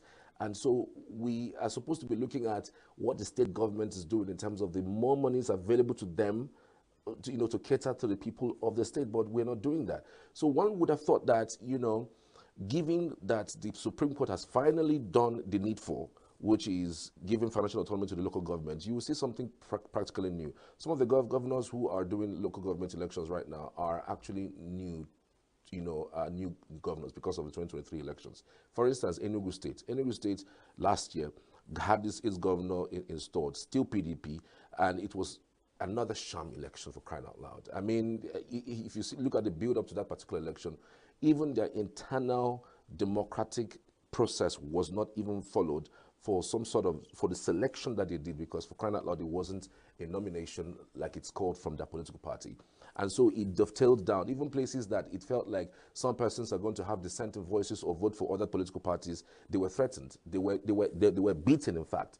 Some persons were even stabbed. Our TV stations was even attacked. Yes. We're not the only station that was even attacked. There's another station in town, in Enugu, that was attacked while they were covering some of the irregularities that was found within the localities, especially the Enugu East, that's the Abapa area, the Nike Abapa axis. So it's so unfortunate that we haven't grown. We haven't really grown. It felt like 2019 and what we used to have in the past is a lot better than what we're actually having. But let me ask, is it that these elections are coming as a spur of the moment so that you don't get caught up by the Supreme Court judgment? Absolutely, that's what it is. Then, if that is it, you now understand why you're having what you're having. Yes. So it's all about the money.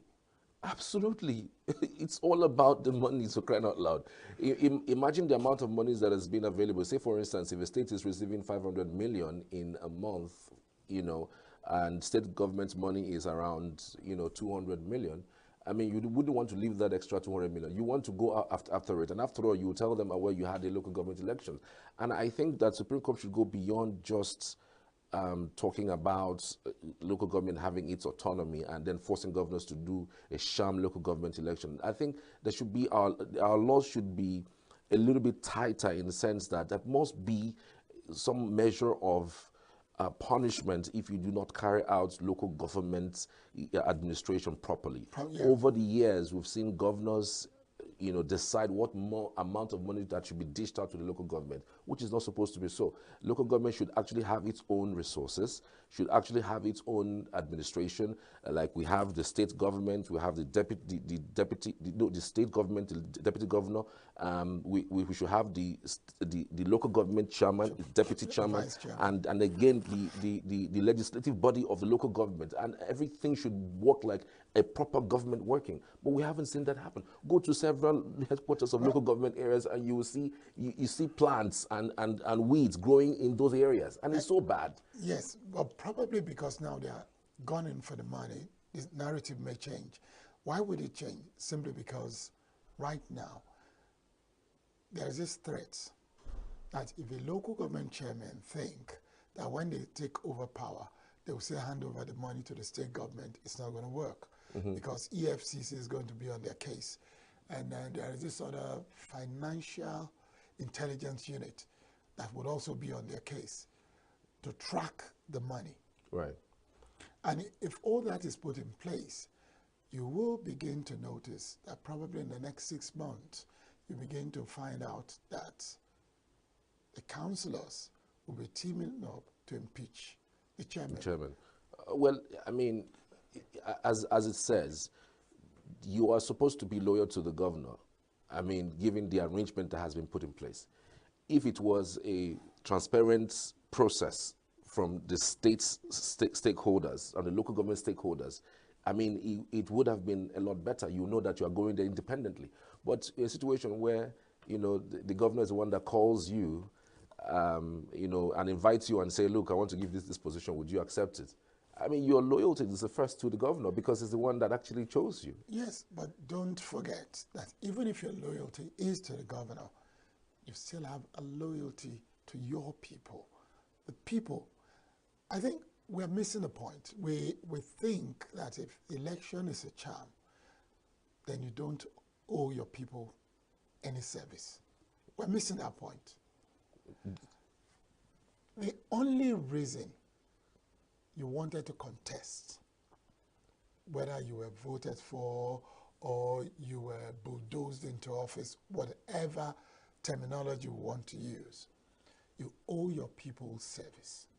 Yeah, but it's not when it is at the whims and caprices of the governor. The governor decides what particular project you should embark on. The governor says, well, X, Y, Z amount is coming to your account. You have to bring it in. That was what happened throughout the last, you know, administration, like we have heard. So it's just what it is. It's going to play out again. Like you mentioned, well, EFCC is going to monitor the money. You're going to you say that the financial intelligence unit is going to follow the money. Really, I mean, do we have anybody who had worked in local government administration as chairman in the past who is under EFCC's investigation, like you know? I like what you said. In the past, this is a new regime, and if it's going to be a new regime, can you even imagine that, like a year ago, nobody knew that the federal government would go to court and get judgment in its favor to ensure that local government financial autonomy comes into play. In long ago, I can't remember the year exactly, the National Assembly wanted the 36 state houses of assembly to ensure that they had autonomy for themselves. Absolutely. And you won't believe that they turned it down. They did. They did. I mean, but it is what it is. Those state houses of assembly are controlled by the governor. The governor decides who becomes the speaker. The governor decides, they go to meet the governor to ask, please, who do you think should be the speaker? So the governor decides, okay, who is my closest pal, who is my friend, who can I work with better, beyond whatever it is that the state house of assembly can actually really do in terms of, you know, choosing who their leaders should actually be. So if the state governor says, make sure you do not go there to vote against this particular thing, I mean, it is what it is. I mean, yes. I mean, if you decide to vote against the governor's will, just know that the next day you're not going to be the speaker anymore. The conversations continue, but we are going to Imo State, where we'll meet some of the actors. Stay with us.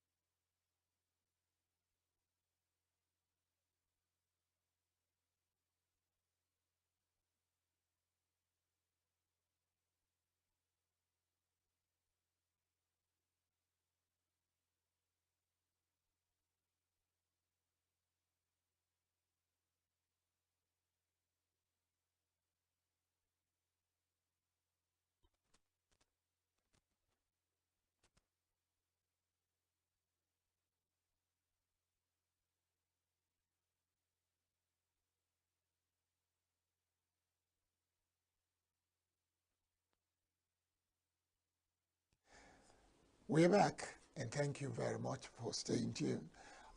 Well, when we went on break, I was just having this conversation with Charles that we were supposed to speak with Bright Offerum, who is the Publicity Secretary of Labour Party, and Duke Kajeta, who is the Publicity Secretary of APC. But guess what? Both of them are not picking their calls. So, Charles, is it fait accompli? We are here talking about an election that shouldn't be an election. And the actors that are supposed to speak about it are not responding to our calls after they agreed that they will be part of the conversation. I wonder what you're expecting them to say when they decide to speak to you in that regard, really. I mean, what were you expecting them to say? To say, oh, well, the reason why we did not announce the result, the numbers, is because there were hitches, buses that they used, you know, in transporting the materials maybe broke down on the road, or which one is it? Or are they going to tell us that, oh, well, you know what, there was no funds that was released for that particular election? Or what exactly are you going to hear them say? Because again, it's going to be, you know, issues that are really mundane. I mean, you stated that these elections will be 21st of September, and you gave out a date. You never for one day had a meeting with stakeholders for that election. The Inter-Party Advisory Council of Nigeria, Imo State chapter, pulled out of that election, and you did not even release results sheets for that election to polling units. The ad hoc staff whom you had employed to actually carry out that particular election was not even, nobody knows their name. You did not even paste those who are on the voters register in different polling units as the law stipulated. You didn't release the voter register, even in your headquarters. Like, what is not wrong with that election? Nothing. They made the rules. They broke the rules. Goodness me. But it's unfortunate that it's happening in 2024 when we thought we were going to improve over time. It is very sad, very, very sad. We had a conversation from somebody who called in during the election watch on Saturday, the Situation Room, and I was shocked when we were told that the elections in our local government area, all the elections will not be held anywhere else except at the local government headquarters. And we asked why, and they said because that's the only safe zone. So our question was very simple. So my polling unit is not safe. But I'll feel safe to travel several kilometers to the headquarters to cast my vote. The Nigerian Constitution talked about safety of life and property as the #1 priority of government. So why are we turning everything upside down? You know, Barry, sometimes talking about these things gives me a lot of, you know, anger. So sometimes I just tend to try to, manage it. You know, I cringe when I hear some of these things. Whose job is it to protect the lives of people who are going to vote in Orlu local government area? Orlu local government area has been under serious threats in the last few years. In fact, since the governor took over office, we started hearing issues in Orlu. Orlu, a very huge local government, and in fact, he is from Axis. And I wonder what the problem is. What is that? What is so bad in that area that you cannot yourself walk in there and speak to the authorities, whether it is local chiefs, traditional rulers around that area, or even create some mechanism that makes collaboration easy for people to interface with security agencies in that area, or even establish a base there, a security base, in such a way that people will be able to interact with people, and so that this so-called thought about unknown gunmen, disappears. So how difficult is it to administer security for people whom you have actually sworn to serve in the period that you have been given this so-called mandate? How difficult is it? Sometimes it is when they want it that way. So they sponsor insecurity in an area and making sure that people don't get out, because if they do, they are going to maybe go against what the thoughts are. So make sure you don't come out, then use a few persons to thumbprints on those papers and then submit them to NSEC or to INEC to announce the result. And so it goes. The roller coaster keeps going. So it's going to be about the person with the largest number of money and then the largest strength when it comes to administering insecurity. If you have the largest dogs, you have the security in your hands, or better still, if you have people who can fight for you, who can fight vigorously, you know, or who can put you at bay, you know, put others at bay and scare them away, then those are the people you want to work with. So that's exactly where we found ourselves, especially as it relates to elections in Nigeria, and even the Edo State gubernatorial election that should be the one conducted by INEC still has the stench of irregularity, and then we wonder whether really we are headed forward or we're just static. Or no, we're headed forward, because the truth is, very soon we would get to that point where we will know that enough is enough. You can't keep deceiving the people and think we're doing the right thing.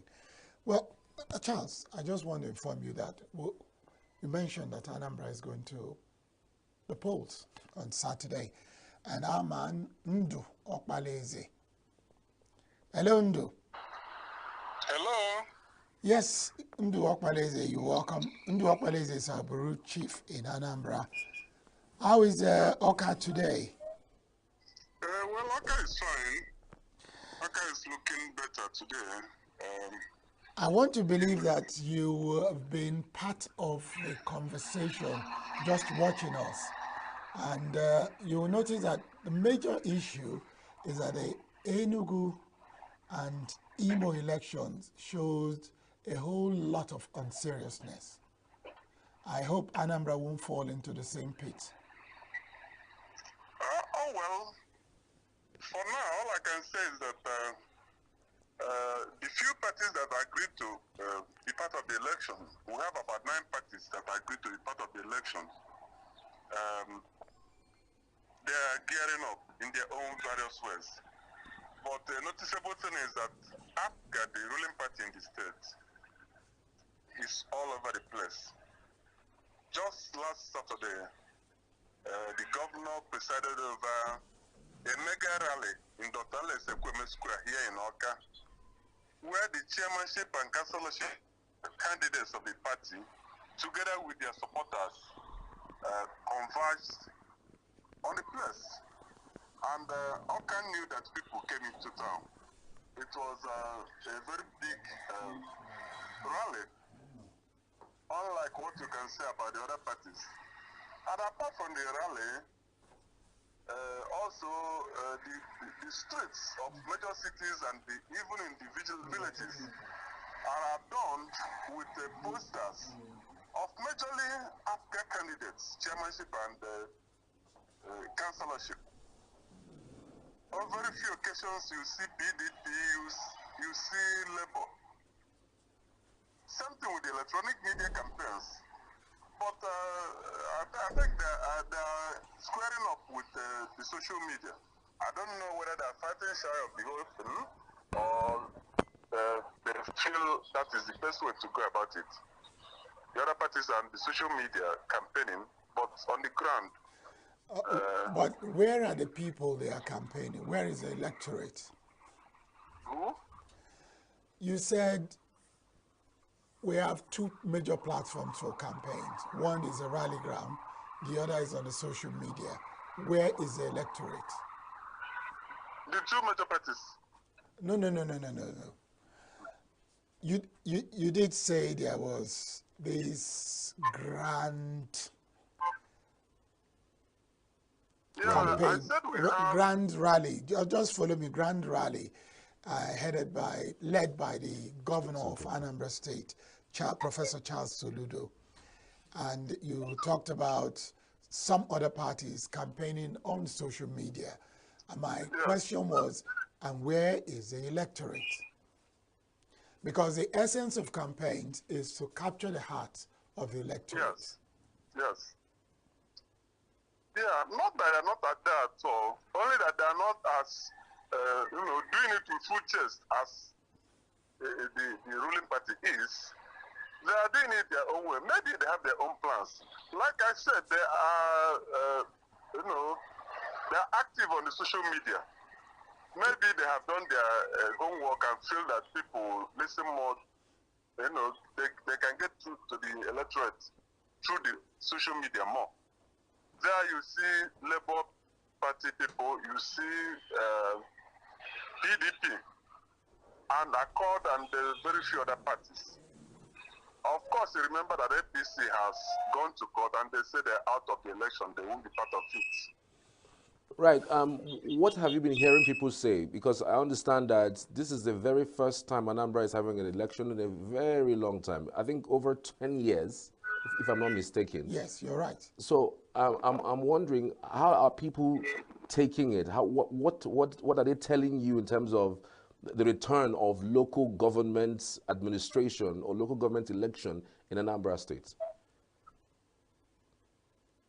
Hello, did I get you well? So what are they telling me? Yeah, what are people saying concerning the election? And of course, people, they are enthusiastic about the vote show. They want the elections. They want elected officials at the grassroots level. If you go to the communities, all the communities, because every ward, we have the councillor. So they are interested. They're interested. More than some of the other parties, like I will say. The people are interested. They are listening and participating, asking their own questions. If you look at that social media thing I told you, I think it's working out well in a way, because the electorate are using that opportunity to ask people about what they are coming, to bringing on the table, to the table. What are they coming on board with regards to what they can do, in terms of representing them effectively. I think on that aspect, they are doing well. Okay, the last time Southeast News spoke with Barrister Akrika of Labour Party, yes. That's the publicity secretary of Labour Party in Anambra State, he did say they were in court and they were not going to be part of the elections.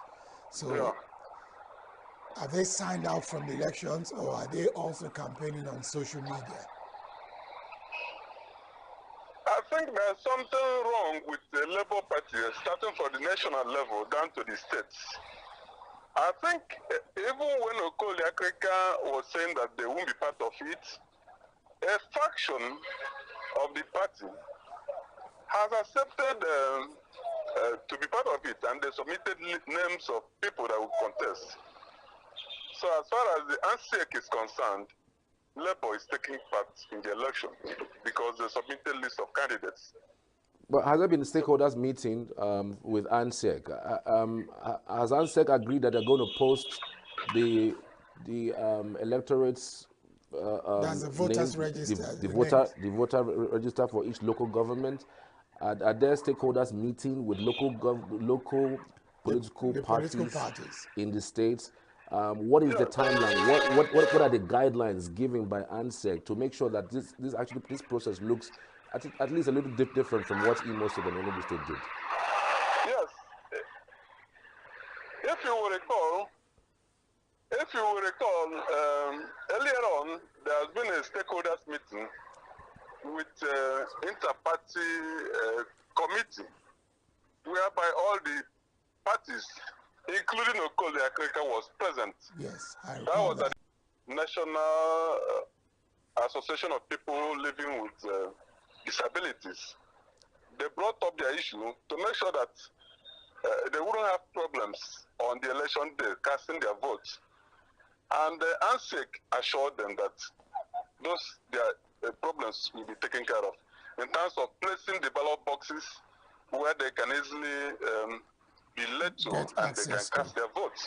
Okay. So by tomorrow, I will still find out whether they will still have another meeting. I expect that they will have another meeting in terms of where they will, peace accord meeting, kind of, where they will sign the peace accord. That's what I'm expecting. But so far, they have not held another stakeholders meeting apart from that one they held before. All right. Thank you very much, Ndo Okpaleze. That's our Bureau Chief in Anambra State. I am very sure you will keep us updated because Saturday is just around the corner. Charles Pius, thank you very much. Thank you. For making the conversation worth it. Thank you so much. It's been a pleasure. And thank you for watching. Barik Mado is my name. I'm saying tomorrow is another date on Southeast News.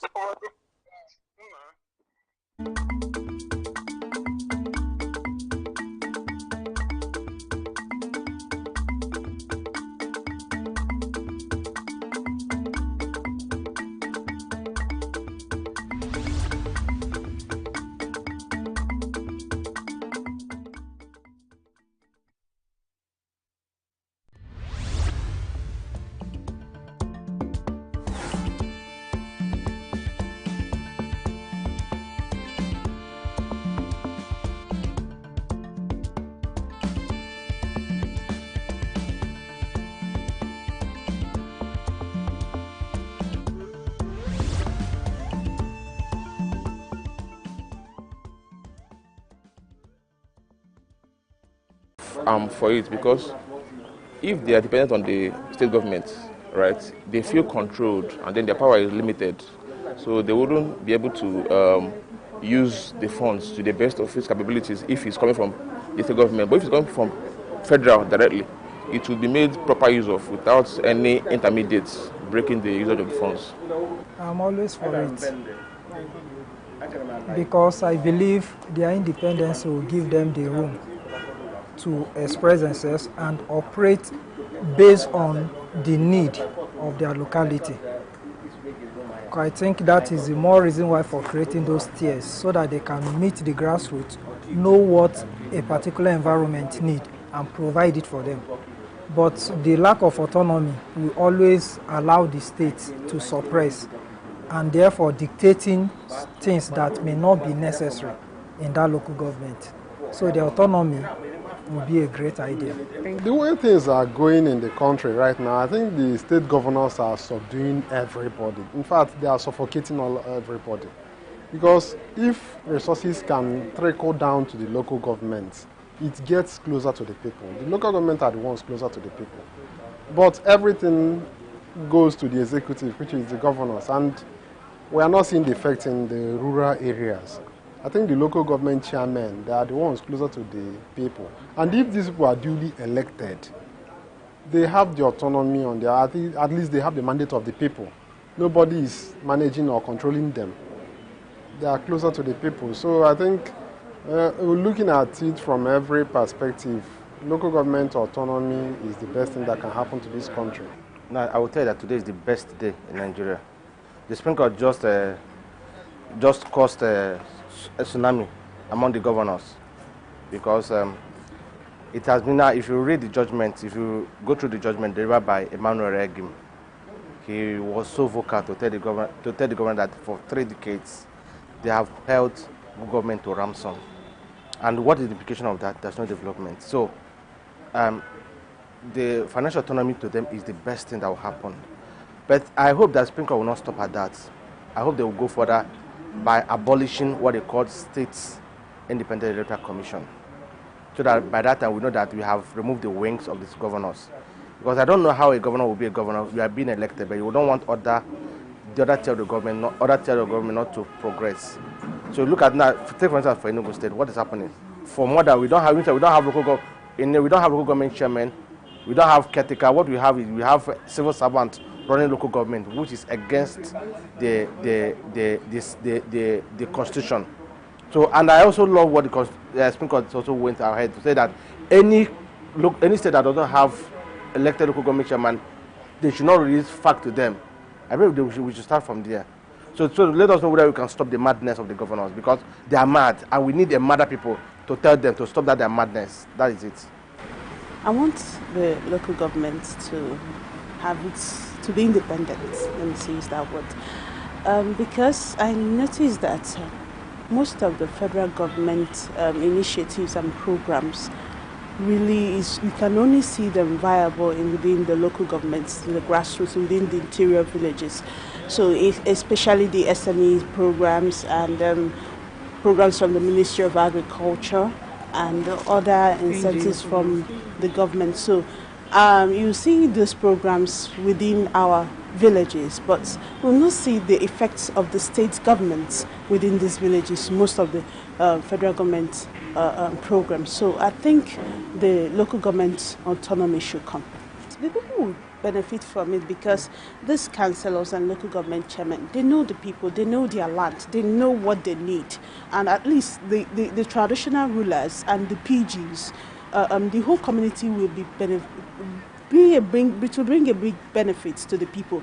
So at least it also help protect the government properties that will be established within these communities. Local government is closer to the people than any other local government you can ever think of, any other arm of government. Because to reach the grassroots, you have to talk about the local government. And they are the people that ought to even have the money more than the state and the federal government. That's what I believe. Because all over time, you've just seen what have been going on in Nigeria. They'll send money, the state governor will go, or the state government will go to the federal government and collect money and then come down. I don't know if they even give money to the local government at all. You understand what I mean? The local government chairmen there, they are not functional. They are not effective. We don't even see their impact. And the local government chairman, I just want to tell you, they've never been election about it. They've been selected. The governors will select few individuals, possibly people that have been their talks and all that, and place them in that position. That's what they've been doing. And once the money comes in, they'll just remit, in fact, they'll just share the money among themselves, and then every other person can go to hell. I am for. Why? Because it will help the local government to work well, to be on their own.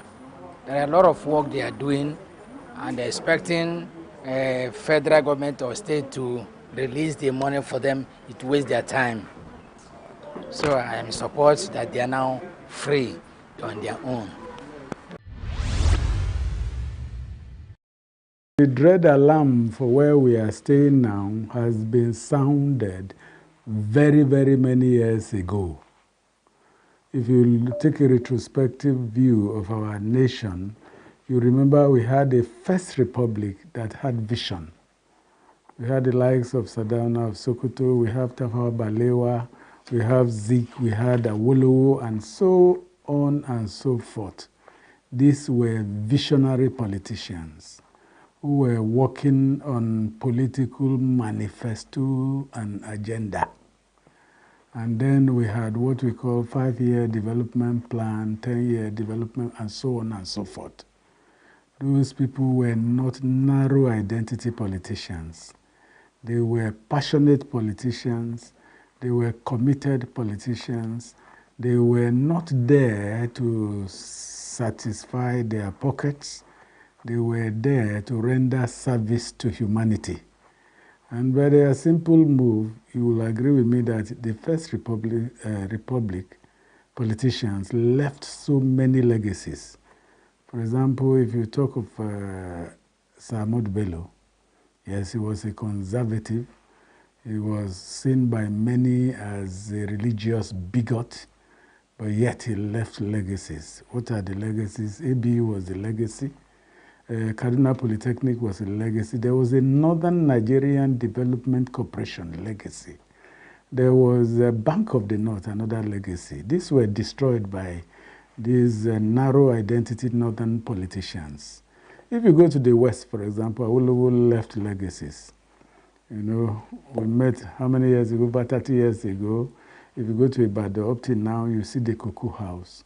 These are valid living legacies. And then you are talking of free education, these were legacies, and so on and so forth. But when you fast forward, you discover that the politics we are playing now are no politics of direction. They are visionless politics of visionless politicians rerouting us to further destructions, and they cover up with their religious bigotry, they cover up with tribalism, they cover up with narrow identity politics. So it's a gradual progression. That got us here. That got us here. You remember in radio, in those days when we met, the training schools were functioning very well. You had a radio station, you have a servicing training school that produces people for succession of broadcasting. This has been killed. Then you look at other areas, banking sector, succession formula was there. Then you look at the school system, succession formula, they were there. And then you look at even politics. They were building politicians that would take over. We had the likes of Aminu Kano, we had all of them. Yes, they may belong to different parties, but they were united in leaving legacies of progress and development for the nation. So if you fast forward now, what do we see? Local governments that are dead, state functionaries that the governors are despotic and ruling like tyrannical rulers of empires. So, and then if you look again, the media, where we were over 30 years ago, there were dread alarms warning politicians that if they continue doing what they were doing, they were going to sink. Now, the First Republic politicians did not listen, they sank. Shagari and his group did not listen, they sank. Fast forward a little bit, NPN and even PDP were warned. They didn't listen. Even in ABU, where I had my first degree, there were serious warnings by the likes of Bala Usman. There were warnings from the Southern universities, from the likes of Professor Escotoyo, Patrick Wilmot, ABU, and they were warning. And they came up with a theory in ABU in those days. And the theory was, it was rooted on that we cannot survive as politicians or as a nation, because if we continue with corruption, there was the indispensability of they call it fragility of stability. That the nation cannot be stable if there is fragility of stability. The Dons were warning us. I was young, I was a student. They didn't listen. Politicians never listened.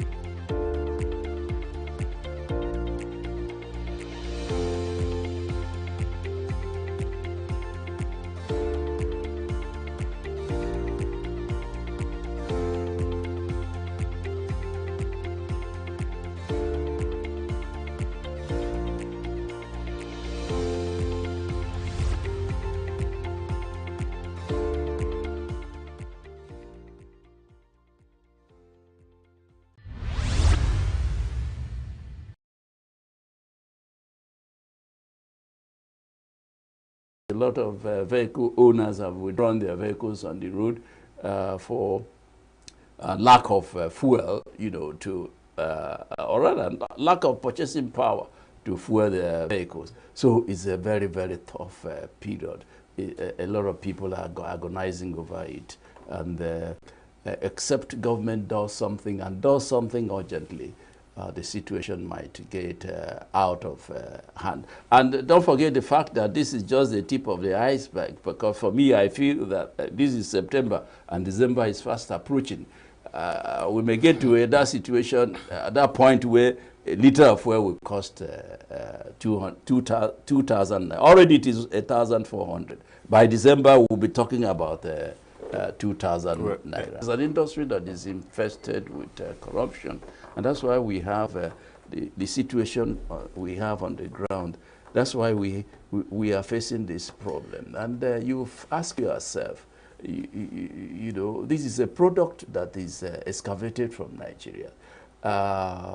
In the wisdom of our past leaders, beginning from the military government, you know, they had the wisdom of constructing refineries, first in Port Harcourt in 1965. You know, we have the Port Harcourt refinery. We have a second refinery in Port Harcourt. Then we have Warri refinery. We have Kaduna refinery. And today we have Dangote refinery, which is about 650,000 barrels of oil per day. And we have other modular refineries. There is one in Edo.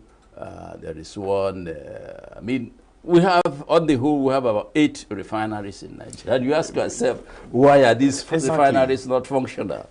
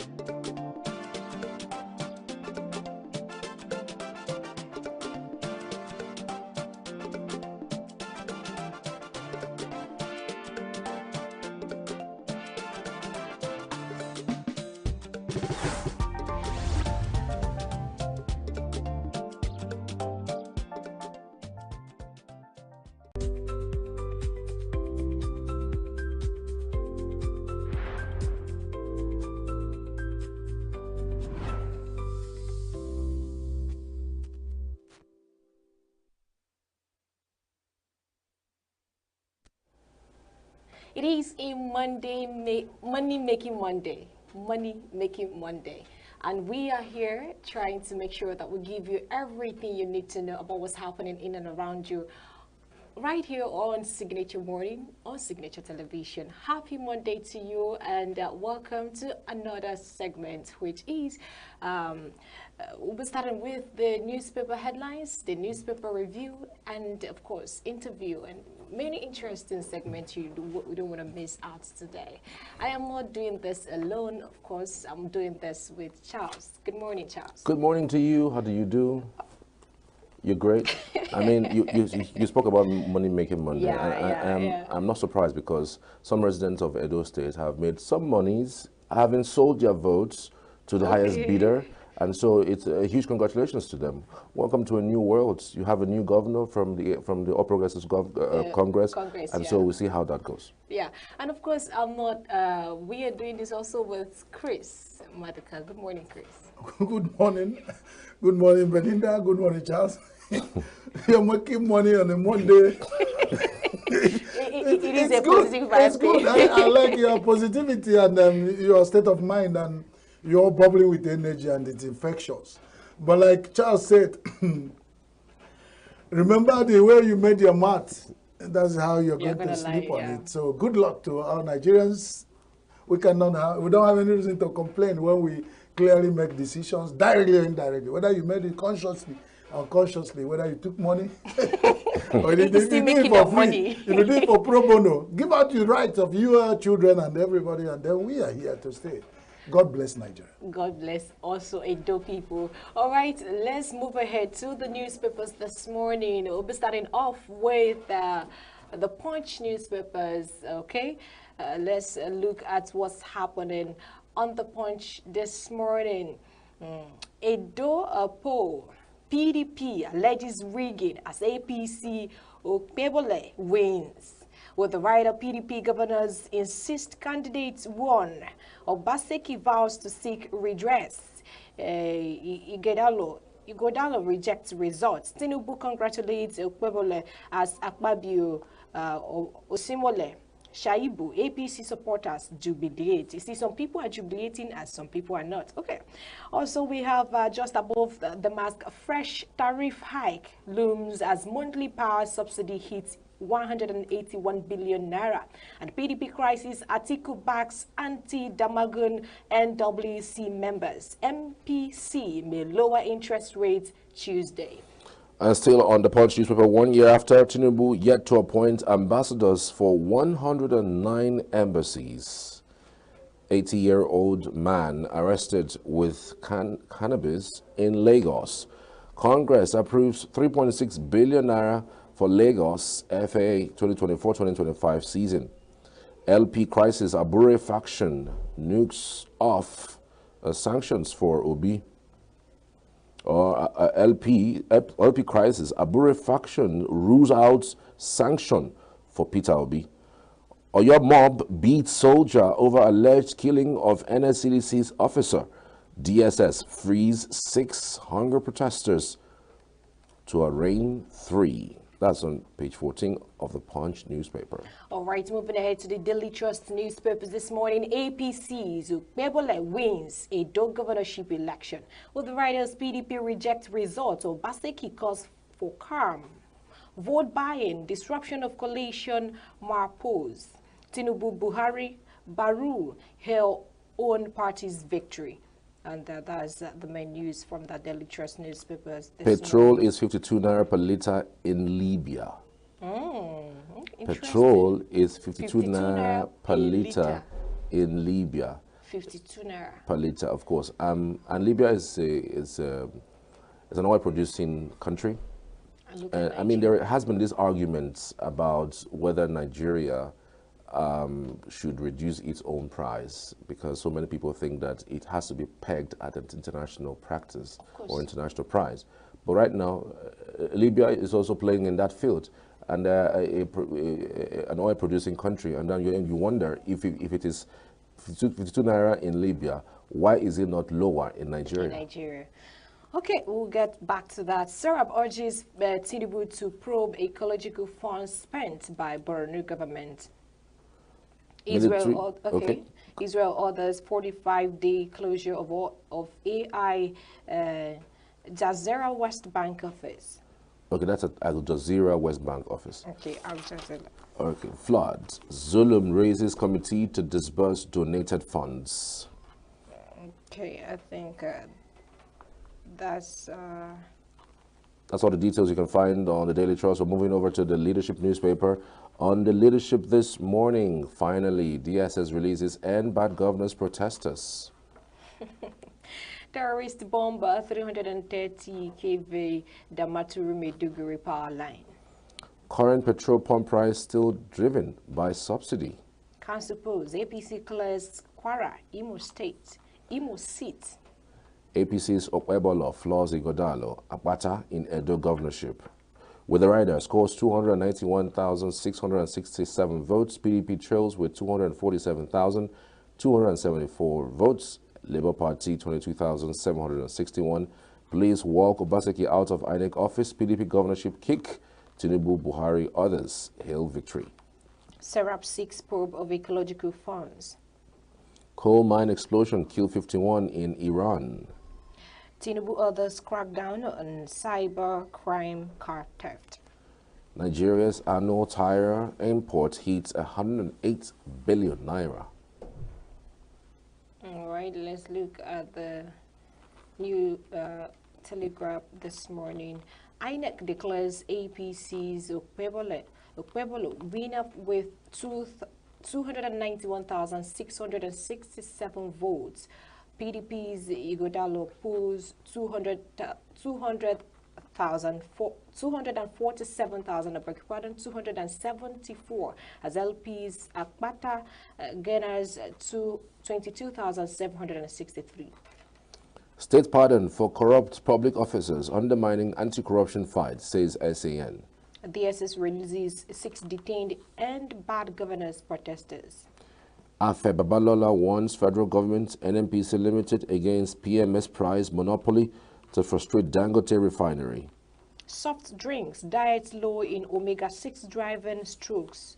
That's from study. Revenue generation, federal government agencies earnings up 89.56% to 617.76 billion naira. Aviation, Nigeria to shift foreign traffic gap to domestic carriers. All the details you can find on the new Telegraph. We're headed over to the Business Day newspaper.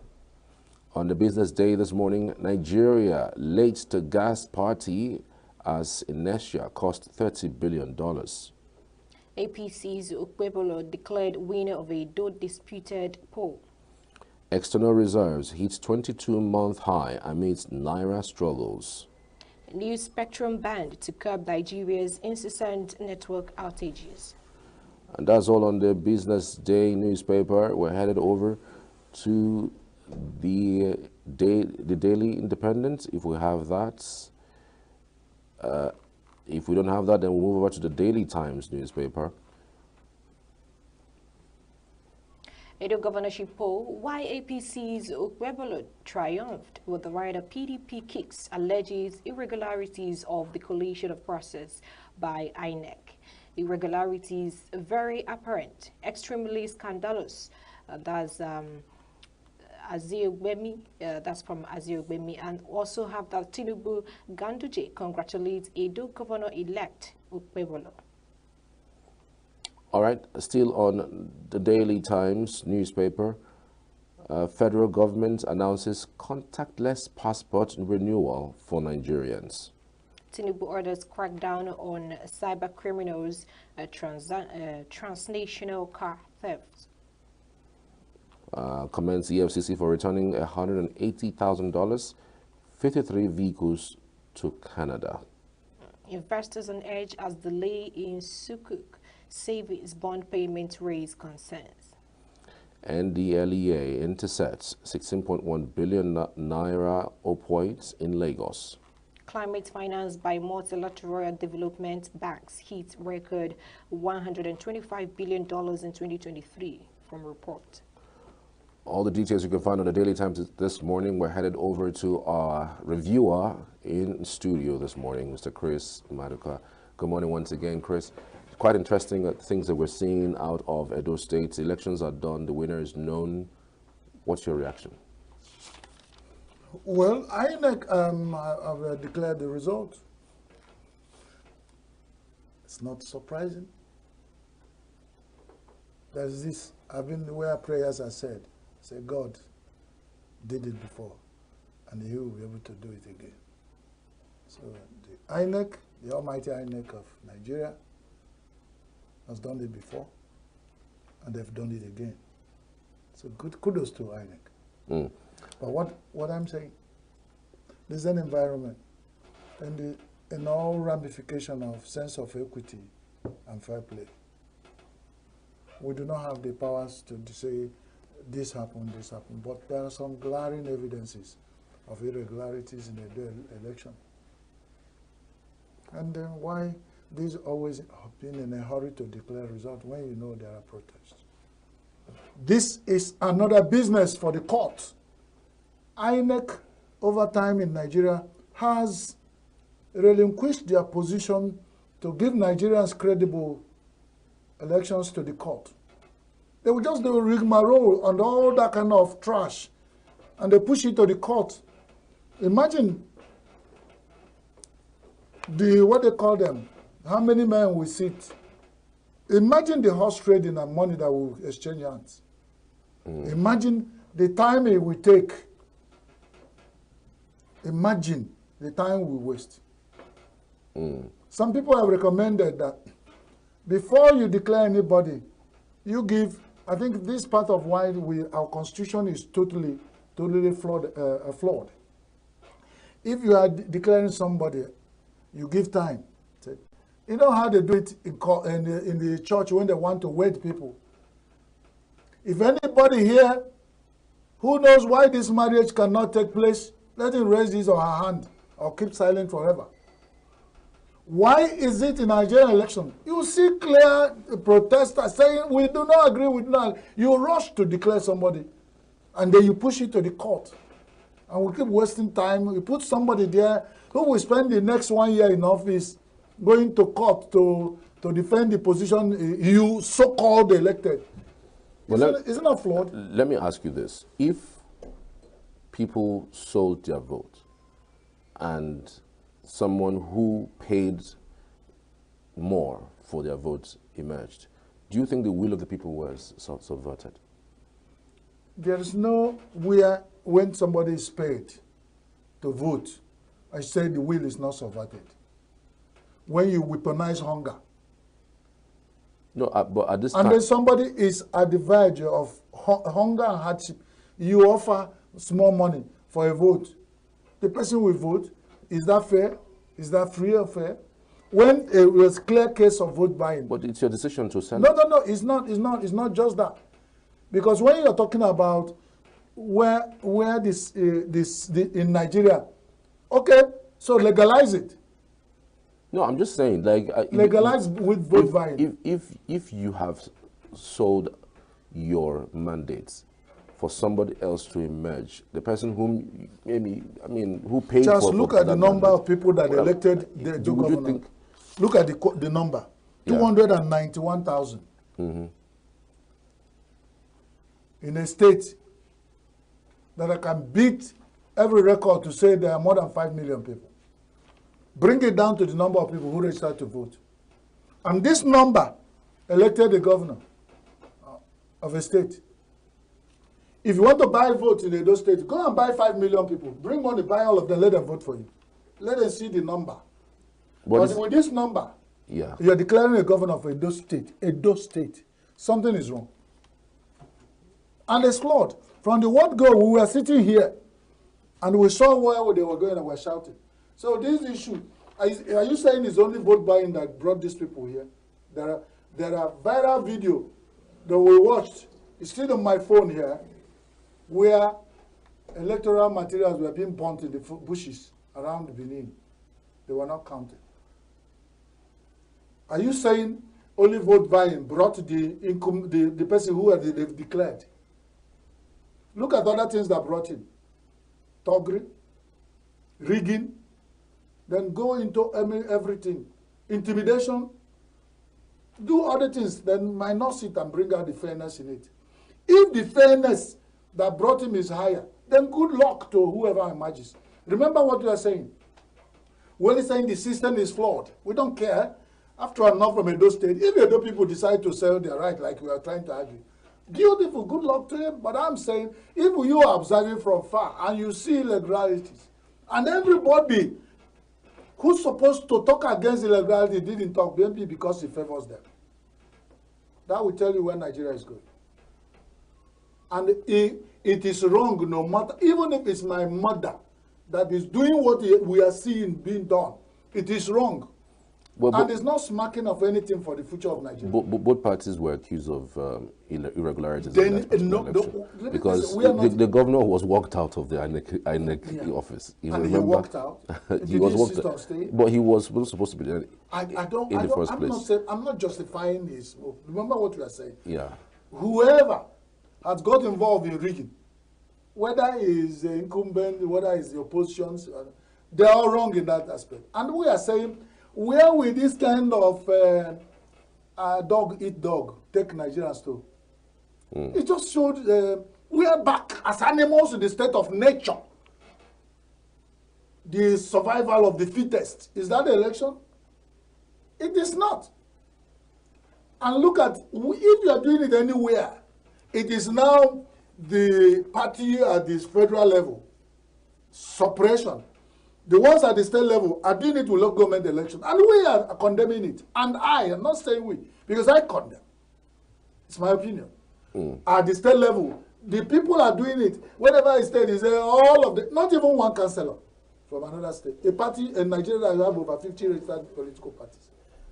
And they find winner takes it all. And now we see the same thing playing out over time. What will Nigeria be? What's the essence of election? It's as good as go back to the barracks, bring the soldiers, one man, stand there, yes sir. When I say jump, you ask me how high. That's the kind of thing they're pushing. That's not democracy. If this thing continues, we say we are doing it. We have so much money, lives and property, and come back to the same level. Where have we gone to with this? In the sense of all things pure and holy, this is wrong. Whatever way, whichever party that is involved in vote buying and to imagine, then it means the system is flawed.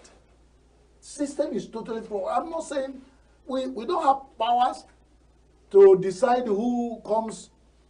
INEC still holds the power, and it's in Nigeria. They have done it before. They've done it again. Even if they fault it, they close their eyes, and we sit that back. Is it not all of us in Nigeria going to the same market to buy beans and rice and whatever, and Gary?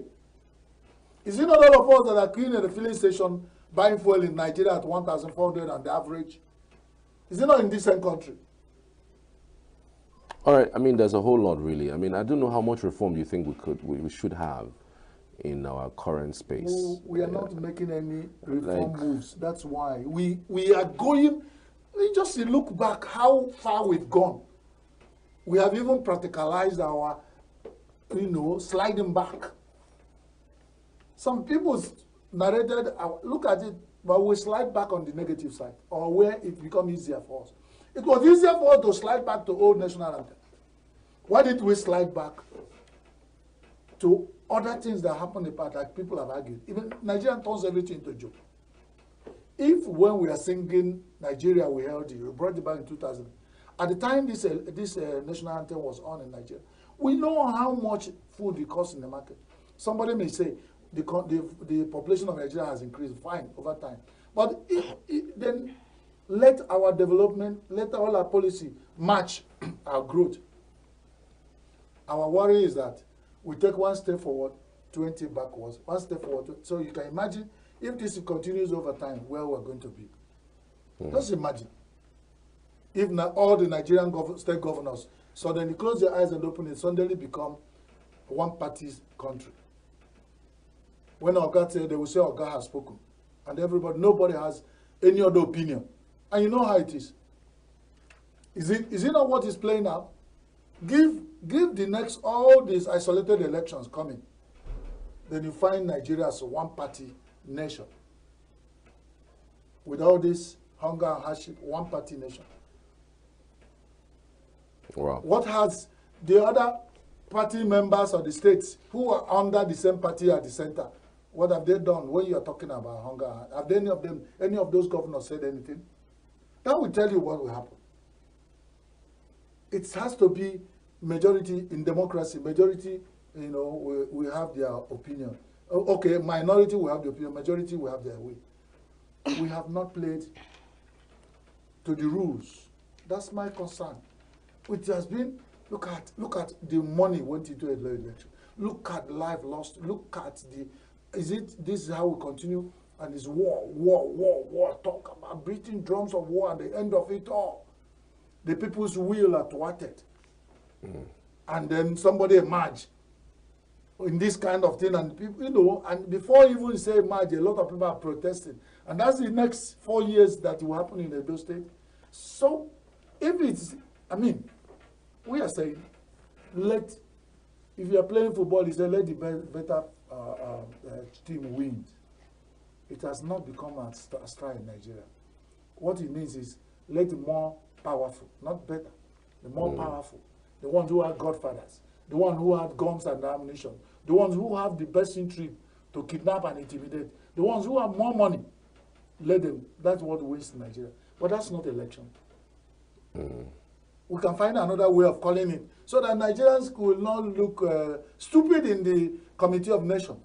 So that we can justify it. Is this, are you saying what happened in those states in the election? Wow. We'll keep on seeing, watching what is going to happen after this declaration that was already made. Let's look at what is happening in terms of petrol. Petrol is 52 naira per litre in Libya. And of course, you know that Libya currently offers the cheapest price in terms of pump price, and they subsidized their fuel. What do you have to say to that in relation to Nigeria? Do Libya belong to OPEC?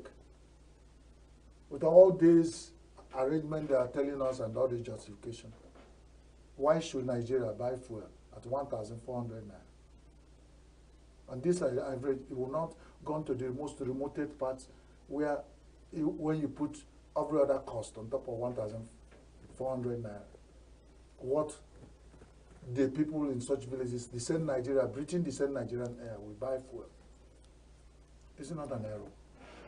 I'm asking, if you rate Nigeria and Libya and the production of crude, even with their own problems in Libya, fuel is still selling at 52 naira. Well, then what justification do Nigerians have? NMPCL have, even Dangote, and all the people involved, and our Minister of Petroleum, which is our president. What justification can they have in Nigeria to save fuel at 1,400 naira? And with the promises, they've told us that IMF said that Nigeria is not yet selling at market.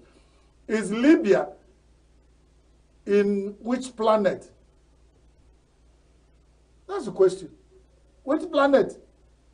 With all the challenges they have there. And who decides how much you sell fuel to your people when you can refine and when you can and drill and refine in your country? They actually have refineries working in the country. Fine. It's working. Okay, you refine. And because some forces has sworn that no refinery will work in Nigeria, even the private-owned one, they will go there and stoop on this thing they didn't bring out. You just go there on another person's waste. You go and sit down there.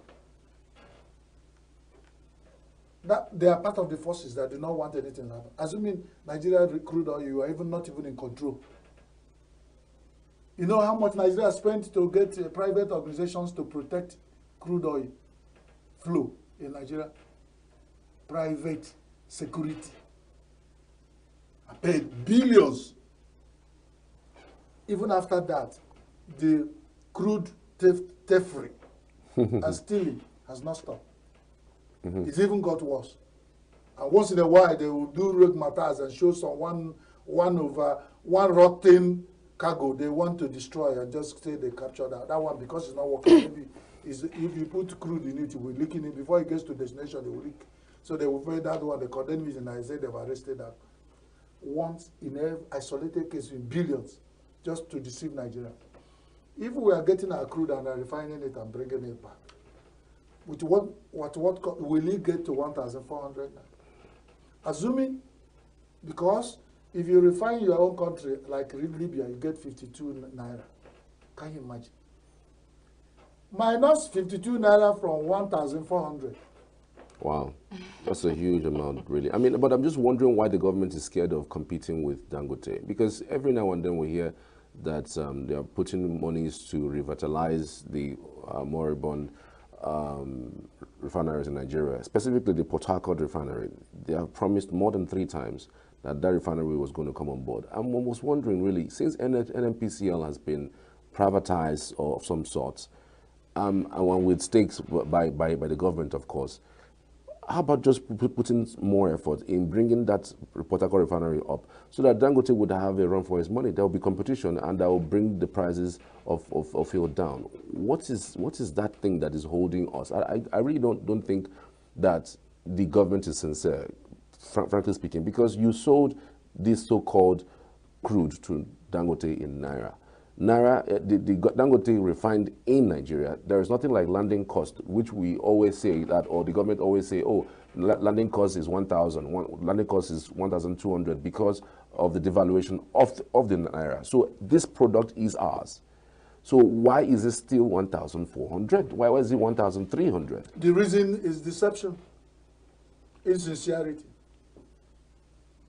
greed, sleazes, graft. Everything you can think about that is satanic. There are forces that are surrounding Nigeria. They don't want us to breathe. And it's very obvious. This is it. Why who is even afraid? Is even the federal government? Yeah, they're afraid of competing. Not even Dangote.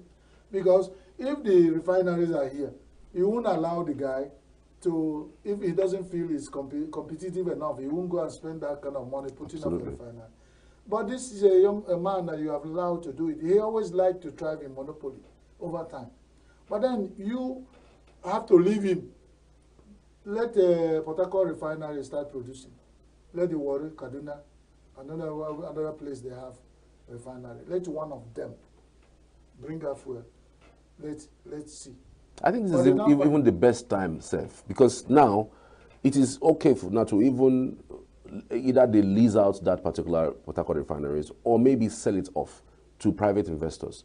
Given that what Dangote is doing, it means that other people will be interested in playing in that particular field. So this is even the best time to let go of that refinery in case they cannot take care of it. You use the right word, let go. And I see, from all I see, none of them is ready to let go.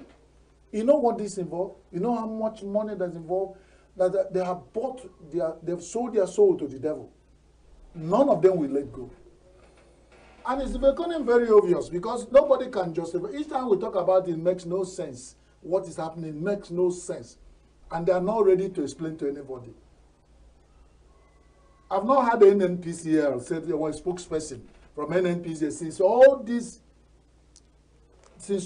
started. What have you had NNPCL say? You only hear in the newspaper they say they will buy off whatever Dangote produces. Why? That's only where they're active. For 28 years, they're not active in reviving half, just 1/4 of one refinery. And you said they promised you 3 times. You are being fair. They promised us 100 times that the refineries in Nigeria will come, and it has not come. We're not afraid to say it because if refineries are working, we will tell them. Of course, even Nigeria will feel it. Why are there somebody, there's some things that happen in Nigeria you cannot fathom. Somebody said one time that why transportation in Nigeria, rail system in Nigeria, it makes no sense. But after over time, you start seeing is that Nigerian big transporters, those days, are competing with the rail stations. So if the government put rail lines, they will not make any. And I said, is government a business person? And is it not the moving goods and people from one side to the other should be the ultimate at ease? Nobody cares.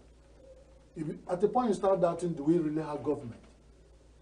And all these things are happening, no explanation, and people are suffering. The worst is that we can't even breathe with what is happening. And it's not touching their mind. It's not touching their conscience that this is happening. It's still about money. So let nobody deceive you. They will not let go, Charles. You said, why not let go what? They didn't even let go the one they are holding. If they sold the refineries, people will buy. Yes. And some Nigerians are running refineries in Europe. Yes. They have shares.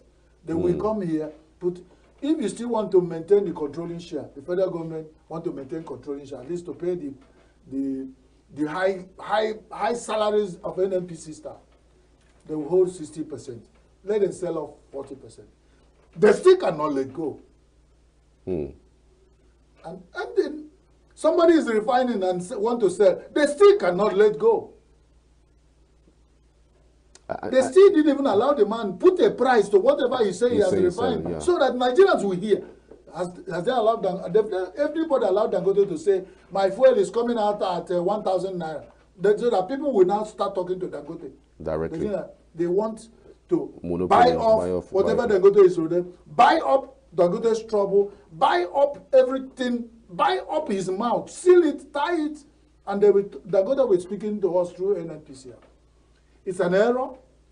It's against all spirit of fairness and humanity. It is wrong. Whoever is involved should be touched that we are dying. I read one line, because I'm a Christian, where the disciples of Jesus were traveling in a stormy weather in the ocean. And the man was asleep. And one of the apostles was saying, Lord, does it not touch your heart that we are wasting, we are going to die? He woke up and they said, peace. Let there be peace. And the storms calm down.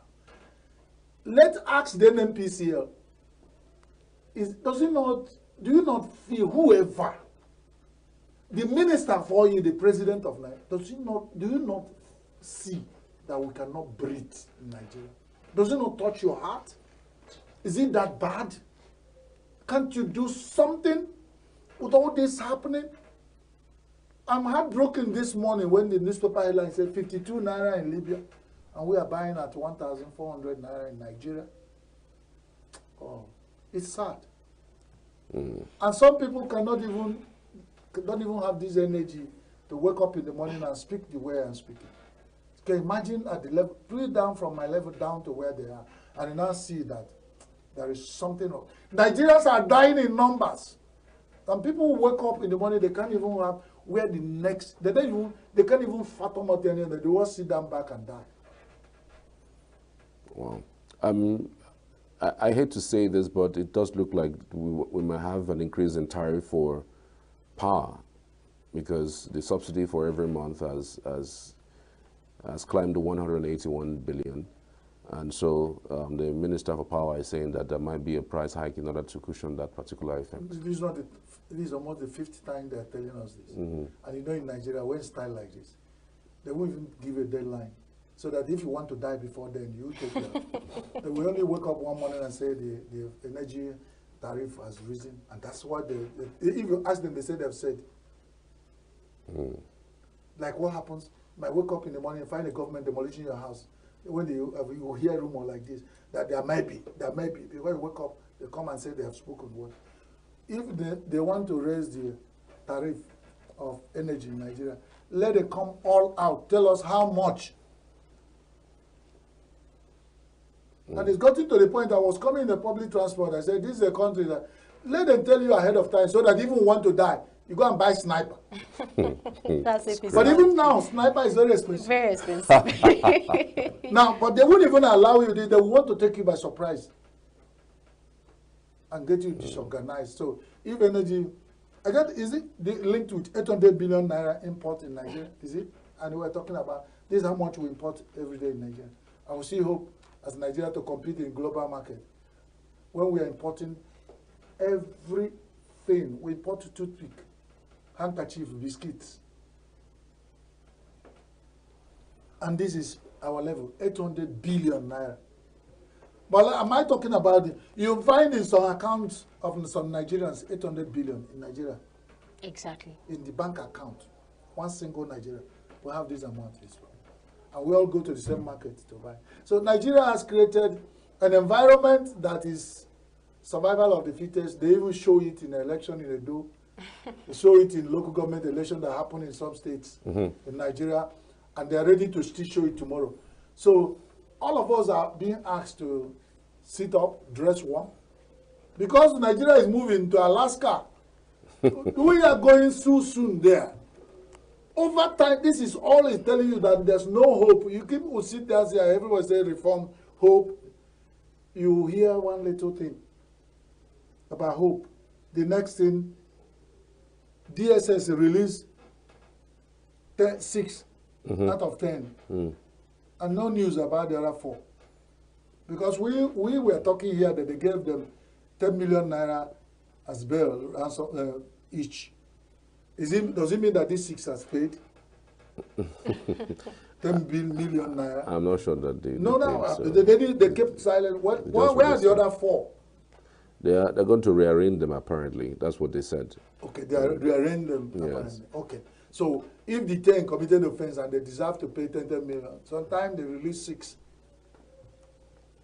Let it not be what we are thinking about. Let this 4. Let this remaining 4 not be sacrificial lamb. The whole world is saying, release these people, that you cannot say you are suffering hunger and hardship, and somebody say it's treason, and they will not discourage anything, because people will still say they are hunger in different ways. So is it not better that the people who came out in the open, that you know their mind, they suppressed negative energy boiling in the minds of Nigeria, is what we are suffering indirectly as security issues. Do you know what wickedness go up in the heart of Nigerians? That Nigerians have lost that love that makes us the most happy people in the world. That they can do, and you can hear droplets of stories that come out of Nigeria. You will imagine a Nigerian can do that. These things are happening. But when you are not even allowed, if you come and say, we no agree or no, somebody should come and address us. They say, all of you have committed treasonable felony. People go back in the comfort of their homes, if there's any comfort there. And then they begin to plan other evil things that, imagine if the Nigerian people come out and say, don't worry, even if it's not true, you can still come out and say, don't worry, we're going somewhere, it's better. Make some fake promises, calm them down, as usual. Because politicians make fake promises. Then things will calm down. They say, when we come out to protest, Charles addressed us as our head. We'll go back home. But if you come out, they say, you want to overthrow me, treasonable felony, go back home. People go back home and say, okay. The small axe. Who will always cut the big tree? I don't forget that song. It was a reggae music. If you think you are the big tree, we are the small axe. We're gonna cut you down. Then, the small axe is cutting down the giant of Africa. There's some portions of Nigeria the government can never access again. They have been taken over by this small axe, cutting Nigeria. Go to Yobe, Zamfara, all this cutting Nigeria, northeast, northwest, southeast. Small axe, cutting Nigeria, we think we are surviving.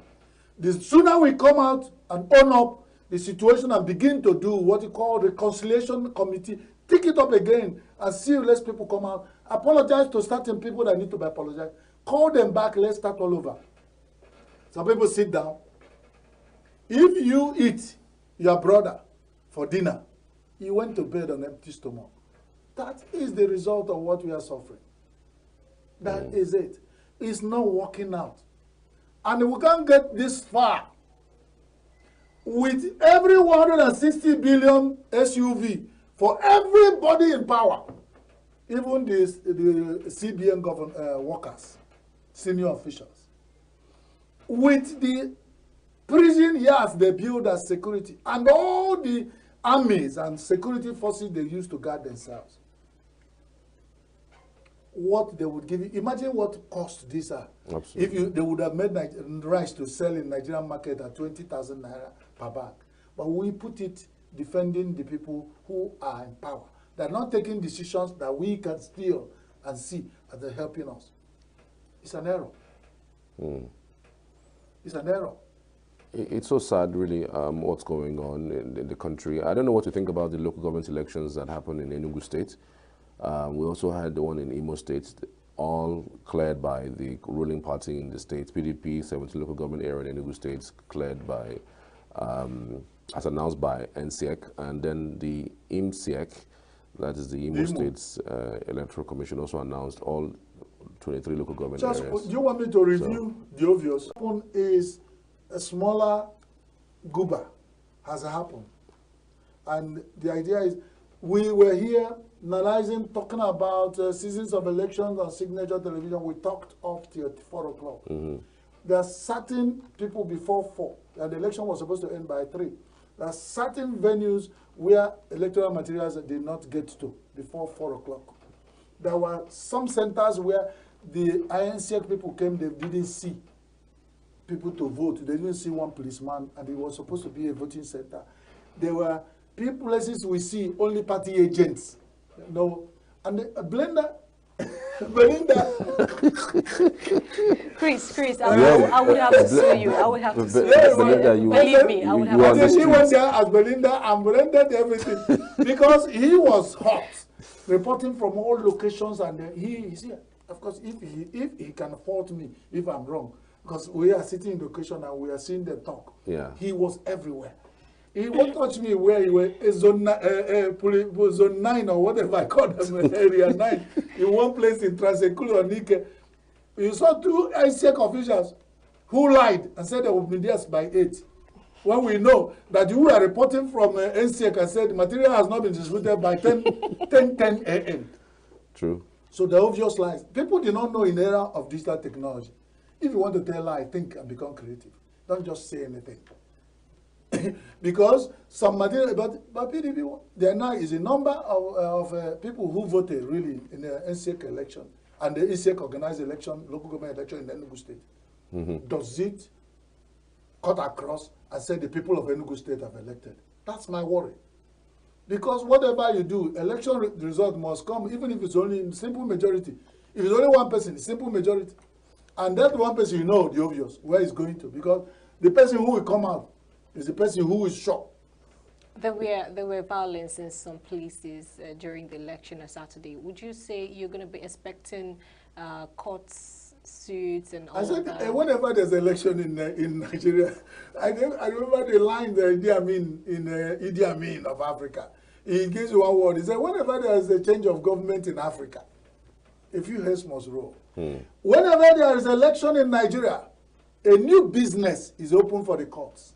A lot of people are threatening to go to the courts. Some lawyers, the learned people, are not who are sitting quietly in their comfort of their chambers, and somebody will come and engage you to begin to go to court to defend, and then we talk. They go there, speak Yibo, postpone and postpone and postpone. I'll be shocked until the tenure of the office they are contesting is halfway.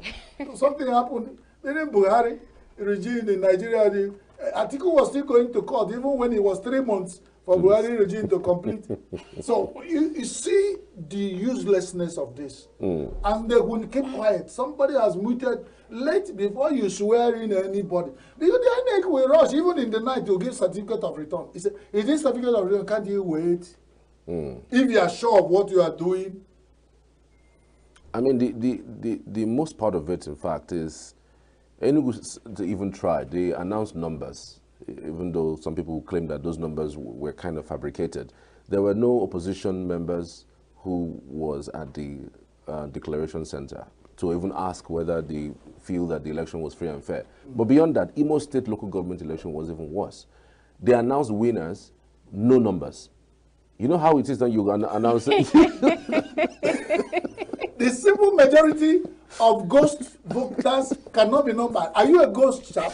You must be a ghost to say it is this. This. The ghosts have voted people in Imo. And you can't see the number. And the numbers are ghost numbers. Listen, is it not this country that have ghost workers, ghost governors, ghost assembly members, both state and federal, ghost everything, ghost budget, ghost policies. It's just terrible. So when these things are generated, you will come tomorrow in the same Imo State when people are watching. When the big goat is eating the fodders and the small ones are watching them out. Tomorrow, you will say, somebody, if I come up and go to Imo and the children are there, they will come up and say, this is how elections are done. Ghost vote people and it will be announced. And the ghost people of Imo State have accepted the number. Because the ghostly, they cannot do anything. The ghost has a way of making you feel ghosted. You know, you swallow it. And it's a ghost say, then the ghost, who are spirits? Some people like Belinda, that's a Christian, will tell this, my spirit tells me. So what tells you, when the ghost tells you not to say anything, when a ghost elected official is announced and the ghost, and then we'll be surprised, some of those who won by ghost voters will find themselves also walking from far, in ghostly from Abuja. and the office will run. How do you even announce a result? You announce a particular political party have won an election, and you did not break it down. He just said that people should break disperse. Down to who? For who? To the general public. Who are the general public? Did the general public come out to vote? At least you break down to people who came out to vote, or people who came out, who were here. Somebody was calling from Olu, that they went to do Olu's central division. That's the only way election can hold, because certain part of Olu have been manned by unknown government, and the government of the state, who is centrally the principal officer, is from that zone. And they said, so we were analyzing here. How do you move people to that side? I asked the guy who was on the phone, one Chuka, and he said, did this thing affect the voters? He said, of course, yes. So even when people will trek, nobody will leave an unsafe zone to trek to the safe zone to vote for a safe politician who do not care about his unsafe area where he's staying, and then go back to unsafe area. And the safe politician will carry the safe vote ghostly to somewhere announced and then disappear and come back after 4 years. The error in Nigeria is so enormous that people can think about going to organize election for a local government in the local government headquarters, and they delete all the polling booths because there is not safe for people. And they expect people to come there. This figure will emerge there if they bother. Otherwise, they will just decide to announce the winner, and then you go and sort out the figure. That's Nigeria for you. That's terrible. We didn't hear about much from Sokoto because of distance and the logistics. We didn't hear from Kwara, but bet you me, you use as a blacksmith, we don't know how to mold a wood gong, metal gong. We have looked at the tail of a talon, the tail of a kite, and we see the shape, so we can mold. So what happened in Imo, what happened in Enugu, is actually, if you are thinking that we are different in Kwara and Sokoto, you must be a liar. In fact, it might be worse there.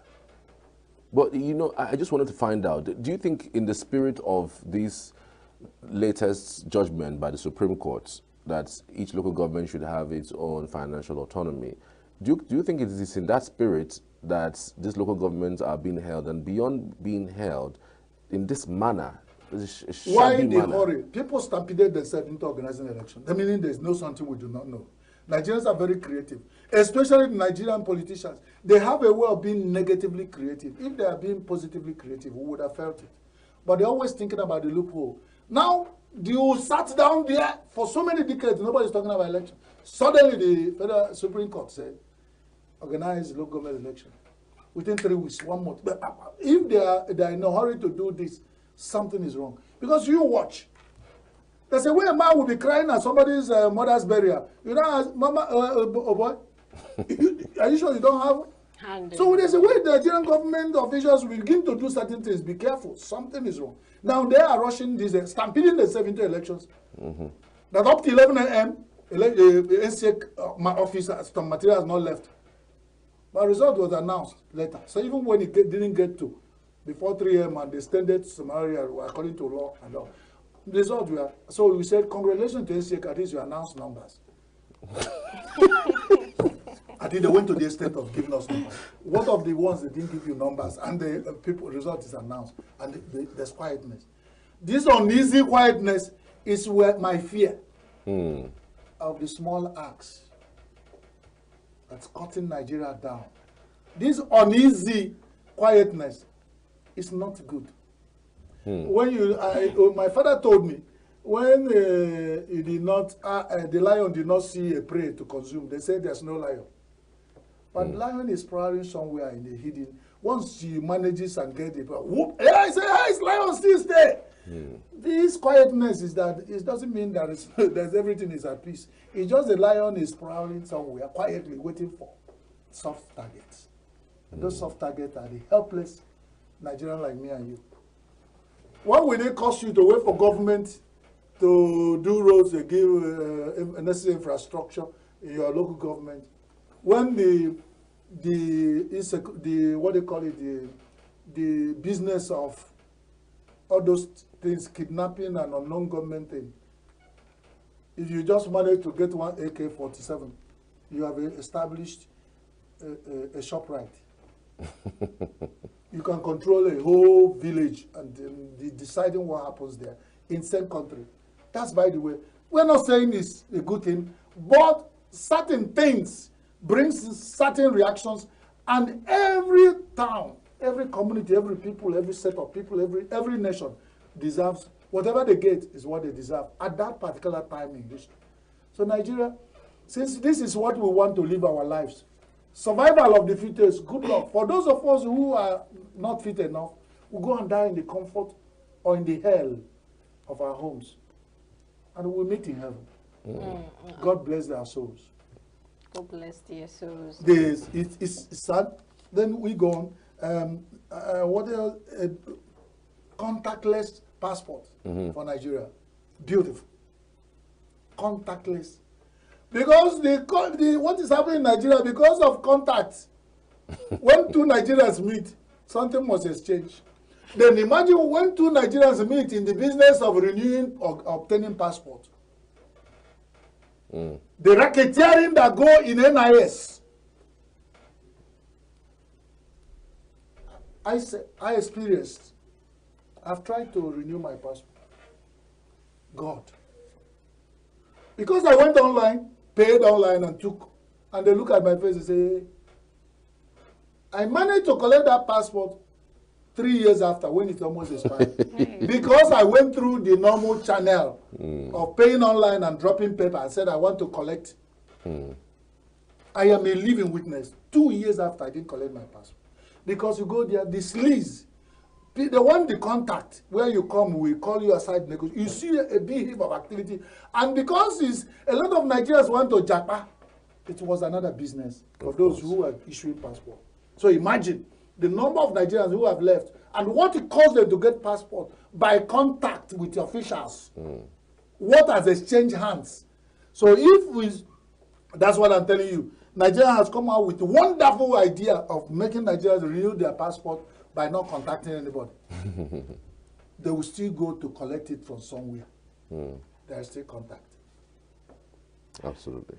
And God help those who, when the passport jumps out, because you stay down in the comfort of your home and renew and do everything, you went to collect anywhere. You must go with helmet. They hand the helmet, you hear anything like hand helmet so that there will be no contact. Okay. Go with nose mask. Go with pocket mask. Mask everywhere so that nobody will have you go there, they draw the passport on the ground and you pick it. And say contactless so that no official of Nigerian Immigration Service will have contact with you. Because if they do, what happened in recent past is more likely to continue happening. Probably maybe would be reduced. Because imagine when you come. A passport at that time, I know it was less than 15,000 or something. And somebody said pay 75,000, so you get it. I was told. I'm not quoting. And I said, we don't need online, please. They said, okay, go home. I imagine what they said. This one thing say, you know the usual thing here from security. Are you teaching me my job? Once you see any of those people in position of authority say, are you teaching my job? When you ask questions and deserve an answer, you say that this is why you say, you are proving you know too much. They will show you. That's why. And that's what we say. So let's go. Contactless, 16 billion opioid in Lagos captured. We have to go. So they tell you that it's not a small man business. 16 billion naira worth of opioid in one catch. And I will tell you how many waters that pass under the bridge every day. And the money involvement. God bless Nigeria. Thank you very much, Chris, for your time. And of course, that's where we're going to, I know that time I've already packed and I'm on my way. Okay. All right, keep listening, keep being tuned to our channel, and we'll be right back after this short break.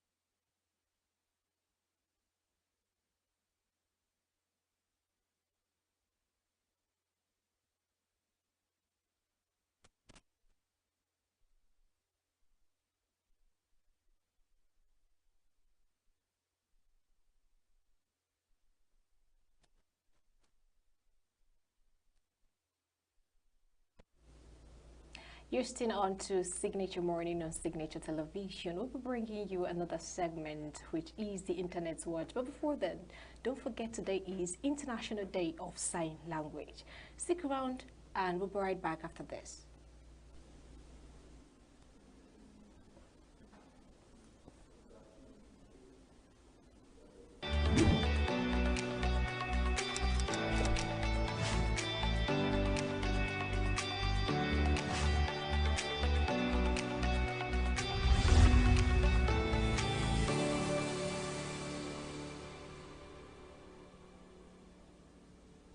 Welcome to Internet Watch, where we keep you updated on the latest news and trends. But before we jump into today's top story, let's take a moment to chat about the governorship election.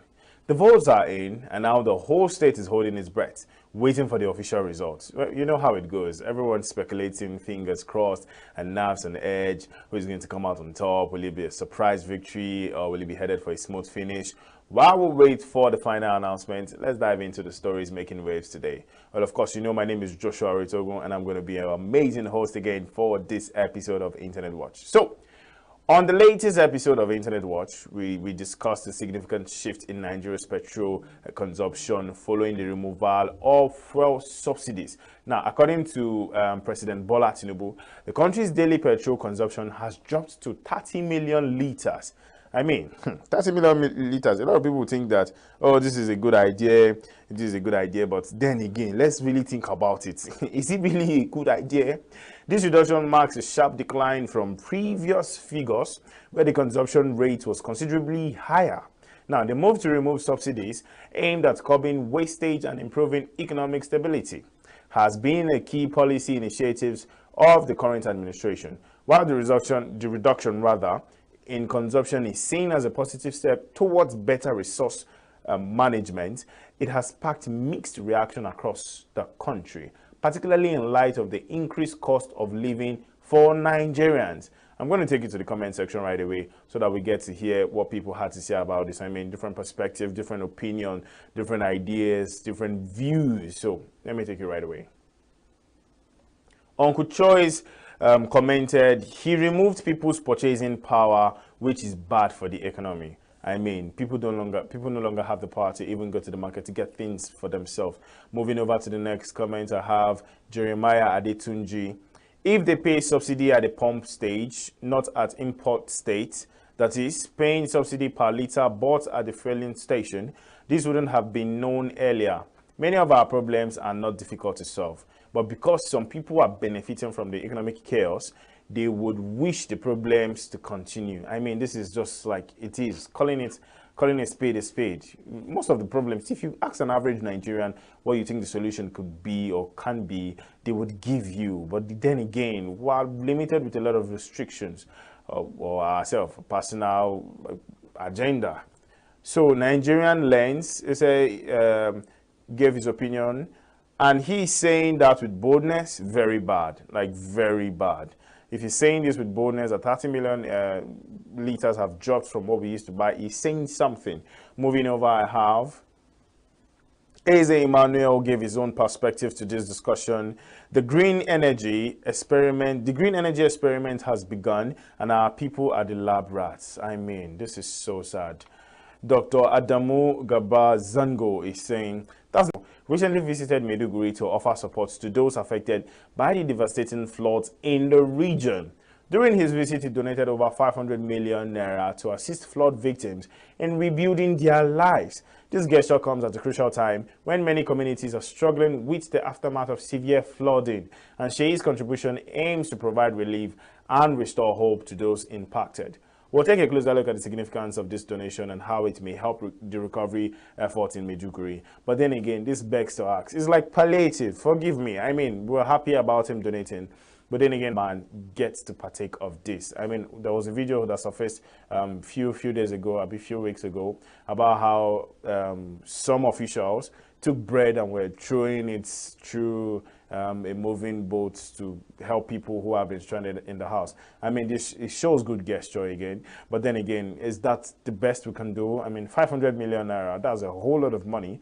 If it's being put to use properly, and he's not the first coming out to donate money. I think Peter Obi also did the same thing. So how will this money get to the common man, the man who is on the street, the littlest of all the people? Hope there is going to be somebody who's going to monitor it. But then, it's not just going to be my opinion on this. Let's hear what people had to say. Kalu is saying 500 million naira is no small money. You must have such a lucrative business and investments to part with the amount of money. As rich as Atiku is, he could not donate that. It's the president's son that donated that. It sends a clear message. I mean, well, let's not talk about political anything here. He did well, and we're grateful for that. Tiwalade is saying he works as the first son of the Federation, aka Crown Prince of Sajaga. Well, so I'm sure a lot of people are wondering where he's getting his own money from to be able to donate 500 million naira. Like, I mean, 500 million naira is a whole lot of money in this country, despite the fluctuation of dollar. Sule is saying poverty mindset has blurred some people's foresight. I mean, yes, this is a question about where he's getting his money from. And a lot of people had different things to say that, oh, this and that and that. Of course, he's using stolen money. And then a lot of people are saying, oh, no, this is not actually stolen money. This man is a businessman and he's able and capable to deliver 500 million naira. Sonny is saying he occupies the office of the first son, though it's unofficial and unconstitutional. But in reality, the office has always been there and running with public funds. It has always been there. Well, whether it's public funds, whether it's private funds, my own concern mostly is, will this money get to the common man? Otumba is saying the fact that people think because he is the son of a president, he should be dependent on his father or the likes. Davido can spend this much or more, and you would not ask this question. Of course, when people do stuff like this, the video can come outside, Burna Boy, whoever it is, celebrities they can do this freely and then nobody questions it. But then again, it's not just about where he's getting the money from, it's the act of what he has done, which we appreciate. But then again, I'm still going to bring this up. I want to know how that money is going to be shared to everyone who has been affected by the flood. Well, that's what we have for you on today's episode of Internet Watch. My name still remains Joshua Oritogun. Remember, we keep you informed on all latest news. It's important to stay grounded and think critically about the world around us. Don't forget to go to all of our social media platforms, like, share, subscribe, and make your own comments. So, I will leave you with a word of wisdom. Patience is not the ability to wait, but how you act while waiting. So, whether you're waiting for a change or a success, it's how you handle the waiting that shapes our outcome. Stay positive, stay patient, and have a beautiful week.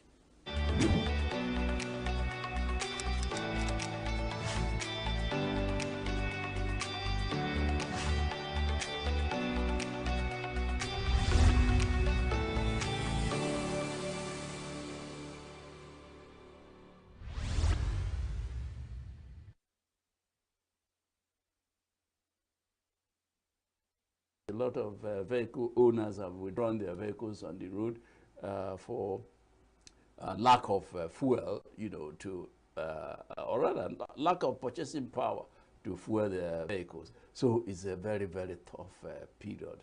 A lot of people are agonizing over it. And except government does something and does something urgently, the situation might get out of hand. And don't forget the fact that this is just the tip of the iceberg, because for me, I feel that this is September and December is fast approaching. We may get to that situation at that point where a liter of fuel will cost 2,000. Already it is 1,400. By December, we'll be talking about 2,000 naira. It's an industry that is infested with corruption. And that's why we have the situation we have on the ground. That's why we are facing this problem. And you ask yourself, you know, this is a product that is excavated from Nigeria. In the wisdom of our past leaders, beginning from the military government, they had the wisdom of constructing refineries, first in Port Harcourt in 1965, You know, we have the Port Harcourt refinery. We have a second refinery in Port Harcourt. Then we have Warri refinery. We have Kaduna refinery. And today we have Dangote refinery, which is about 650,000 barrels of oil per day. And we have other modular refineries. There is one in Edo. There is one, I mean, we have, on the whole, we have about 8 refineries in Nigeria. And you ask yourself, why are these refineries not functional?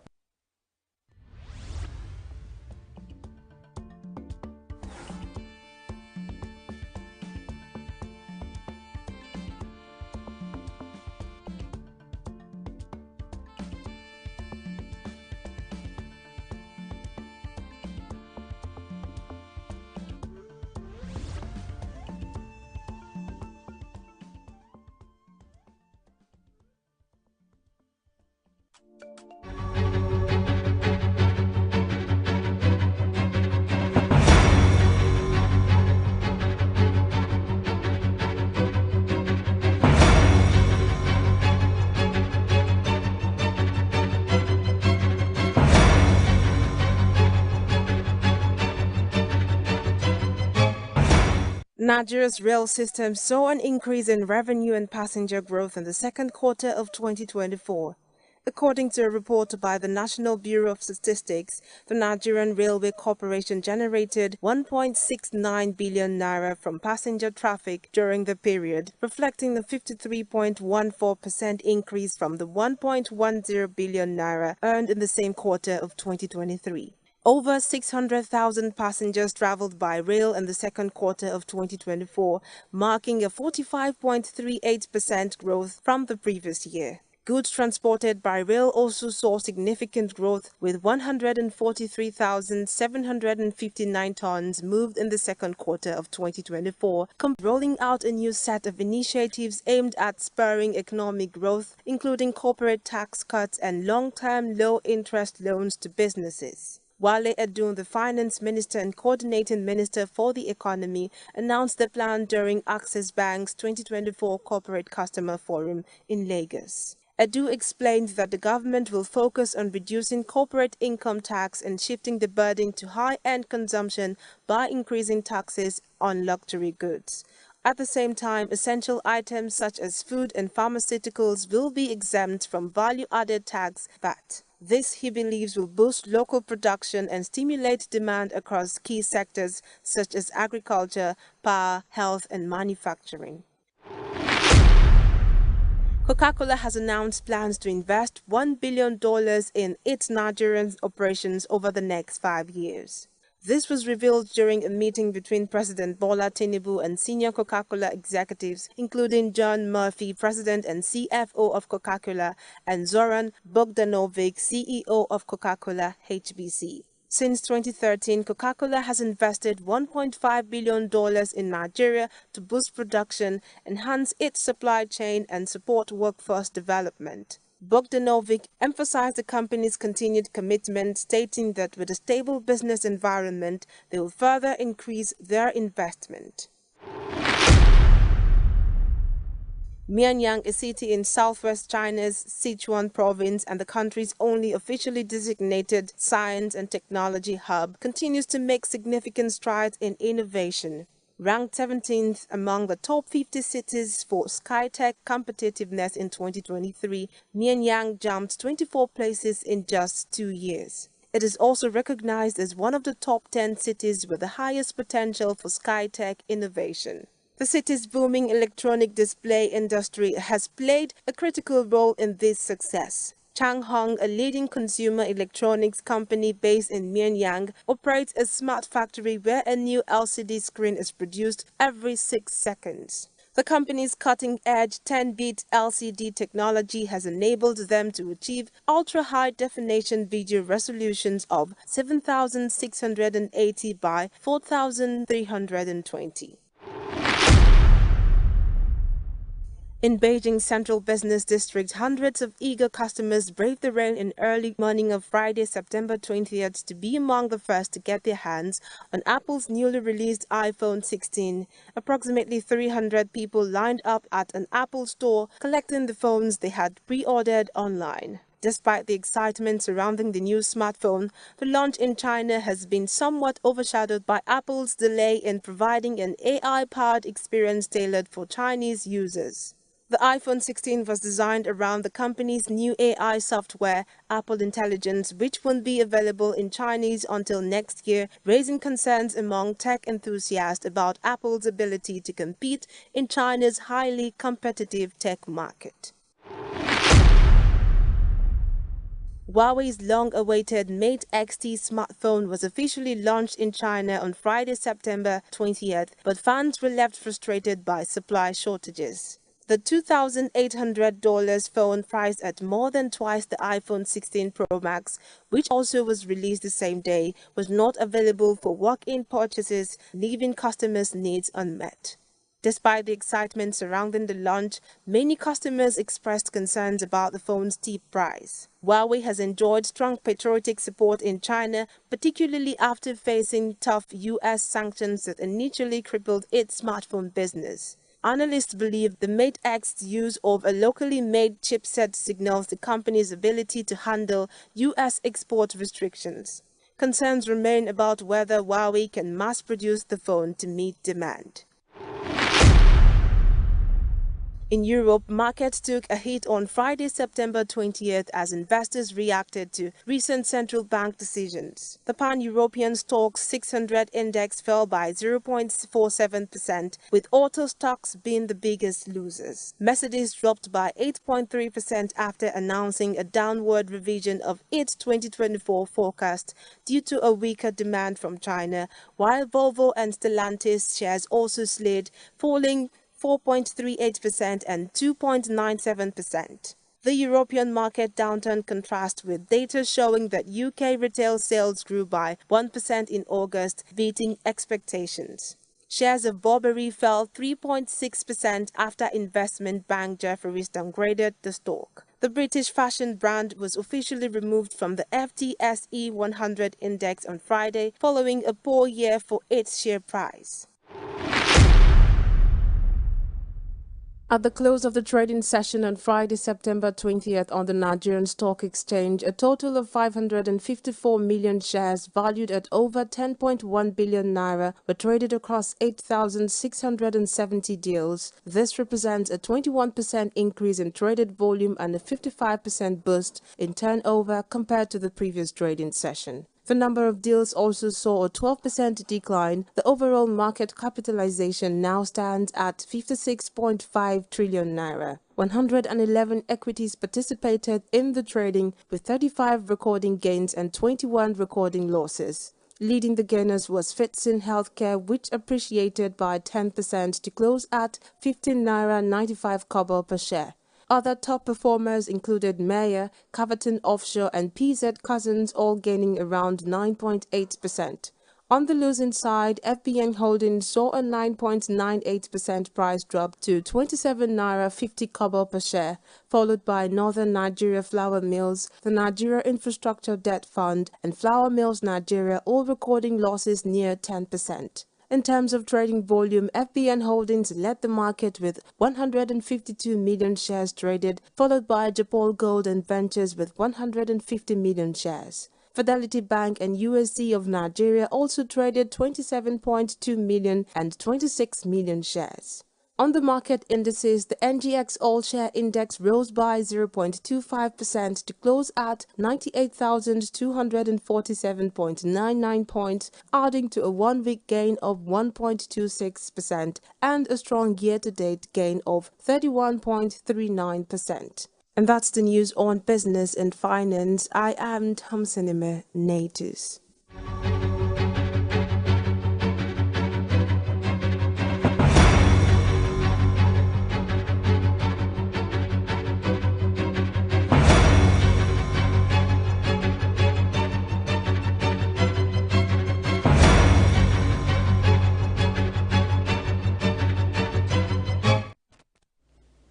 that was the business news on Signature Television. Before that, we brought you Internet Watch. And I hope you are, of course, following us on all our social media platforms. We are live 24/7 on YouTube at Signature TV and all the social media platforms. You can find us at Signature TV Officials.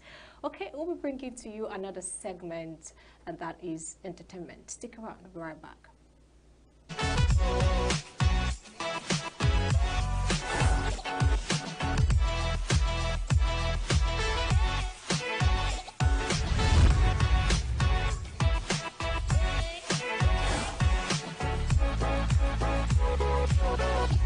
From red carpets to behind the scenes, I am your host, Quincy Rowland, and this is Entertainment News. We have Nigerian singer Charles Chibueze-Chukwu, popularly known as Crayon, has opened up about his past struggle with drug addiction. The Ngozi coroner said he almost lost his life and was hospitalized at a psychiatric home. Crayon recalled an episode he had in front of his record label office, and his colleague Rema came to his rescue. He felt lucky because nobody recorded him during the episode, else it would have messed with his confidence, his career, and everything. Afrobeat star Davido expresses gratitude to fans after 2 albums received 3 gold certifications from the Recording Industry Association of America, RIAA. The RIAA acknowledges major sales achievements for music records in the U.S., with singles or album needing to reach 500,000 units sold, including physical copies, digital downloads, and streaming equivalents to earn gold certification. On his X page, Davido expressed gratitude to his fans as his album, A Good Time and Timeless, earned 3 gold certifications, highlighting his worldwide success. And we have world-renowned writer Chimamanda Ngozi Adichie speaks out on how she invented the name Chimamanda, and she reveals the real name her parents gave her. The author, famous for writing the novel Purple Hibiscus, revealed that her parents never named her Chimamanda, rather she had invented the name for herself. She stated that her parents named her Ngozi at birth, and when it was time to choose a confirmation name, since she's a Catholic, she chose Amanda due to a novel she had recently read. Chimamanda revealed that throughout her secondary school and early years studying medicine at the University of Nigeria, Nsukka, she had been known as Amanda. However, she moved abroad and found out that the name was too common, and she didn't particularly like how it was being pronounced. Since she had a novel on the way, she thought hard about how to modify the name because she wanted an Igbo name. She revealed that was when she came up with the name Chimamanda, and she's delighted with how far and wide the name has gone, as many kids are bearing the name now. And we have Mexicans gathered to celebrate one of their most iconic cultural expressions with a mariachi marathon in downtown Mexico City. From 2 p.m. until midnight local time, over 20 bands and singers wearing wide-brimmed embroidered outfits are scheduled to take the stage at the Zocalo Square next to the Presidential Palace. Mariachi music consists of bands with violins, trumpets, and guitarons, with performers wearing charro-inspired traditional costumes, playing a wide range of songs from different Mexican regions. Locals and authorities gathered in Barcelona to experience a fiery spectacle during the 2024 edition of La Mercè Festival. The event featured a thrilling procession of devils and fire-breathing creatures, filling the streets with dazzling fireworks and lively performances. The parade, known as El Corfeco, symbolized the dramatic opening of the gates of hell as fiery dragons, devils, and beasts lit up the night. As the fireworks subsided, the fire creatures continued their energetic dance down Passeig de Gracia, mesmerizing the thousands of spectators with their displays of light and fire. First introduced in 1979, Corfeco has become one of the signature events of La Mercè, showing Catalonia's folk culture. It now attracts visitors from around the world, becoming a highlight of Barcelona's annual Fiesta Major. Hundreds of Bolivians clad in traditional attire, who wore their finest clothes on Sunday, participated in the annual Oktoberfest costume parade in Munich, accompanied by brass bands and horse-drawn carriages. Always held on the second day of the world's largest beer festival, the parade is a chance for the locals to show off their best Bavarian outfits, or what's known in German as Track. Oktoberfest has its origins in a horse race that took place in 1810 to celebrate the wedding of Bavarian Crown Prince Ludwig and Princess Therese. The parade first took place in 1835 to honor the 25th wedding anniversary of the couple. The entertainment never stops. Don't forget to like, share, and follow us on all of our social media platforms. I am Quincy Rowland. Stay tuned for more updates, and thank you for watching.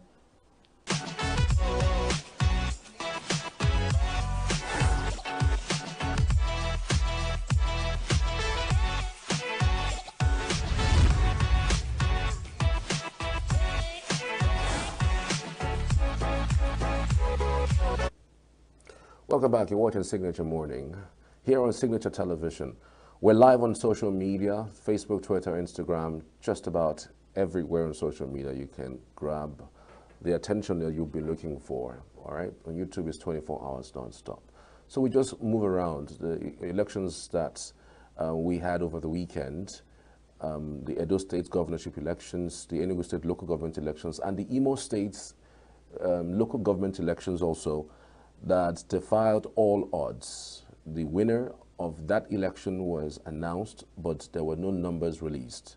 That's quite interesting. We would speak to someone who has, been monitoring what's going on around the country, especially as it concerns these three major elections. He's a journalist and he's a publisher of the Summit newspaper online. Good to have you, Mr. Michael Barney. Thank you very much. Thank you for having me.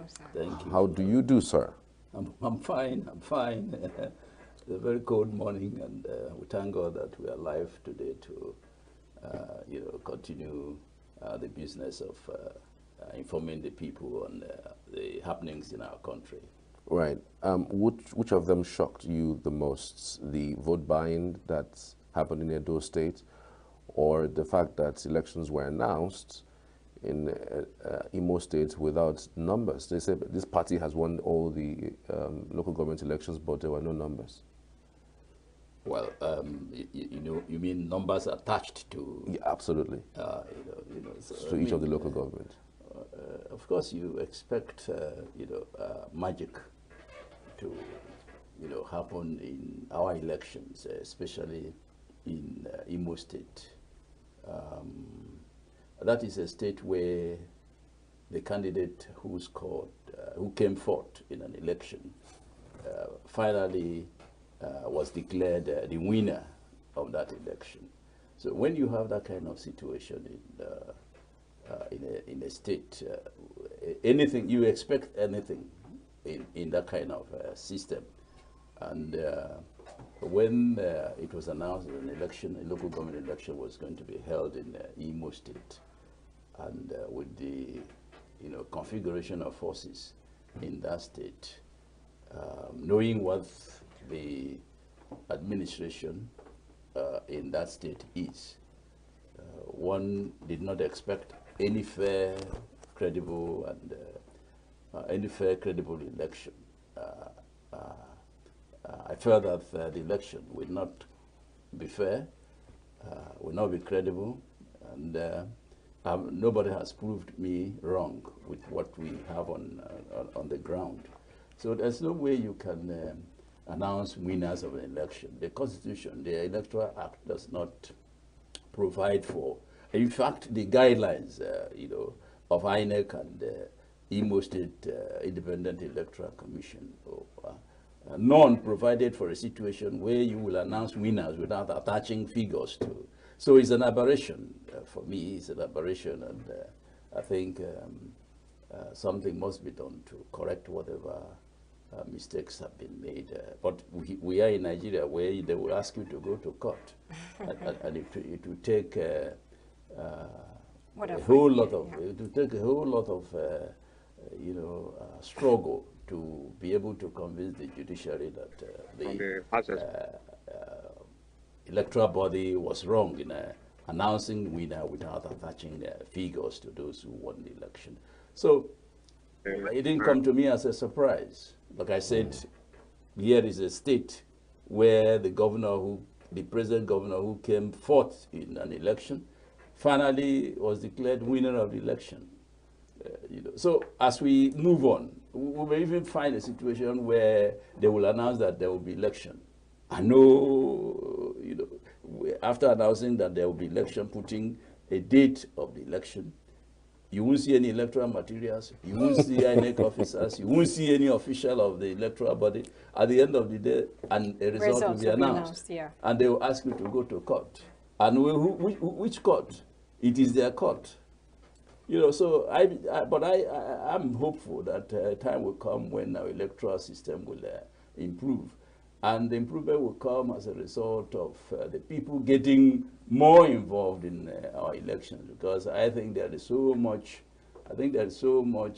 apathy. There's so much apathy when it comes to, electing people who will govern us. If I wasn't in Imo State, during the local government election, but I have a feeling that, very few people came out for the election. Those who were supposed to have come out were probably in the market, were probably in their farms, were probably doing business, one thing or the other. What do you think would have been the reason for the apathy? No, people have lost interest in what is happening, because they think and they feel that their votes do not count. And no matter the number of votes cast for their particular candidate, that it will not count at the end of the day.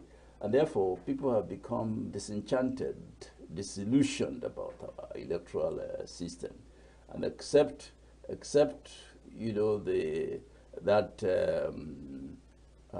the politicians, of course, except the politicians and the civil society organizations do something urgently to get people interested again in coming out for elections. It's whatever whatever they tell you, whatever the electoral umpire tells you is what you are going to, take at the end of the day. If you look at the whole situation, one would have thought that the new government has taken over, especially in ENUGU State. And this is the first local government elections under the Peter Mba administration. He says it was a peaceful and democracy is taking shape in the state. And one wonders really, with what you saw on Saturday, did it look like something has changed, or is just the same thing all over again? Well, for what happened in Enugu, as far as the Saturday's local government election is concerned, is for me, I commend the government for at least releasing money to the electoral body to conduct an election. That's local government election. And like we said the other time, that local government election is provide for a democratically elected councils is provided in our constitution. And on the basis of that, one would, not even in Enugu State alone, but also in any state that a local government election had taken place. The other issue is that, was this election credible? Was it fair? So I'm commending those state governments that, found it necessary to conduct local government election consistent with the provisions of, the Constitution. And if we see the functions of local government council in Schedule 4 of our Constitution, you will crave for the emergence of a democratically elected government in local government councils, if you know their functions. So, coming to your question directly, the state government has done its duty by providing money for the election, local government election, by appointing the chairman of the electoral body, that's the Enugu State Independent Electoral Commission. And so it's left for the commission. So I'm not going to blame the government for what happened on Saturday. It is the electoral body that we should blame. that one should blame for the late arrival of election materials in the various polling units. In some polling units where one went to by 12 o'clock, the election materials had not arrived. And don't forget the fact that on Friday, the 20th of September, yes, on the eve of the election, the ENUGU State Independent Electoral Commission informed us, and we believed them, that they were 98% ready for the election. So it's appalling, it's annoying, and that by 9 o'clock, the election had not started in about 60%, of the polling units in the state. By 10 o'clock, election had not taken off. By 11 o'clock, the election. So what I'm saying, in effect, is that we should be interrogate the electoral body why there was a delay. The government has done it, played its own role, except what they say that the efforts to speak to the was in cahoots with the council, the electoral body. Otherwise, I had one of the INEC people, NCEC people say on Saturday that their vehicle broke down, and that's why they arrived at a particular polling unit late. Did the vehicles of all the vehicles break down? Some said that there was rain, but most journalists got to the polling units long before the arrival of the electoral officers. And we are in the same state. We are in the same environment. So if a journalist could arrive on time, why not the electoral officer? So I am blaming the ENUGU State Independent Electoral Commission for the mess that happened on, I'll call it mess, because they told us that they were 98% ready by Friday. Okay, so what happened? So it's something that we should interrogate them, but unfortunately our law does not provide for prosecution of any people at that position who, for one reason or the other, could not start election at the appropriate time. Right. The election result is already announced, and would you say the election outcomes are in line with public expectations, or are there some surprises emerged from this? When you talk about public expectation, the public you talk about, I tell you, I did say that 75% of Nigerians, are disenchanted over our elections. They are disillusioned. They are not happy with what they saw in, 2023 election, and even the previous election. It is, if you go out there and ask anybody, they will tell you it's their business. They are not concerned about. What the Nigerian people are concerned is, can I put food on my table now? They are not interested in what they are doing. And you elect officer. These days, for instance, you have those days we used to know who is the commissioner for instance, we used to know who is the commissioner for finance, who is the commissioner for education, who is the commissioner for information, who is the commissioner for this and commissioner for that, who is the local government chairman, what's the name of the local government chairman or of this local government and all that. But today you don't know anything. A lot of people don't know, even in your own local government, you don't know your own local government chairman. You have not seen him, you've not seen what he has done, you are not interested in what he's doing.